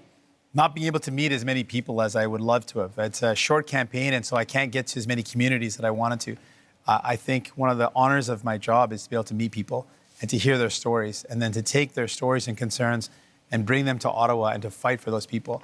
And so I want you to know, even if I haven't made it to your community, I'm going to fight like hell to make sure that you're represented, that we never let any government cut our health care, that we defend the values that we care so deeply about. We make my life more affordable. That's my commitment to you. Even if I didn't get to see you, that's my commitment. Thank you, Mr. Singh. Mr. Carney, same question. Biggest regret of the campaign? To be honest, it's the same answer. This is an astonishing country. It is an amazing country. And the opportunity and the responsibility that comes with it of being with Canadians, hearing their stories, their challenges, drawing strength and ideas from them, and working to be part of the solution is the greatest honor of my life. But the regret is that it is also a big country, and it is a short period of time. Mr. Poilievre, last word to you. I actually agree with these two gentlemen. I had a rule that at all my rallies, even when they're really big, I would stand in front of a flag and greet every single person and hear their stories and learn their struggles. And that was always touching to me, that they would put their faith in me or in any of us. Yeah. But we've been in such a rush because we have to get off to the next event, so we haven't been able to stop and do that. And I want you to know out there, I haven't forgot about you. Thank you. Thank you, Mr. Poilievre. It is time now for closing statements, and prior to the debate, you drew lots as to which order we would go in, and Mr. Singh, you get the first word on a closing statement. Certainly, thank you. Because you voted for New Democrats, we were able to build this country that we love. Universal health care and pensions, because you voted for us. Because you voted for New Democrats, we were able to fight to bring in dental care, pharmacare, and childcare. Because you voted for us, because you supported us. You have the power with your vote to send more New Democrats to Ottawa, to continue that fight, to make sure that no government cuts the things that we hold dear, like our health care, to ensure that we can do everything possible to make life more affordable by making it more affordable to buy your groceries and to get a home. I'm asking for your support in this election so that I can continue to fight to defend the things that make Canada, Canada, the things that we hold dear, the things that make us proud to be Canadian. Thank you, Mr. Singh. Mr. Carney. We are facing the biggest crisis of our lifetimes. Donald Trump is trying to fundamentally change the world economy, the trading system. But really what he's trying to do to Canada, he's trying to break us so the U.S. can own us. They want our land, they want our resources, they want our water, they want our country. And we're all going to stand up against Donald Trump. I'm ready. I've managed crises over the years. I've built strong economies. We will fight back with counter tariffs. We will protect our workers and those businesses, and we will build the strongest economy. We will build Canada strong. I'm asking for your support, the honor of doing so. Thank you. Thank you, Mr. Carney. Monsieur Blanchet. For 260 years and a little bit more, les Français, devenus des Canadiens, devenus des Canadiens français, devenus des Québécois, you have tried to have them become Canadians like all Canadians. But to no avail, we are different. So let's be economic partners.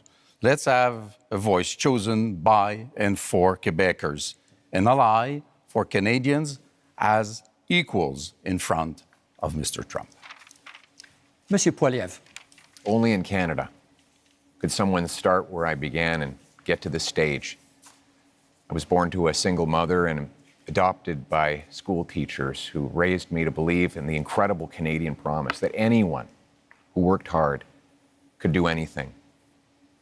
That promise feels broken today.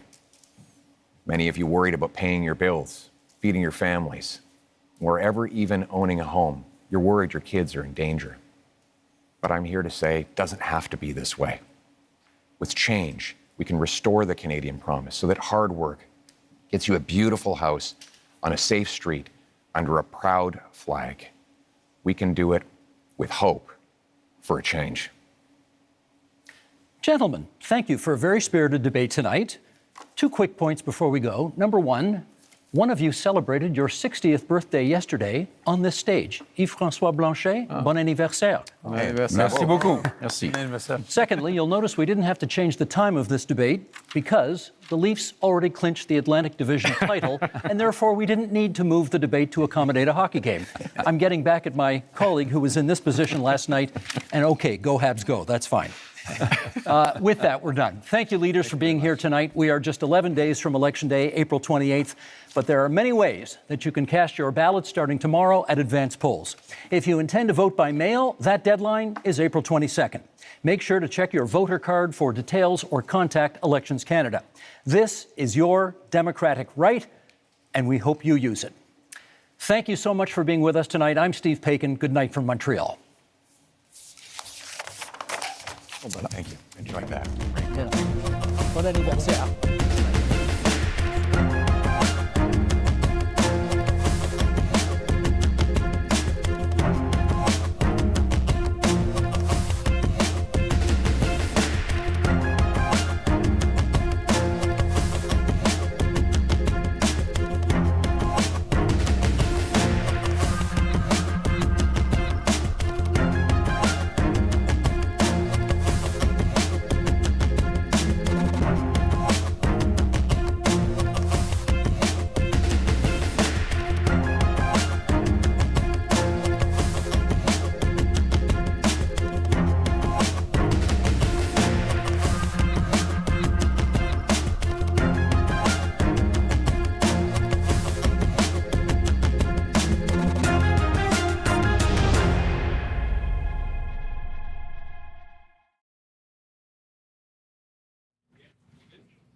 Hello again from Montreal, and welcome again to our special coverage after the English language debate, the final debate before voters have their say in this election.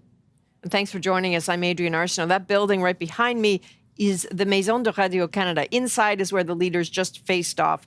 This is a landmark moment in the campaign. In just hours, 12 hours, advance voting begins. So this could be a crucial moment as Canadians weigh their options. And we're here to help try to make sense of it all. So alongside me again tonight, mercifully, Chief Political Correspondent Rosemary Barton and the host of Power and Politics, David Cochrane. So we just had a gander at that, 2 hours. What did you think? I would say, again, like yesterday, a very substantive debate. I think if Canadians were tuning in, and I hope they were, to try and get a sense of where leaders stand on key issues, energy development, taking on Donald Trump, crime, they got really clear answers from those leaders tonight. But again tonight, and perhaps in a more pronounced way tonight, Mark Carney was the central target. Even when it was up to the leaders to ask questions, they all asked him a question. Yep. He even joked that he was going to ask himself a question. That's how focused everyone was on him. And even though the questions were sometimes challenging around tax havens or his position on different things, he really batted them back quite easily. I found that the answers were substantive, and he didn't seem to struggle with any of them.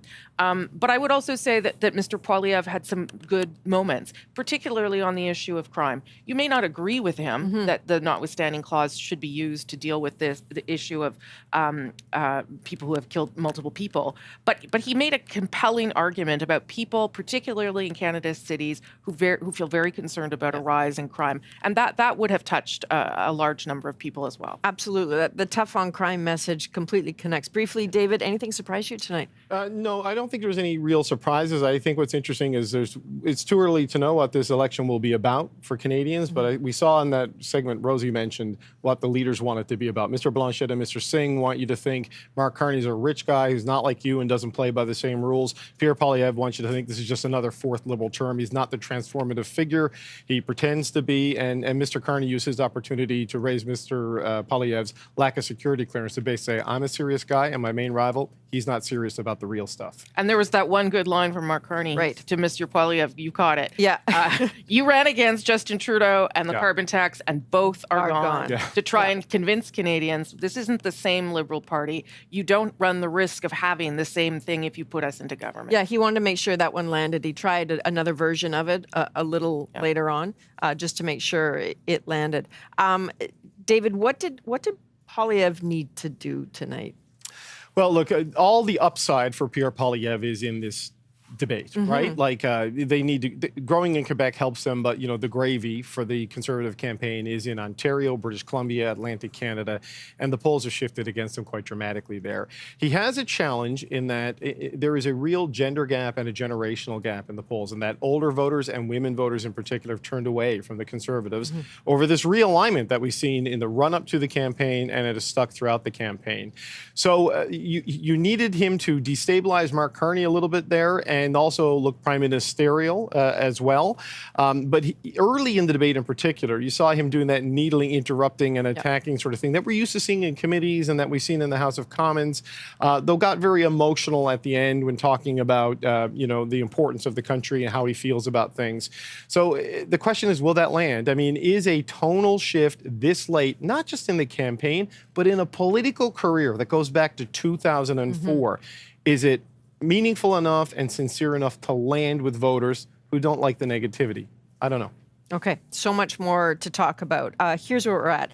Rosie, you're going to be back in a few moments because Ed Issue is standing by for special edition, even though it's Thursday and it's a normal Ed Issue night. We're also going to check in with a group of voters. Did anything stick tonight with them? And then over on CBC Radio, our friend Ian Hannamansing is going to take your calls live on a special cross-country checkup. You can call in using the number that's right there at the bottom of your screen. But if you are watching us on CBC Television outside Atlantic Canada, I'm afraid we're going to have to say goodbye.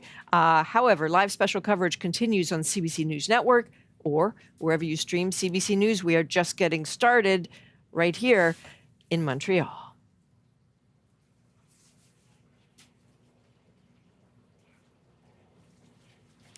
Now, watching the debate along with us, of course, was Ashley Burke in Ottawa, furiously taking notes. Ashley, obviously a high-stakes moment for both the Liberal and Conservative leaders. It didn't get more important than this tonight.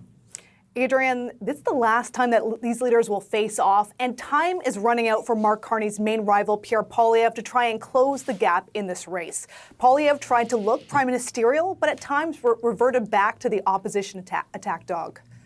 And are you prepared to elect the same Liberal MPs, the same Liberal ministers, the same Liberal staffers all over again for a fourth term? Mr. Carney, Justin Trudeau's staffers are actually here with you at this debate in Montreal, writing the talking points that you are regurgitating into the microphone. How can we possibly believe that you are any different than the previous 10 years of Liberal government? 25 seconds left in this segment for you to respond to that. Look, I do my own talking points. Thank you very much. The biggest risk we have to affordability The biggest risk we have to this economy is Donald Trump. Now, Poilievre is really struggling in the polls with women. The gender gap is huge, and he needs to turn that around if he wants to win this election. The NDP's leader has compared him to Donald Trump, and tonight Poilievre was asked about his plan to get tough on crime, which Trump has also campaigned on. Poilievre defended his pitch to use the notwithstanding clause to override the Charter of Rights, a move to keep mass murderers behind bars until the day they die. And Carney took aim at that. I think it's a very dangerous slope to override judgments of the Supreme Court of Canada. In fact, the Charter of Rights and Freedoms exists to protect Canadians from people like us on the stage, politicians who may use their power to override fundamental rights. I'm interested in the rights of victims.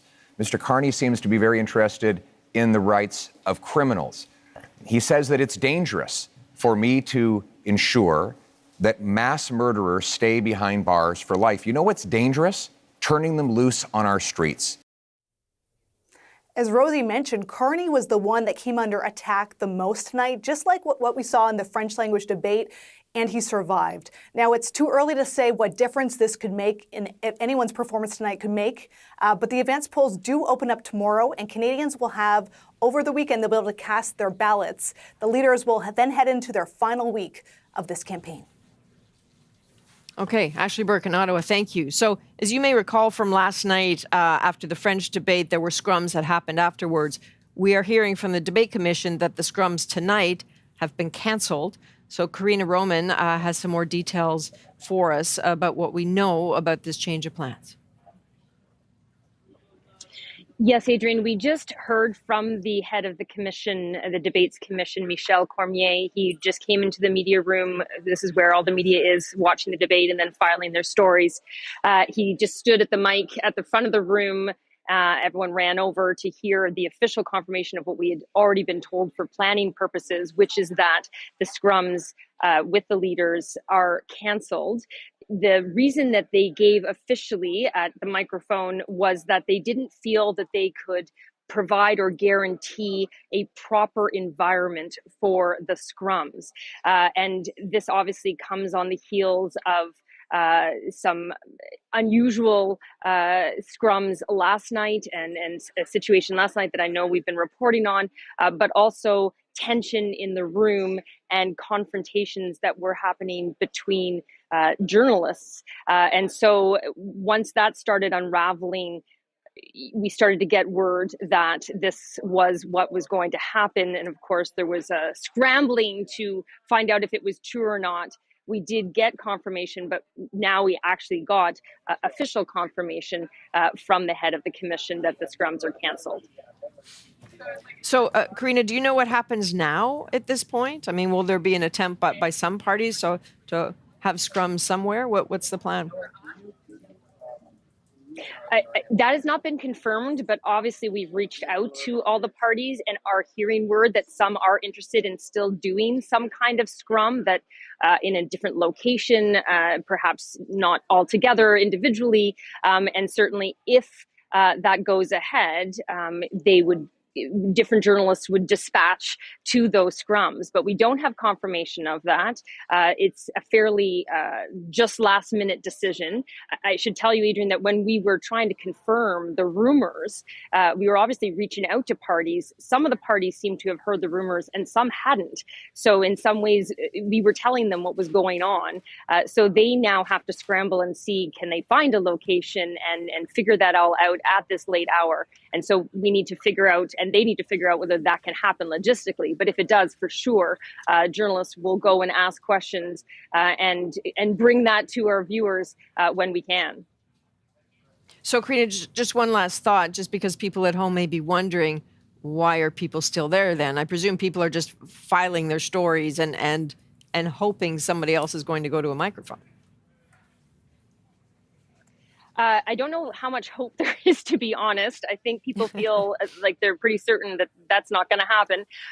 Although there was an altercation between journalists at the microphone earlier. There certainly was one earlier at one of these media tables. And before that, there was another one, because there is a lot of frustration with these scrums being canceled, that cuts off access to journalists who want to ask questions on behalf of Canadians about what we saw in the debate, about points that were raised by the leaders, and now that isn't going to be able to happen, or at least not easily and not here. And so there is some blame being thrown around about whose fault that is to have created the situation and this tension that led to this situation. But yes, people still have stories to file in, whether they're digital or radio or television. And so people haven't made an exodus yet, even if there are no scrums to be held here tonight.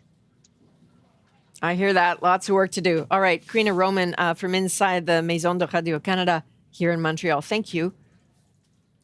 All right, so let's get back to the substance of what we did here. Well, can I just pick up on Karina, if I can? Yeah. Absolutely. There are, just so people understand, there are a series of police officers stationed behind us to make sure that we remain safe and that the media get out safely. They were not altercations between journalists inside the media room, and there was no altercation between journalists that happened on David's set. These were right-wing people that publish their own agenda and websites who confronted journalists inside the media center, who confronted David on his set, who directly and personally confronted me inside the media center. These are people that the commission decided to accredit, and that is where we are now. The situation deteriorated quickly in terms of how those people were behaving inside a professional media center where you were supposed to be doing your job. And that has left us with no scrums and a strange security situation on a night where we should be focused on the things that you want to ask us about. It certainly didn't look like this Just last one night. point on that. We are inside a secure perimeter. You have to go through screening processes that involved the RCMP. This set we were on, they came in with bomb-sniffing dogs, searched our bags to make sure everything was safe. That's to make sure the leaders are safe and everybody in here is safe. And for whatever reason, the way this evolved throughout the day and yesterday, the Montreal police are here putting up caution tape, escorting people out. And the leaders of Canada's 4 parties who were able to participate in this debate, because they, what was the phrase? Didn't feel they could provide or guarantee a proper environment.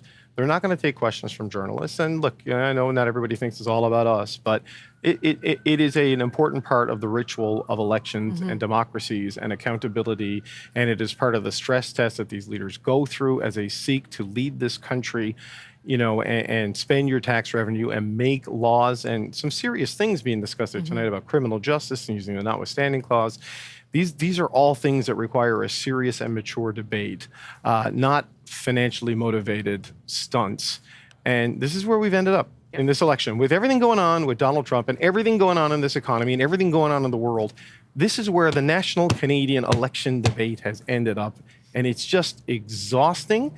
And it is the end product of multiple years of rage farming for narrow political gain and financial benefit for a very small group of people who blew this up today. And Canadians, as a result, don't get one more rare opportunity to hear the leaders answer questions. It sounds like, and to Karina's point, it sounds like the NDP there is going to hold some sort of scrum tonight, probably around 9:45 At his hotel, Eastern, I at his believe. hotel. Yep. Others may choose to do the same. Do not say which hotel, I know. because it'll create a security incident. But it does, you know, the scrums are intended to follow up on some of the things in the debates, right? To ask more pointed questions about things that maybe didn't get full answers. And so unfortunately that is not going to happen tonight, but I understand that security decisions had to be made. Well, this is where we can ask the questions. That's right. This is where we can try to deconstruct more of what happened. Housing was brought up a lot. Housing was a big deal. What did you hear that is interesting or different to you? I think one of the things that Mr. Carney pretty effectively pointed out is, both Pierre Poilievre and Mr. Carney have promises around removing the GST for homes to varying degrees. But one of the things that Mr. Carney said was, I am also interested in creating rental properties, affordable housing. I want to do things in a different way. I think Pierre Poilievre's approach to government, I know, is that there be less government, that the market can sort of sort things out. And so the policy he's designed is intended to do that, to hope that developers will come in, to hope that buyers will find homes, because there will just naturally be more if there's more incentive to build. Mr. Carney's is a little bit of both of those things, I would say. And if you're thinking about, okay, well, how is my kid going to afford a house in 5 or 10 years? You also need to think about whether there'll be a house to own. Right. And so the supply issue for the Liberal Party seems to be as important as the trying to get things going.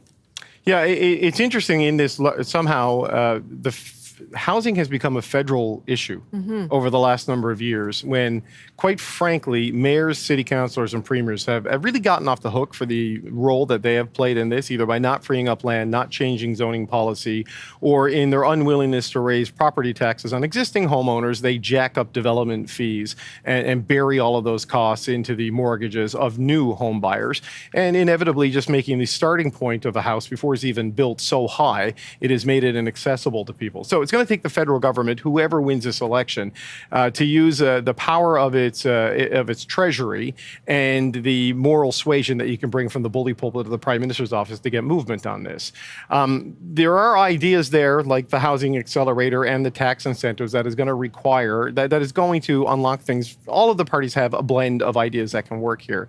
One of the challenges working against this, though, comes back to the skilled labor challenge.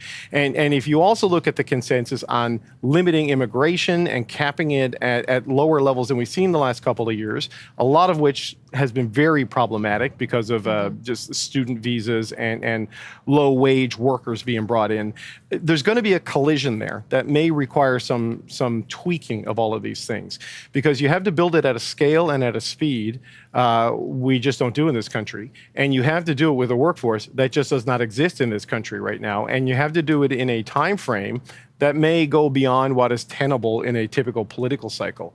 So whatever force multiplier you can bring to it after this election is going to also be challenged by what focus you can bring to it after this election, once the trade renegotiations and the entire recalibration of the continental relationship on economy, on security, on defense, and on integration, and the pivot to Europe and Asia and all these other things, it's an enormous challenge. And Pierre Poilievre really tried to make this a key part, right? Like, is food cheaper and our houses cheaper than they were? They absolutely are not. Now, there's a bunch of reasons for that. Money printing is not one of them. That's something we can talk about later if we want, but it is going to be an enormous challenge for how you function after this election. Yeah, to your point, he a few times he threw out the figure 350,000 young trades workers to help build.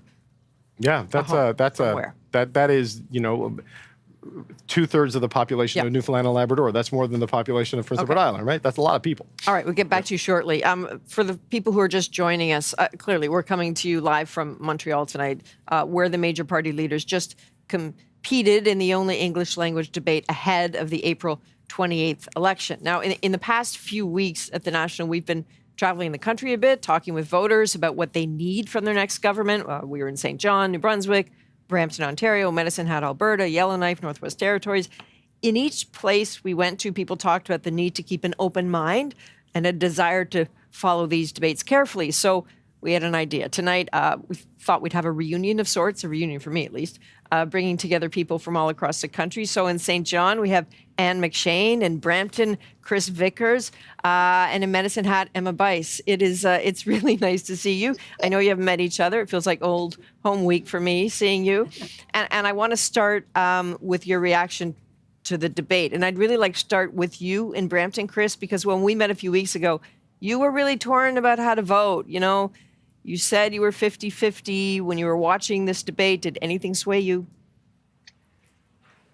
I'm going to say it swayed me towards Liberal. He was very well spoken, and he never, ever interrupted where everyone else did. That's annoying. That's it. It was his demeanor. That's it. Okay. Emma, I'm curious because in Medicine Hat, you were very clear. You were very clear you're voting Conservative, but also very clear that you wanted to hear the debate. And I'm curious why and what you were listening for and what you're thinking tonight. Well, for the debate for me, it only goes so far. I feel like, when you have a job, you get a job interview, but then you have a probationary period after. It's because the interview is a minimal view of who that person is and how they will work. And I feel like that is what the debate is an actual, the job interview part. And I just feel like after watching it, it was very interesting. It was really good to hear all the points that everyone made. But for me, the actual job interview we've seen from the Liberals has been over the last 10 years. And they have failed immensely at their job, in my opinion. And even with years and years to fix their mistakes along the way. And I felt like actually the Bloc Québécois leader, he had very good points in there.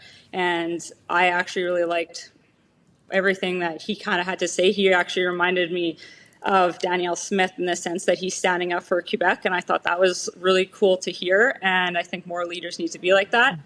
And I feel like Mark Carney maybe didn't answer or interrupt people as much because I believe he's maybe doesn't have all the answers. And it's easier to stay quiet than to speak up.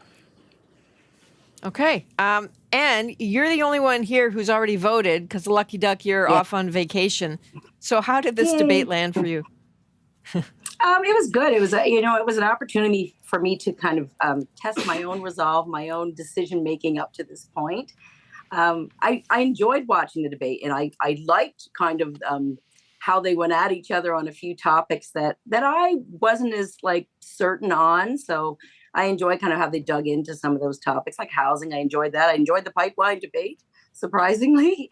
But yeah, no, I feel good about my vote. So that was good news. It's always an opportunity to kind of test yourself to see if you're, and a bit of a gut check, I guess, to see if you're on track. Yeah. It's a bit early for buyer's remorse, though. I mean, I know. Well, we'll see what happens. Watching, I was like, am I going to have buyer's remorse on this? But no, I'm good. Yeah. Okay. Chris, I think of you when we talked because you're an auto worker, right? You have a ton of concerns. And I know you said you were, soothed by the tone of what you saw, but what didn't you hear tonight that you were hoping to hear? I think I heard everything I wanted to hear. The Liberal Party didn't answer every question properly, I guess. Pierre Poilievre was going on about change. I think people have heard that so much. And I honestly think people want that. I want that too. But I don't think he's the right person. I think Carney's very smart.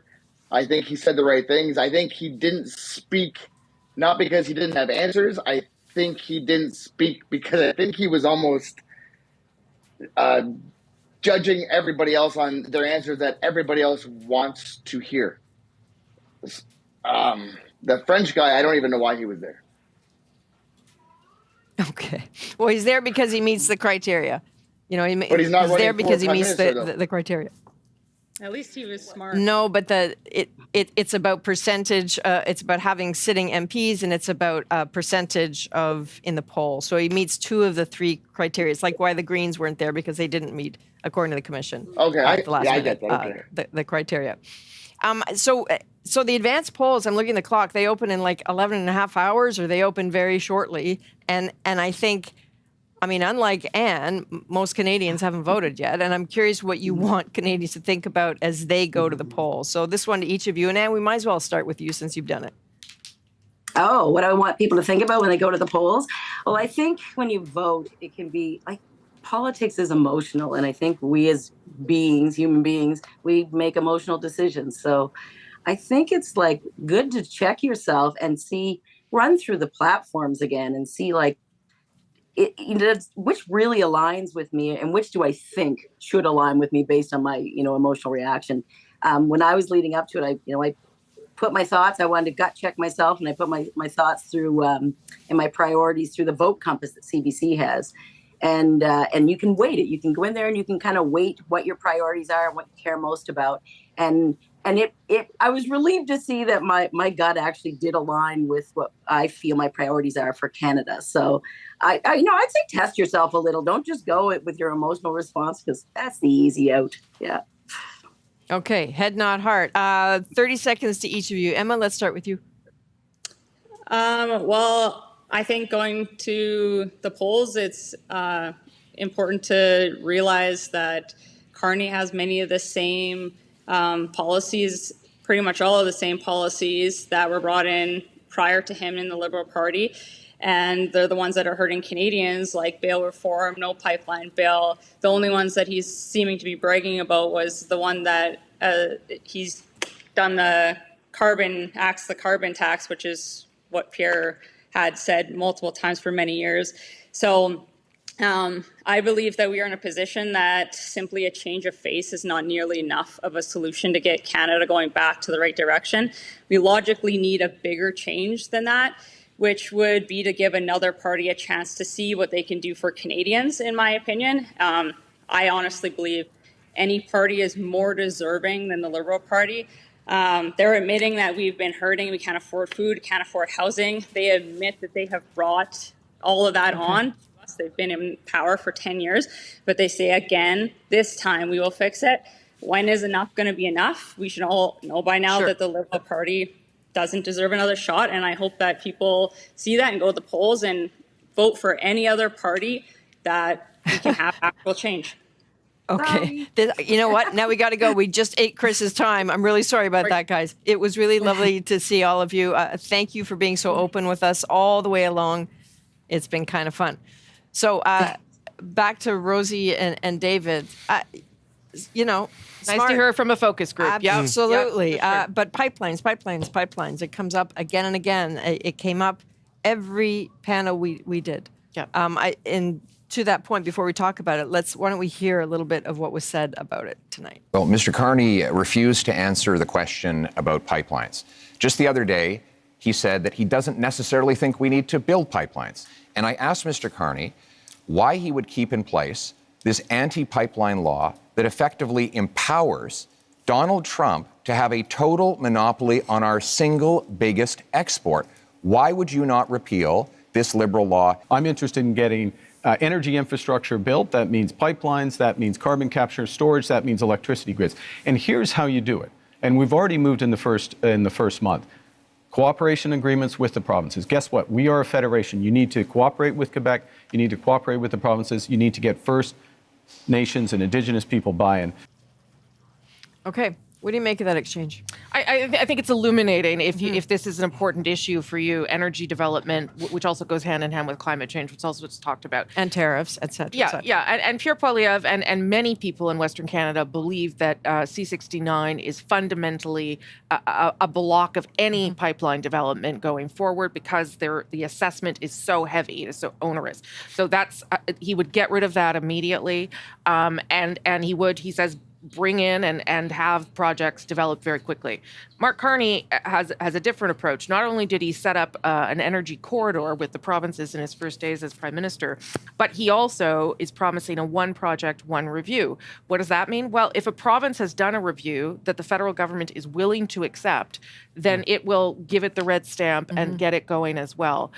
So Mr. Poilievre doesn't believe that's possible as long as C-69 is in place. Mr. Carney says it is. These are pretty different views. Even if they both say they want pipelines, they're both going to go about it in different ways. And I would say on the other flip side of that, then, Mr. Carney is keeping the industrial carbon price in place. Mr. Poilievre is not. So that also gives you a sense of where they're trying to put the climate change and the fight against climate change. I don't know that one is better than the other, but certainly they are both committing to big projects as a response to your point, Donald Trump, and the fact that this country needs to start doing something dramatic to grow. Interesting, though, to hear Blanchet say, hey, look, in 3 or 4 years, Donald Trump won't be there. I mean, barring some sort of constitutional amendment we're not yet aware of. But there won't be a new pipeline. That there's a long view that has to be taken. Yeah, but if the lesson from Donald Trump, and I think this is it, if the lesson from Donald Trump is we need to be stronger in our own country and have more opportunity in our own country, that this is a window for that, then there's no harm in doing these things anyway, right? I think that's fundamentally what everyone is saying. Yeah. Build up the country in some way, whether he's there or not. Take it as a lesson. That's right. Well, look, Donald Trump may not be there in a couple of years, but J.D. Vance might be. Correct. Or Correct. who knows what happens to Trumpism post-Trump. I mean, the Republican Party went from small C conservative to big C cult almost overnight, and a lot of this is ingrained there, even as he does these economically damaging trade and industrial policies. Mr. Poilievre is partly right and partly wrong on what he said about the reliance on the United States. It is very much the market for the vast majority of the oil that comes from Alberta. The TMX pipeline and its expansion has increased options to get to other markets, and it has reduced the discount on Western Canadian select oil to some degree. It's raised the price of oil over there. But the time frame with which it would take to build new pipelines to deal with some of the issues, for example, when asked about Ukraine, he said we can definance Putin by building a pipeline and getting natural gas to Europe. Well, if that war is still going by the time a pipeline is built and the LNG receiving facilities in Europe are built and, the electricity capacity is built, there are other problems. Then there's a much bigger problem going on in Ukraine. And so, the solution to every problem is not a pipeline. But the sort of hostility that the energy sector believes they felt from the Trudeau government is lessening somewhat with Mark Carney. He says he's a pragmatist and he's willing to go in this direction. We'll see. What you hear from people in the oil and gas sector and the people who want to do this and invest in carbon capture and believe in climate change policies is that the team around him is still the team that was around Trudeau. And there are still people who are very much are environmental true evangelists and true believers in the hard 2035 targets and the hard 2050 targets that were set out. The suggestion is Mr. Carney has less orthodoxy on that and willing to be more flexible. We'll see if he wins and what he actually does on these things. Okay, so now it's time for it's the strategy conversation, which we have to have. And I know people are interested in that. Only way to do that is for a special debate edition of that issue, right? The Liberal government has weakened our economy with anti-energy laws. Mr. Poilievre, you spent years running against Justin Trudeau and the carbon tax, and they're both gone. Okay, they're both gone. And we're in a new impersonation. And while these two compete about who's more pro-pipeline, I think what we need to do is, it's clear the Liberals bought a pipeline, they built a pipeline. I don't know what Pierre is complaining about. You can't do something and the opposite, and you can't fill people's mind with nonsense. I am Rosemary Barton, and that was just a taste of some of the English debate tonight with just under 2 weeks till Election Day. Have the leaders made their case to Canadians about why they deserve their votes in this election? Here to break down what we saw tonight, Chantal Hébert, Andrew Coyne, Althea Raj. Good to see you all for a second night. Let's start with what we took away from tonight. I asked you that question last night. None of you seem to think that anything changed dramatically. Let's see what you made of tonight. Andrew, I'll start with you. I think Pierre Poilievre made some yards. I think he had a good night. He looked focused. He was confident. He was fluent. He presented his case well. He was not just a critic, but also outlining his own plan. So I think by the normal standards of how you judge these debates, I think he had a good night. Mark Carney, by the normal standards, you would say, showed his inexperience. He comes across as a normal person. He seemed to be amused by the proceedings, as I think any normal person would. But a lot of the rules that govern normal human conduct don't really apply in a debate. In normal human beings, you defer if somebody interrupts you, or you answer the question that's put to you, or you direct your answer to the person who asked it. In debating, you don't defer, you just talk through the interruptions. You don't answer the question you were asked, you answer the question you feel like answering, and you don't direct your answer to the questioner, you talk straight to the camera. So by those normal standards, you would say his inexperience showed. The question is, how is the public going to measure that? Are they going to look at that and say, he wasn't as good a debater as Pierre Poilievre, or are they going to say he sounded more like a normal person does? Yeah, yeah, and I think that is about the context, the moment we're in. Chantal? I was interested in the fact, from where I was sitting at least, that Mark Carney and Pierre Poilievre, and I do agree with Andrew that Pierre Poilievre had a good night, but that they, in the end, their exchanges dominated the debate. And so this debate does not move us away from the binary choice that this election is about, which is which of those two do you want as prime minister?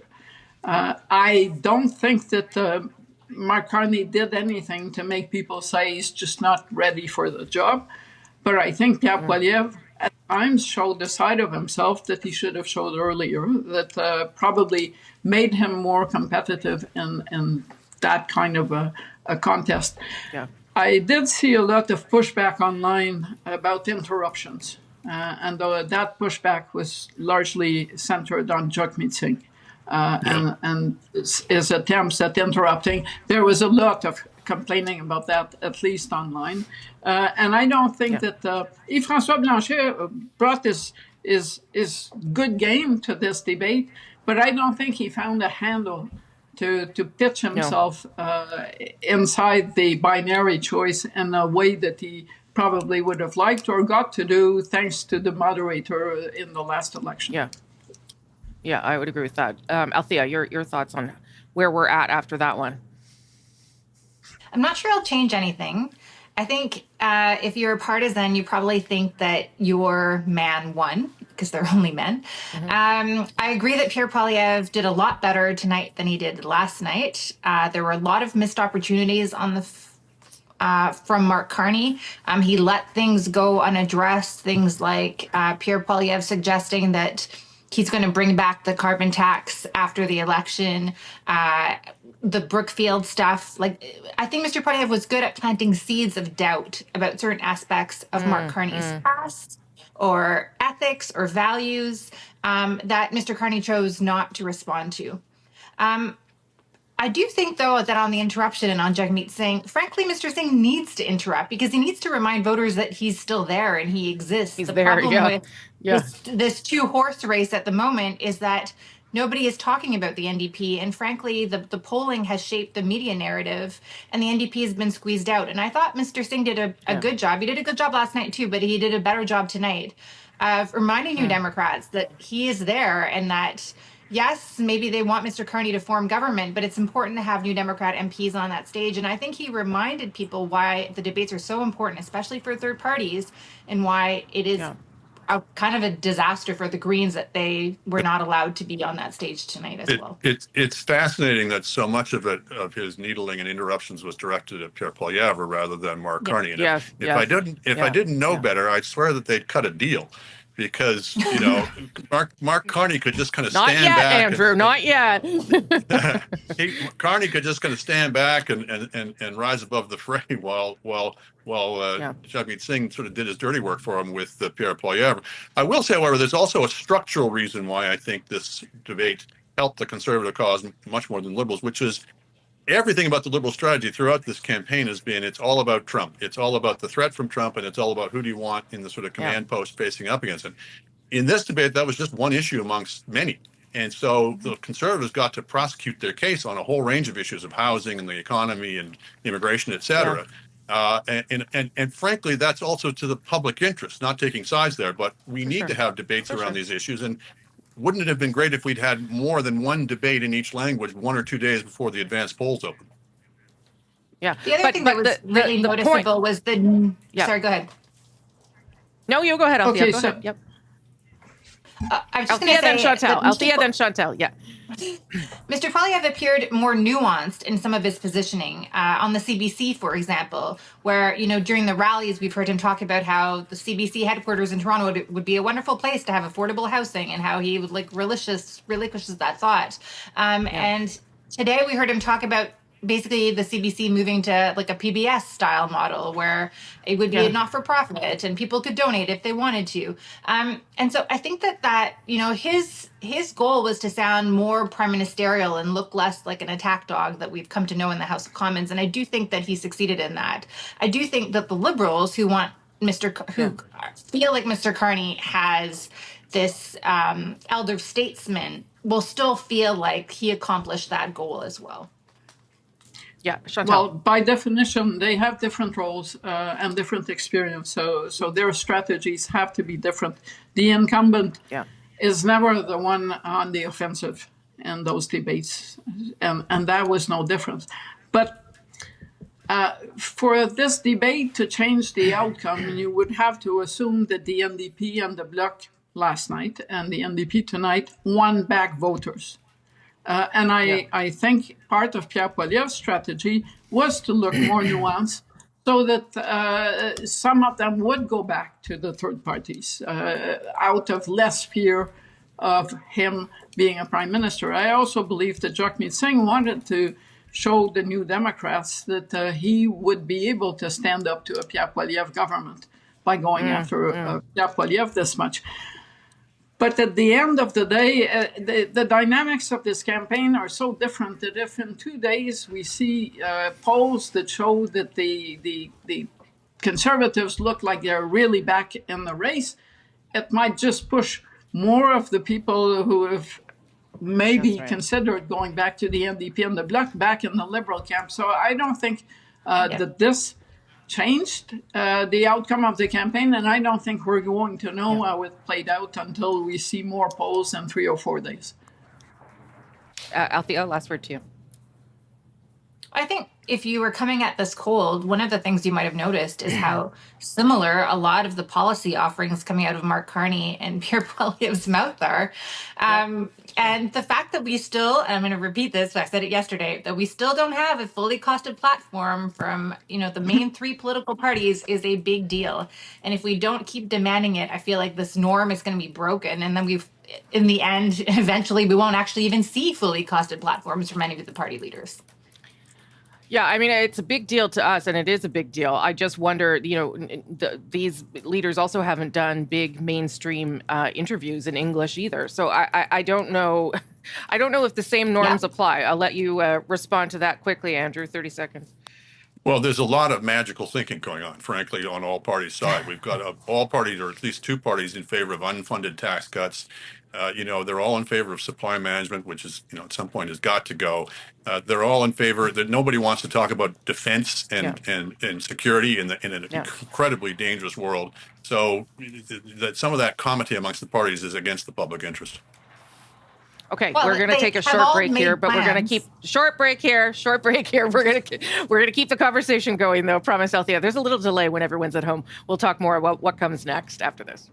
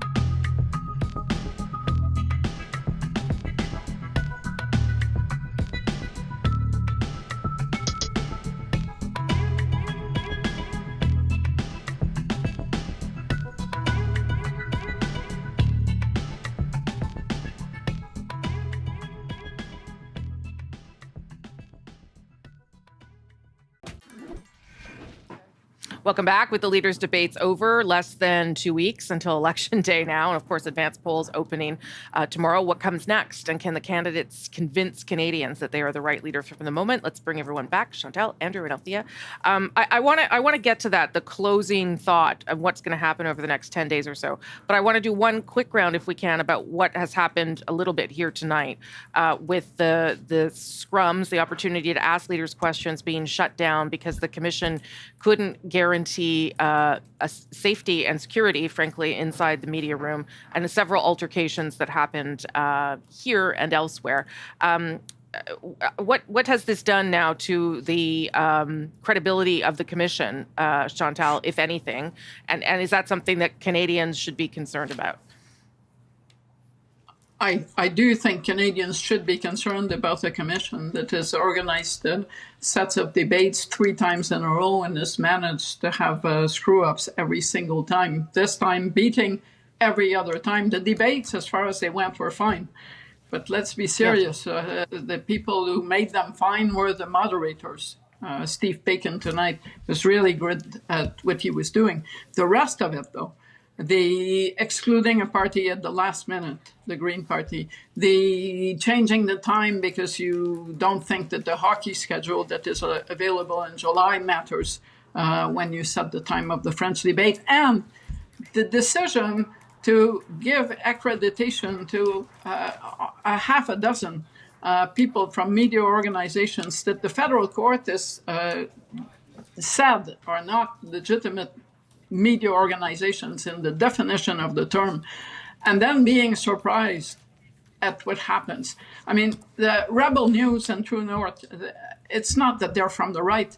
They're from, 1, the extreme right, and 2, they are registered with Elections Canada as a third-party group that publicizes stance on issues in this campaign. I don't think the Star, the Globe and Mail, or the CBC is registered as an intervener in the campaign. So you kind of wonder, what kind of due diligence do people on the commission who earn a fair bit of money and have a nice budget to do this do to arrive at tonight's mess? Andrew. All of Chantal's points are well taken. I do want to accentuate the positive for a second. These are 2 of the best federal debates I can remember in terms of the format and the content, particularly the English language debate. So I think you have to give the Leaders Commission, if they're going to take the slings and arrows for the things that went wrong, I think you have to give them some credit for that. But clearly, yes. But I will just say, if I can just interrupt you, though, that is actually a pitch that was made to the Leaders Commission, and they accepted the pitch, and the pitch was done by CBC Radio Canada, just to be clear. It was also how we used to do debates before the commission existed. Yes, that's right. That's right. Okay, Andrew, sorry to interrupt you. Go ahead. That's okay. But particularly on this question of admitting the Rebel News, et cetera, into this thing, I think we've now seen the last nail in the coffin of any idea that these people are just sort of alternative media or independent journalists or anything resembling. These were bully boys and thugs. These are performance artists. These are grifters. They rely on the technique of basically staking out a completely unhinged partisan position and then say that anybody who disagrees with it is just simply partisan in another direction. Journalists have our faults. We make all kinds of mistakes. We struggle with our job, but we are at least trying to be fair to people and trying to look at the things in the round and to present as accurate a picture as we can of what went on. They're not even trying, and that is the difference. Althea, last word on that part. Oh, there's so much on this. I actually think that we need a Leaders Debates Commission. I will remind everyone again that the reason that we have this Debates Commission is because Prime Minister Stephen Harper decided that he did not want to go to the consortium debate in 2015, and there was no consortium debate. And so instead you had, we had debates in 2015, and we had a whole bunch of them, but we didn't have like one big accessible debate to everybody across the country. And I think that's important. Yeah. I think there's a lot of problems with the decisions and that the staff at the commission have made. And should they be resigned? Probably. I mean, I do think that excluding a registered political party with 2 elected MPs in the House of Commons the morning of the debate is insane. The fact that they accredited 5 reporters, really activists, as Chantal rightly pointed out. They are registered third-party advertisers with Elections Canada. So they have registered themselves saying that they are going to be engaged in the process advocating for issues or a political party. I mean, that's not an independent journalistic organization, even if that's what they call themselves. The fact that they didn't do due diligence and decided to accept that many people when they had told the mainstream media that one reporter, one photographer, that was it. There's a lot of questions to be asked, but let's not throw the baby out with the bathwater. I agree. Yeah. I think we all agree it was two good debates, and that is a credit to yes, all the people that put that together, and good for Canadians. I have about 30 seconds to each of you. What the next 10 days could something still change? I guess is the question, Chantal. For the Bloc and the NDP, it's time to retreat where their strengths are to try to protect their holdings. You talked about the mainstream interviews with the party leaders. I think probably both Mark Carney and Pierre Poilievre probably would benefit from doing those in the last week. Well, that's great. I hope they call me because that was my offer to them. Andrew, 20 seconds to you. First time I would be a little nervous if I was a Liberal strategist at this point. It's still theirs to lose. But the polls have been softening for them a bit. And I was struck by Carney's closing statement when it was all about Trump. It sounded strange to me after everything we just heard for the 2 hours previous to it. The saving grace for them is Trump will probably do several crazy things between now and Election Day, which will remind people of the threat. But just that first tinge of nervousness if I was a Liberal. Althea? Well, what happens next is that the political parties are going to try to pull all their votes at advance polls over the weekend, all the people they've already ID'd, so it frees them up to try to convince other people in the next few days. And I agree with Andrew. Frankly, anything could happen, and it's most likely to come out of the White House. But you never know. There could be another global event that impacts things and change things. And the Liberals should not be too comfortable. Yeah, nobody should be measuring curtains or counting chickens or any of the rest of it. Thank you all for doing this twice really this week. Yeah, Chantal, Andrew, and Althea. Nice to see you all again. Thank you. Appreciate it. Now I'll hand things back to my friend Adrian here. Okay, thanks, Rosie. We will, of course, see you again at the top of the clock for a special edition of The National. And, you know, as you were just saying there, we're now just 11 days out from election night and our Canada Votes election night special. So the coverage begins at 6:30 p.m. Eastern, 3:30 Pacific, wherever you watch CBC News. And with that in mind, really quickly, if you can give us your final thoughts on this night. 30 seconds. Start with you, David, because Rosie just did a lot. Yeah. Look, you're going to see a lot of pundits and journalists talk about the wins and the losses and the big moments and the key moments in this. Let's wait. Let's pause. It takes 3, 4, 5 days before you see the consequence, if there is one, of any of these debates, permeate throughout the population. So no matter what anybody on television may tell you to think about this moment, wait and see where it goes. We'll get some polling data after the Easter holidays. That will give us an idea of where this is going. If people should be nervous in the Liberal Party, as Andrew suggests, Pierre Poilievre did have a good night tonight. But again, going back to my earlier advice, feel free to ignore all of my observations. We'll find out when the next round of polls comes out after the weekend where things really are in that closing argument phase, where you're just going to where the leaders are tells you where they think they can win or where they need to hold and where they need to be. Geography and message will come into clear focus and alignment in the stretch run of this campaign. And not just any weekend. I mean, early voting starts in a matter of hours now, so that'll be interesting. And a couple platforms are coming. Liberals and conservatives coming in the coming days. That'll answer some more questions that people may have. Not that you're going to sit down and look at costed platforms over a ham, but you might on this kind of election. Okay, listen, both of you, thank you very, very much. We'll see. No one's going anywhere. I mean, we live here now. Yes, if you are watching us on CBC News Network, a special edition of The National is coming up next. Of course, you can always catch it wherever you stream The National. I'm Adrienne Arsenault in Montreal. Thank you for watching.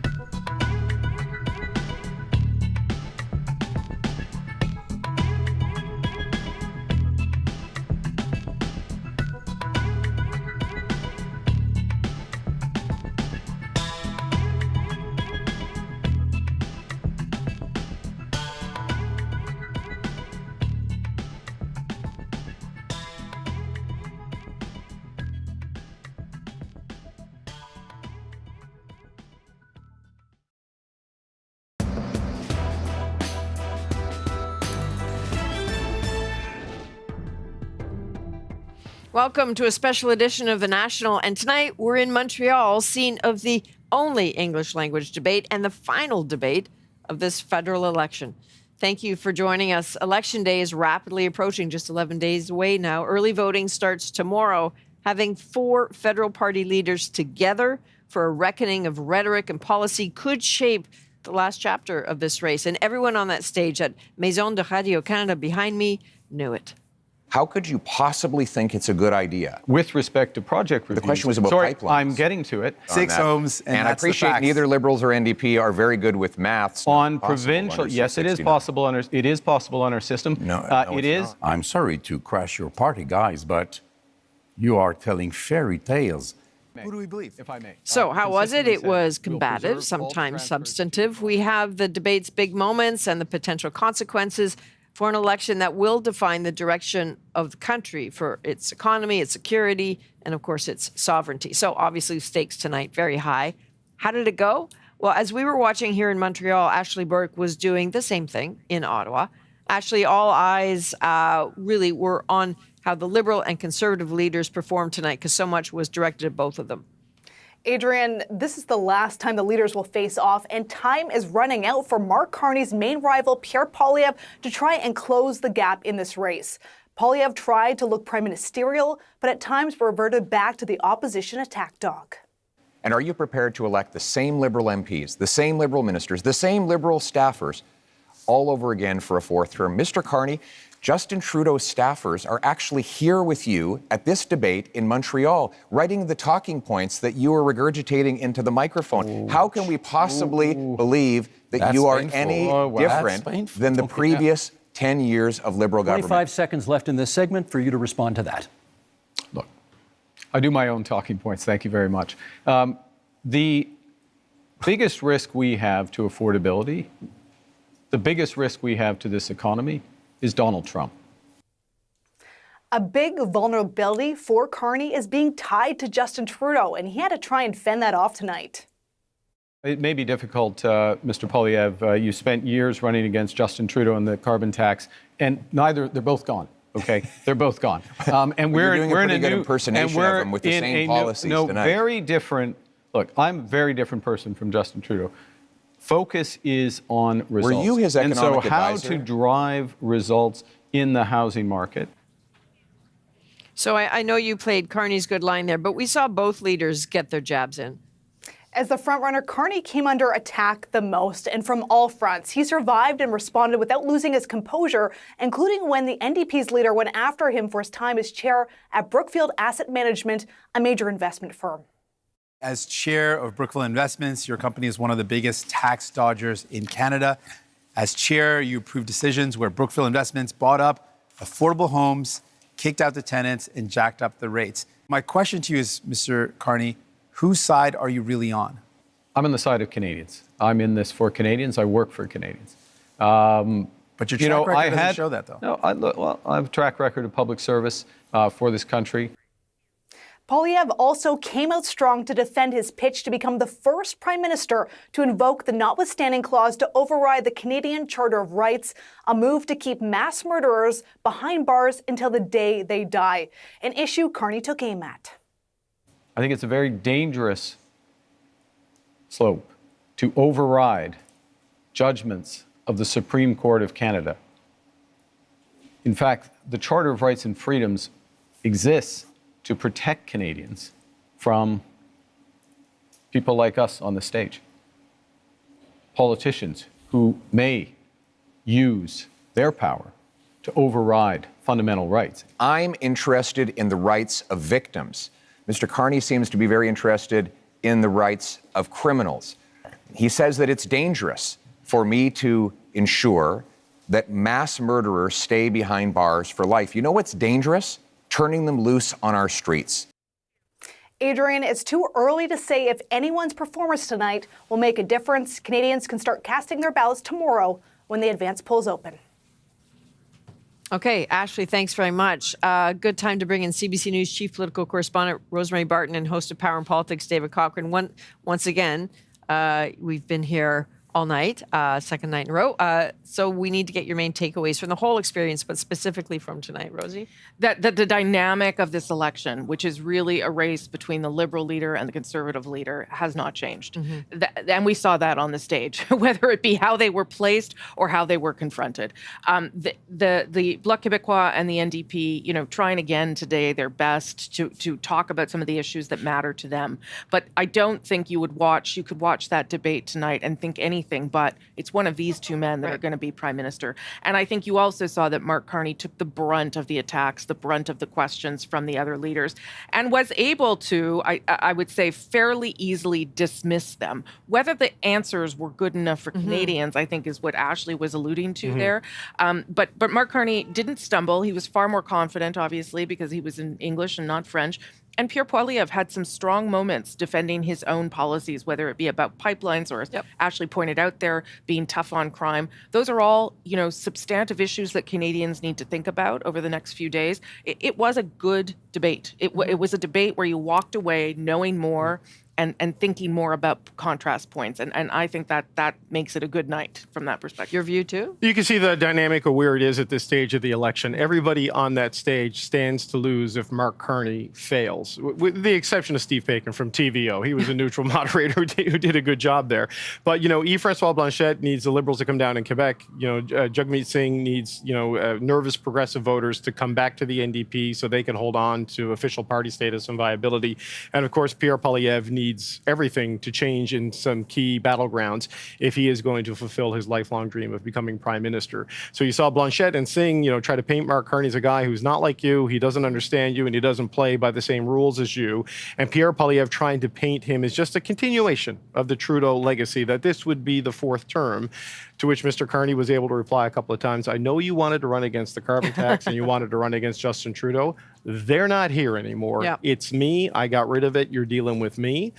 That is essentially the argument over the next 10 days. Is Mark Carney change Canadians have wanted for a long period of time, or can Pierre Poilievre convince them that he is just like Justin, to borrow his phrase, and just a continuation because the team behind him is very much the same as the team behind Trudeau? Yeah, Mark Carney took 2 runs at that line just to make sure, he hit it home. I want to go to a big development, I would argue, tonight. This is the decision by the Debates Commission to cancel the news conferences, the scrums with the leaders that typically happen immediately after, or certainly happened last night. And just a reminder to folks, the Debates Commission is an independent body. You see CBC logos here everywhere. That's because CBC produced the debate, transmitted the images, but it is the Debates Commission that is in charge of who's on that stage and who asks the questions. So I want to throw to a clip of the commissioner inside the media room. The audio is a little tough to hear, so crane in there, but the reaction to what he says is not. I'm sorry to announce that there will be no scrum tonight with the leaders because we don't feel that we can actually guarantee a proper environment for this activity. Alors, comme j'ai dit, Why? I invite you to call the campaigns if you want any questions. This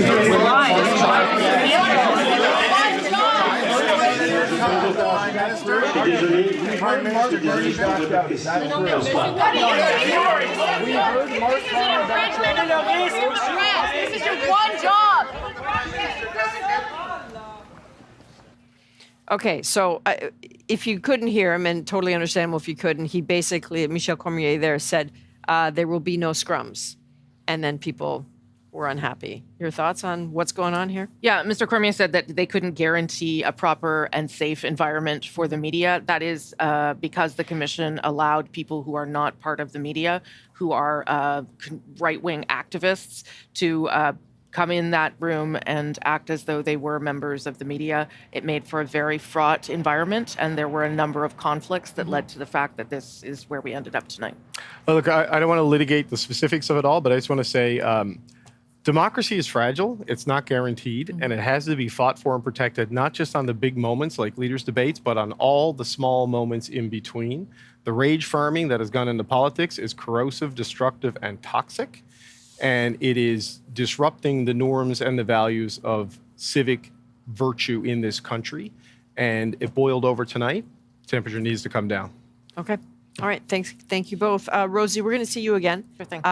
For another debate edition of At Issue. in about 20 minutes. Thank you both. So the CBC News fact check team, obviously watching tonight's debate. Senior reporter Jonathan Gatehouse joins us now. Jonathan, Mark Carney was the focus of so many of the attacks tonight. He spent a lot of time on the defensive, but there was one comment he made about Pierre Poilievre eliminating foreign aid. Can you walk us through that comment? Yeah, that's right, Adrian. It was during an exchange on Ukraine. Here's what Carney said.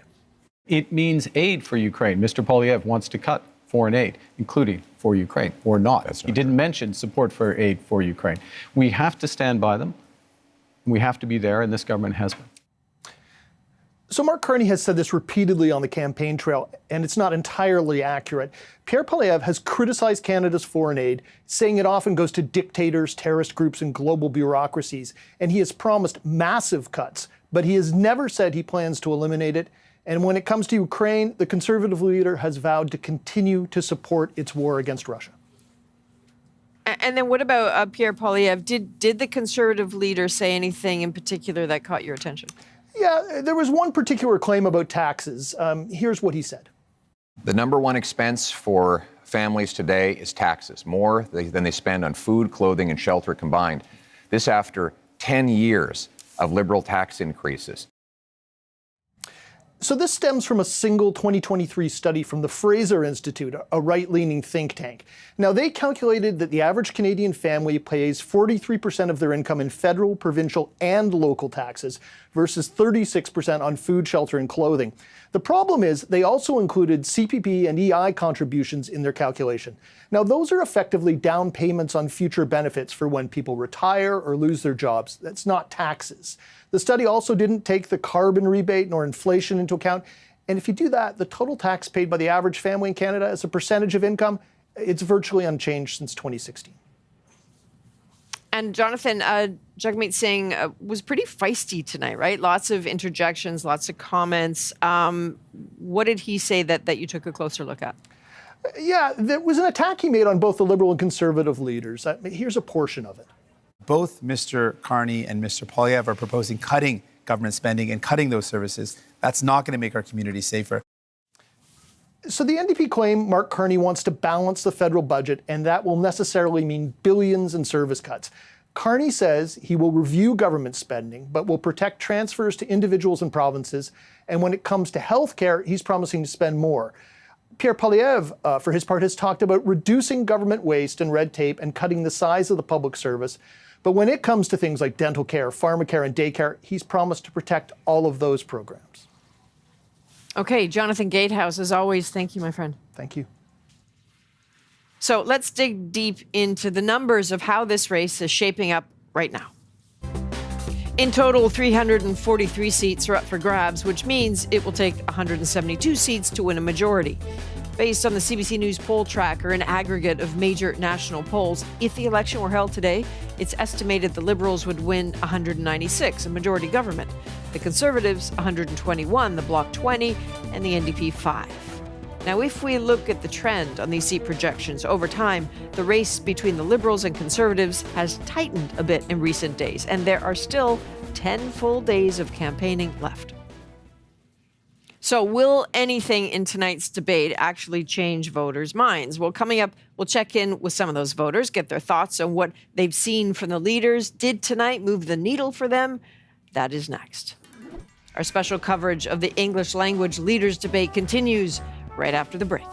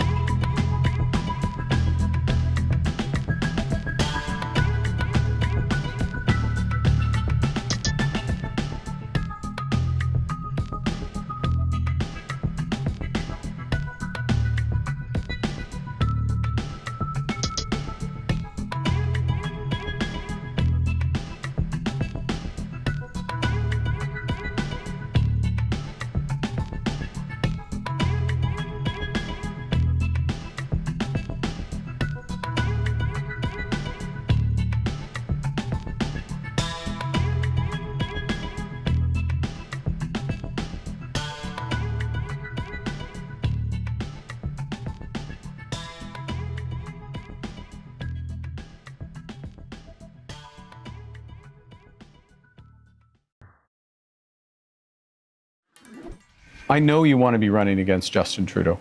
Justin Trudeau isn't here. Are you denying I you am were his here. economic advisor? I did not provide any of that advice. I did not provide any of that It's advice. on the Liberal Party I'm website. sorry. Well, Are you accusing your Liberal Party of lying? Okay, so that was one of several times tonight when Justin Trudeau's name came up at the federal leaders' debate. Conservative leader Pierre Poilievre repeatedly trying to portray Liberal Mark Carney as no different from the former Prime Minister. In the past few weeks at the National, we've been traveling the country a bit, talking with voters about what they need from their next government. We were in St. John, New Brunswick, Brampton, Ontario, Medicine Hat, Alberta, Yellowknife, Northwest Territories. In each place we went to, people talked about the need to keep an open mind and a desire to follow these debates carefully. So we had an idea. Tonight, we thought we'd have a reunion of sorts, a reunion for me at least, bringing together people from all across the country. So in St. John, we have Anne McShane, in Brampton, Chris Vickers, and in Medicine Hat, Emma Bice. It's really nice to see you. I know you haven't met each other. It feels like old home week for me, seeing you. And I want to start with your reaction to the debate. And I'd really like to start with you in Brampton, Chris, because when we met a few weeks ago, you were really torn about how to vote. You know, you said you were 50-50 when you were watching this debate. Did anything sway you? I'm going to say it swayed me towards Liberal. He was very well spoken, and he never, ever interrupted where everyone else did. That's annoying. That's it. Okay. Emma, I'm curious because in Medicine Hat, you were very clear. You know, you were very clear you're voting Conservative, but also very clear that you wanted to hear the debate. And I'm curious why and what you were listening for and what you're thinking tonight. I feel like, you know, when you have a job, you get a job interview, but then you have a probationary period after, it's because the interview is a minimal view of who that person is and how they will work. And I feel like that is what the debate is an actual, like, the job interview part. And I just feel like after watching it, it was very interesting. It was really good to hear all the points that everyone made. But for me, the actual job interview we've seen from the Liberals has been over the last 10 years. And they have failed immensely at their job, in my opinion. And even with years and years to fix their mistakes along the way. And I felt like actually the Bloc Québécois leader, he had very good points in there. And I actually really liked everything that he kind of had to say. He actually reminded me of Danielle Smith in the sense that he's standing up for Quebec. And I thought that was really cool to hear. And I think more leaders need to be like that. And I feel like Mark Carney maybe didn't answer or interrupt people as much because I believe he's maybe doesn't have all the answers, and it's easier to stay quiet than to speak up. Okay. And you're the only one here who's already voted because lucky duck, you're off on vacation. So how did this debate land for you? It was good. It was it was an opportunity for me to kind of test my own resolve, my own decision making up to this point. I enjoyed watching the debate, and I liked kind of how they went at each other on a few topics that I wasn't as certain on. So I enjoyed kind of how they dug into some of those topics, like housing. I enjoyed that. I enjoyed the pipeline debate, surprisingly. But yeah, no, I feel good about my vote. So that was good news. It's always an opportunity to kind of test yourself to see if you're and a bit of a gut check, I guess, to see if you're on track. Yeah. It's a bit early for buyer's remorse, though. I mean, you know. I know. Well, we'll see what when I happens. was watching, I was like, am I going to have buyer's remorse on this? But no, I'm good. Yeah. Okay. Chris, I think of you when we talked, because you're an auto worker, right? You have a ton of concerns. And I know you said you were, soothed by the tone of what you saw, but what didn't you hear tonight that you were hoping to hear? I think I heard everything I wanted to hear. The Liberal Party didn't answer every question properly, I guess. Pierre Poilievre was going on about change. I think people have heard that so much. And I honestly think people want that. I want that too. But I don't think he's the right person. I think Carney is very smart. I think he said the right things. I think he didn't speak not because he didn't have answers. I think he didn't speak because I think he was almost judging everybody else on their answers that everybody else wants to hear. The French guy, I don't even know why he was there. Okay. Well, he's there because he meets the criteria. You know, But he's not he's running there for because he Prime meets Minister, the criteria. At least he was smart. No, but it's about percentage. It's about having sitting MPs, and it's about percentage of in the poll. So he meets 2 of the 3 criteria. It's like why the Greens weren't there, because they didn't meet, according to the commission. Okay, at the last I minute, get that. Okay. the criteria. So the advanced polls, I'm looking at the clock, they open in like 11 and a half hours, or they open very shortly. And I think, I mean, unlike Anne, most Canadians haven't voted yet. And I'm curious what you want Canadians to think about as they go to the polls. So this one to each of you. And Anne, we might as well start with you since you've done it. Politics is emotional, and I think we as beings, human beings, we make emotional decisions. So I think it's like good to check yourself and see, run through the platforms again and see like, which really aligns with me and which do I think should align with me based on my, emotional reaction. When I was leading up to it, I put my thoughts, I wanted to gut check myself, and I put my thoughts through and my priorities through the vote compass that CBC has. And you can weight it. You can go in there and you can kind of weight what your priorities are and what you care most about. And I was relieved to see that my gut actually did align with what I feel my priorities are for Canada. So I'd say test yourself a little. Don't just go with your emotional response, because that's the easy out. Yeah. 30 seconds to each of you. Emma, let's start with you. I think going to the polls, it's important to realize that Carney has many of the same policies, pretty much all of the same policies that were brought in prior to him in the Liberal Party. And they're the ones that are hurting Canadians, like bail reform, no pipeline bill. The only ones that he's seeming to be bragging about was the one that he's done the carbon tax, which is what Pierre had said multiple times for many years. So I believe that we are in a position that simply a change of face is not nearly enough of a solution to get Canada going back to the right direction. We logically need a bigger change than that, which would be to give another party a chance to see what they can do for Canadians, in my opinion. I honestly believe any party is more deserving than the Liberal Party. They're admitting that we've been hurting, we can't afford food, can't afford housing. They admit that they have brought all of that on. They've been in power for 10 years, but they say again, this time we will fix it. When is enough going to be enough? We should all know by now that the Liberal Party doesn't deserve another shot, and I hope that people see that and go to the polls and vote for any other party that we can have actual change. Okay. You know what? Now we got to go. We just ate Chris's time. I'm really sorry about that, guys. It was really lovely to see all of you. Thank you for being so open with us all the way along. It's been kind of fun. So tonight's debate was one of the last chances for the leaders to change the course of this campaign. Did they do what they needed to do? Rosie will break that down with the special edition of At Issue next.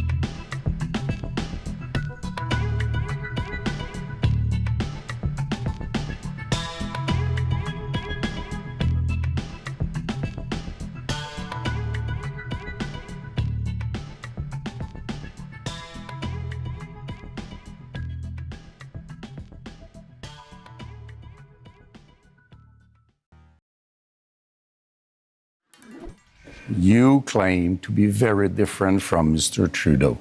Now, the point is to show that you are any better than Mr. Trudeau.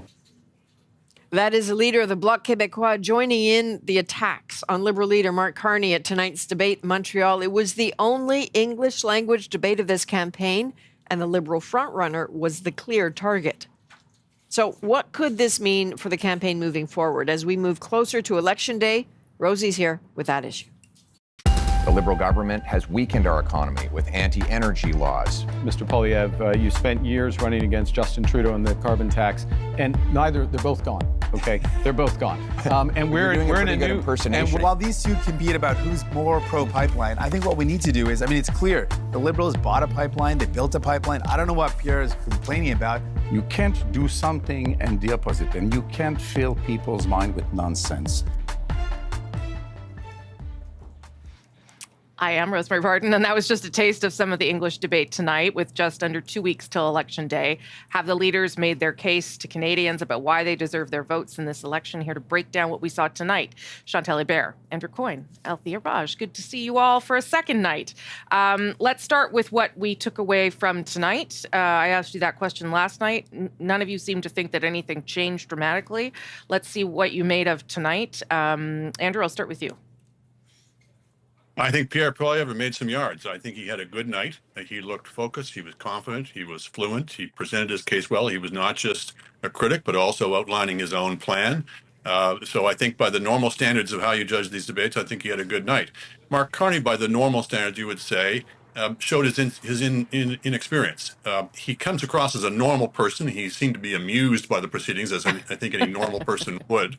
But a lot of the rules that govern normal human conduct don't really apply in a debate. In normal human beings, you defer if somebody interrupts you, or you answer the question that's put to you, or you direct your answer to the person who asked it.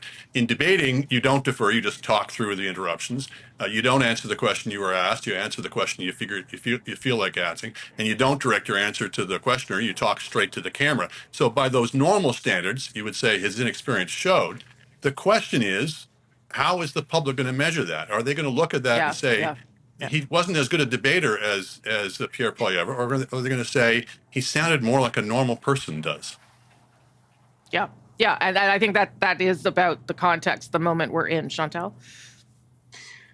I was interested in the fact, from where I was sitting at least, that Mark Carney and Pierre Poilievre, and I do agree with Andrew that Pierre Poilievre had a good night, but that they, in the end, their exchanges dominated the debate. And so this debate does not move us away from the binary choice that this election is about, which is which of those two do you want as prime minister? I don't think that Mark Carney did anything to make people say he's just not ready for the job. But I think Pierre Poilievre at times showed the side of himself that he should have showed earlier, that probably made him more competitive in that kind of a contest. Yeah. I did see a lot of pushback online about interruptions, and that pushback was largely centered on Jacques Meeting and his attempts at interrupting. There was a lot of complaining about that, at least online. And I don't think that Yves-François Blanchet brought his good game to this debate, but I don't think he found a handle to pitch himself inside the binary choice in a way that he probably would have liked or got to do thanks to the moderator in the last election. Yeah, I would agree with that. Althea, your thoughts on where we're at after that one? I'm not sure I'll change anything. I think if you're a partisan, you probably think that your man won because they're only men. I agree that Pierre Poilievre did a lot better tonight than he did last night. There were a lot of missed opportunities on the from Mark Carney. He let things go unaddressed. Things like Pierre Poilievre suggesting that he's going to bring back the carbon tax after the election. The Brookfield stuff. I think Mr. Poilievre was good at planting seeds of doubt about certain aspects of Mark Carney's past or ethics or values that Mr. Carney chose not to respond to. I I do think, though, that on the interruption and on Jagmeet Singh, frankly, Mr. Singh needs to interrupt because he needs to remind voters that he's still there and he exists. He's the there, problem yeah. with this two-horse race at the moment is that nobody is talking about the NDP. And frankly, the polling has shaped the media narrative and the NDP has been squeezed out. And I thought Mr. Singh did a good job. He did a good job last night, too, but he did a better job tonight of reminding New Democrats that he is there and that, yes, maybe they want Mr. Carney to form government, but it's important to have New Democrat MPs on that stage. And I think he reminded people why the debates are so important, especially for third parties, and why it is kind of a disaster for the Greens that they were not allowed to be on that stage tonight as well. It's fascinating that so much of his needling and interruptions was directed at Pierre Poilievre rather than Mark Carney. And if I didn't know better, I'd swear that they'd cut a deal.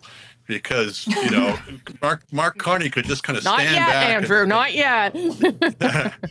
Carney could just kind of stand back and rise above the fray while Jagmeet Singh sort of did his dirty work for him with Pierre Poilievre. I will say, however, there's also a structural reason why I think this debate helped the Conservative cause much more than Liberals, which is everything about the Liberal strategy throughout this campaign has been it's all about Trump. It's all about the threat from Trump, and it's all about who do you want in the sort of command post facing up against him. In this debate, that was just one issue amongst many. And so the Conservatives got to prosecute their case on a whole range of issues of housing and the economy and immigration, et cetera. And frankly, that's also to the public interest, not taking sides there, but we need to have debates around these issues. And wouldn't it have been great if we'd had more than one debate in each language 1 or 2 days before the advanced polls opened? Yeah. The other thing that was really noticeable was the... Sorry, go ahead. No, you go ahead, Althea. Okay, go ahead. Yep. I was just Althea, then Chantal. Althea, then Chantal. Yeah. Mr. Poilievre appeared more nuanced in some of his positioning on the CBC, for example, where, during the rallies, we've heard him talk about how the CBC headquarters in Toronto would be a wonderful place to have affordable housing and how he would relinquishes that thought. And today we heard him talk about basically the CBC moving to like a PBS style model where it would be a not-for-profit and people could donate if they wanted to. And so I think that his goal was to sound more prime ministerial and look less like an attack dog that we've come to know in the House of Commons. And I do think that he succeeded in that. I do think that the Liberals who feel like Mr. Carney has this elder statesman will still feel like he accomplished that goal as well. Yeah, Chantal. Well, by definition, they have different roles and different experience, so their strategies have to be different. The incumbent is never the one on the offensive in those debates, and that was no different. But for this debate to change the outcome, you would have to assume that the NDP and the Bloc last night and the NDP tonight won back voters. And I think part of Pierre Poilievre's strategy was to look more nuanced so that some of them would go back to the third parties out of less fear of him being a prime minister. I also believe that Jagmeet Singh wanted to show the New Democrats that he would be able to stand up to a Pierre Poilievre government by going after Pierre Poilievre this much. But at the end of the day, the dynamics of this campaign are so different that if in 2 days we see polls that show that the Conservatives look like they're really back in the race, it might just push more of the people who have maybe considered going back to the NDP and the Bloc back in the Liberal camp. So I don't think that this changed the outcome of the campaign, and I don't think we're going to know how it played out until we see more polls in 3 or 4 days. Althea, last word to you. I think if you were coming at this cold, one of the things you might have noticed is how similar a lot of the policy offerings coming out of Mark Carney and Pierre Poilievre's mouth are. And the fact that we still, and I'm going to repeat this, I said it yesterday, that we still don't have a fully costed platform from, the main three political parties is a big deal. And if we don't keep demanding it, I feel like this norm is going to be broken. And then in the end, eventually we won't actually even see fully costed platforms from any of the party leaders.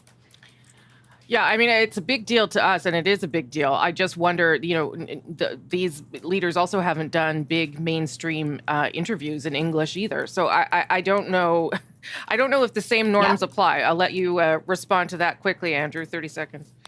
Well, there's a lot of magical thinking going on, frankly, on all parties' side. We've got all parties, or at least two parties, in favor of unfunded tax cuts. They're all in favor of supply management, which is, at some point has got to go. They're all in favor that nobody wants to talk about defense and security in an incredibly dangerous world. So that some of that comity amongst the parties is against the public interest. Okay, Well, we're going to take a short break here, but we're going to keep short break here. We're going to keep the conversation going, though. Promise, Althea. There's a little delay when everyone's at home. We'll talk more about what comes next after this.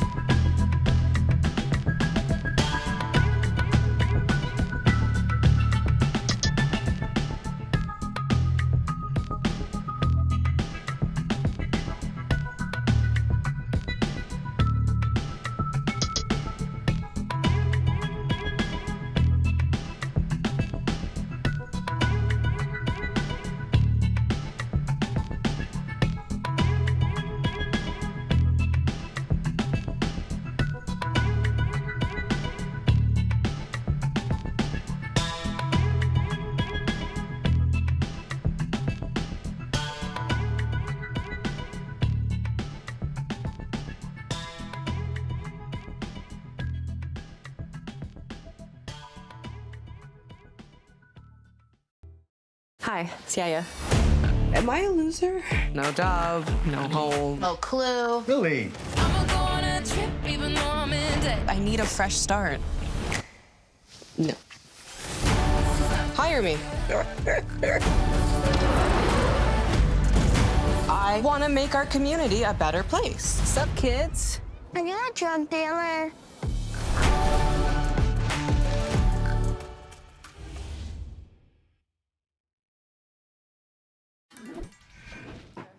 Welcome back. With the leaders' debates over, less than 2 weeks until Election Day now, and of course, advanced polls opening tomorrow. What comes next? And can the candidates convince Canadians that they are the right leader for the moment? Let's bring everyone back. Chantal, Andrew, and Althea. I want to get to that, the closing thought of what's going to happen over the next 10 days or so. But I want to do one quick round, if we can, about what has happened a little bit here tonight with the scrums, the opportunity to ask leaders questions being shut down because the commission couldn't guarantee a safety and security, frankly, inside the media room, and several altercations that happened here and elsewhere.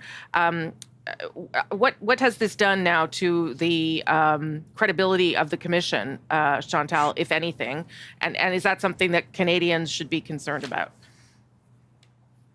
I do think Canadians should be concerned about a commission that has organized sets of debates 3 times in a row and has managed to have screw-ups every single time. This time beating every other time. The debates, as far as they went, were fine. But let's be serious. The people who made them fine were the moderators. Steve Bacon tonight was really good at what he was doing. The rest of it, though, the excluding a party at the last minute, the Green Party, the changing the time because you don't think that the hockey schedule that is available in July matters when you set the time of the French debate, and the decision to give accreditation to a half a dozen people from media organizations that the federal court has said are not legitimate media organizations in the definition of the term, and then being surprised at what happens. I mean, the Rebel News and True North, it's not that they're from the right.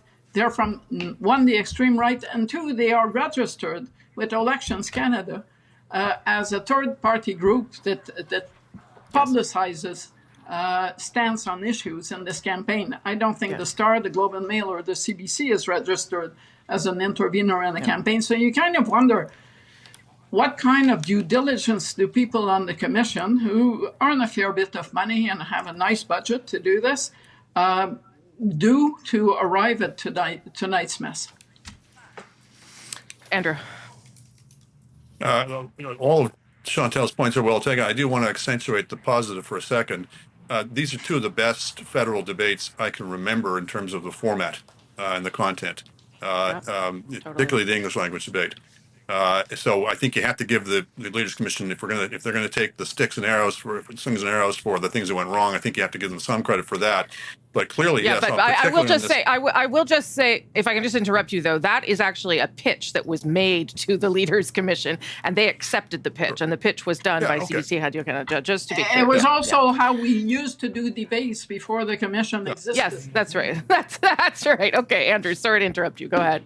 That's okay. But particularly on this question of admitting the Rebel News, et cetera, into this thing, I think we've now seen the last nail in the coffin of any idea that these people are just sort of alternative media or independent journalists or anything resembling. These were bully boys and thugs. These are performance artists. These are grifters. They rely on the technique of basically staking out a completely unhinged partisan position and then say that anybody who disagrees with it is just simply partisan in another direction. Journalists have our faults. We make all kinds of mistakes. We struggle with our job, but we are at least trying to be fair to people and trying to look at the things in the round and to present as accurate a picture as we can of what went on. They're not even trying, and that is the difference. Althea, last word on that part. Oh, there's so much on this. I actually think that we need a Leaders Debates Commission. I will remind everyone again that the reason that we have this Debates Commission is because Prime Minister Stephen Harper decided that he did not want to go to the consortium debate in 2015, and there was no consortium debate. And so instead you had, at least we had debates in 2015, and we had a whole bunch of them, but we didn't have like one big accessible debate to everybody across the country. And I think that's important. Yeah. I think there's a lot of problems with the decisions and that the staff at the commission have made. And should they be resigned? Probably. I mean, I do think that excluding a registered political party with 2 elected MPs in the House of Commons the morning of the debate is insane. The fact that they accredited 5 reporters, really activists, as Chantal rightly pointed out, they are registered third-party advertisers with Elections Canada. So they have registered themselves saying that they are going to be engaged in the process advocating for issues or political party. I mean, that's not an independent journalistic organization, even if that's what they call themselves. The fact that they didn't do due diligence and decided to accept that many people when they had told the mainstream media that 1 reporter, 1 photographer, that was it. There's a lot of questions to be asked, but let's not throw the baby out with the bathwater. I agree. Yeah. I think we all agree it was two good debates, and that is a credit to yes, all the people that put that together, and good for Canadians. I have about 30 seconds to each of you. What the next 10 days could something still change? I guess is the question, Chantal. For the Bloc and the NDP, it's time to retreat where their strengths are to try to protect their holdings. You talked about the mainstream interviews with the party leaders. I think probably both Mark Carney and Pierre Poilievre probably would benefit from doing those in the last week. Well, that's great. I hope they call me, because that was my offer to them. Andrew, 20 seconds to you. First time I would be a little nervous if I was a Liberal strategist at this point. There's still theirs to lose. But the polls have been softening for them a bit. And I was struck by Carney's closing statement when it was all about Trump. It sounded strange to me after everything we just heard for the 2 hours previous to it. The saving grace for them is Trump will probably do several crazy things between now and Election Day, which will remind people of the threat. But just that first tinge of nervousness if I was a Liberal. Althea? Well, what happens next is that the political parties are going to try to pull all their votes at advance polls over the weekend, all the people they've already ID'd, so it frees them up to try to convince other people in the next few days.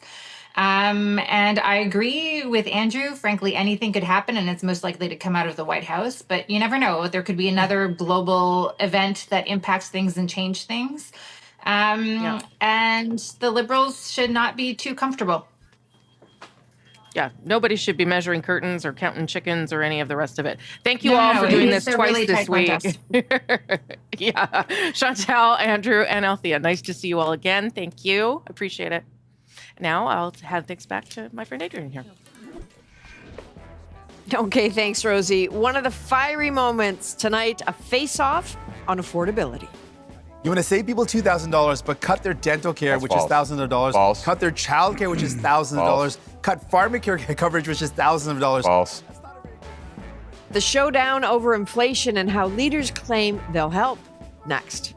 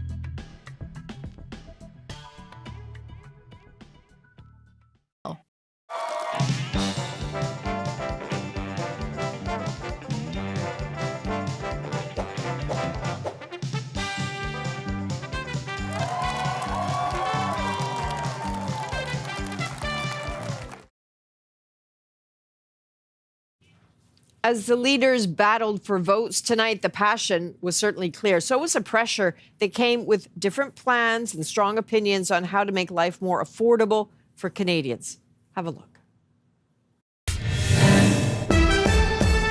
We can't afford a fourth term of high Liberal taxes. That's why Conservatives have a plan for change. And that plan includes plan voted cutting against every measure to help people out. If I could, cutting income taxes by 15% for the average worker and seniors, saving a working couple up to $2,000, rewarding hard work again. You want to save people $2,000, but cut their dental care, That's which false. is thousands of dollars. False. Cut their child care, which is thousands of dollars. Cut pharmacare coverage, which is thousands of dollars. False. That's not a very good math deal right there. Now we have Mr. Carney making tens of billions of dollars of spending promises that will doubled under ultimately you as well. continue to build bureaucracy. We don't need more bureaucracy in Ottawa. We tried that for 10 Liberal years, Mr. Carney. What we need is to build homes in communities. Certainly and don't that need means Conservatives. axing taxes on home building and getting the government out of the way so that builders can actually build. Is your policy on getting homes built any different from your predecessors, and how?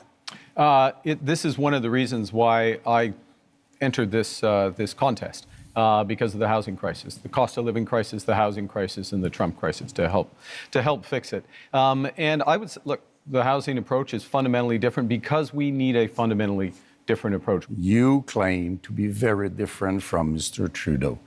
Now, the point is to show that you are any better than Mr. Trudeau. The way you judge someone, in my view, is how they act, what they do when they have responsibility. Twice I was a central bank governor. And in both cases, if I may, in both cases when I was responsible for inflation, inflation was less than 2%. I'll add that when I was here responsible for the Bank of Canada, inflation was less than 2%. Our dollar was at parity. That is the kind of success that I can deliver for this country coming out of this crisis. And what is at stake here? You were the economic advisor What is to at Justin stake Trudeau here? that gave us the worst inflation that we have had in a generation, because the policies that you implemented and those of the MPs that are still in your ministry. To the fellow Canadians, crisis which the last 10 years has been about the Liberals. The next 10 years should be about you. And that's time. Okay. And with the debates behind us, we're now in the final stretch before election night and our Canada Votes Election Night special. You can join us for minute-by-minute updates as the polls close across the country. Our coverage begins at 6:30 p.m. Eastern, 3:30 Pacific, wherever you watch CBC News. From all of us here at the National, from the team here in Montreal and in the control rooms, we thank all of you for being with us. I'm Adrienne Arsenault. Take care.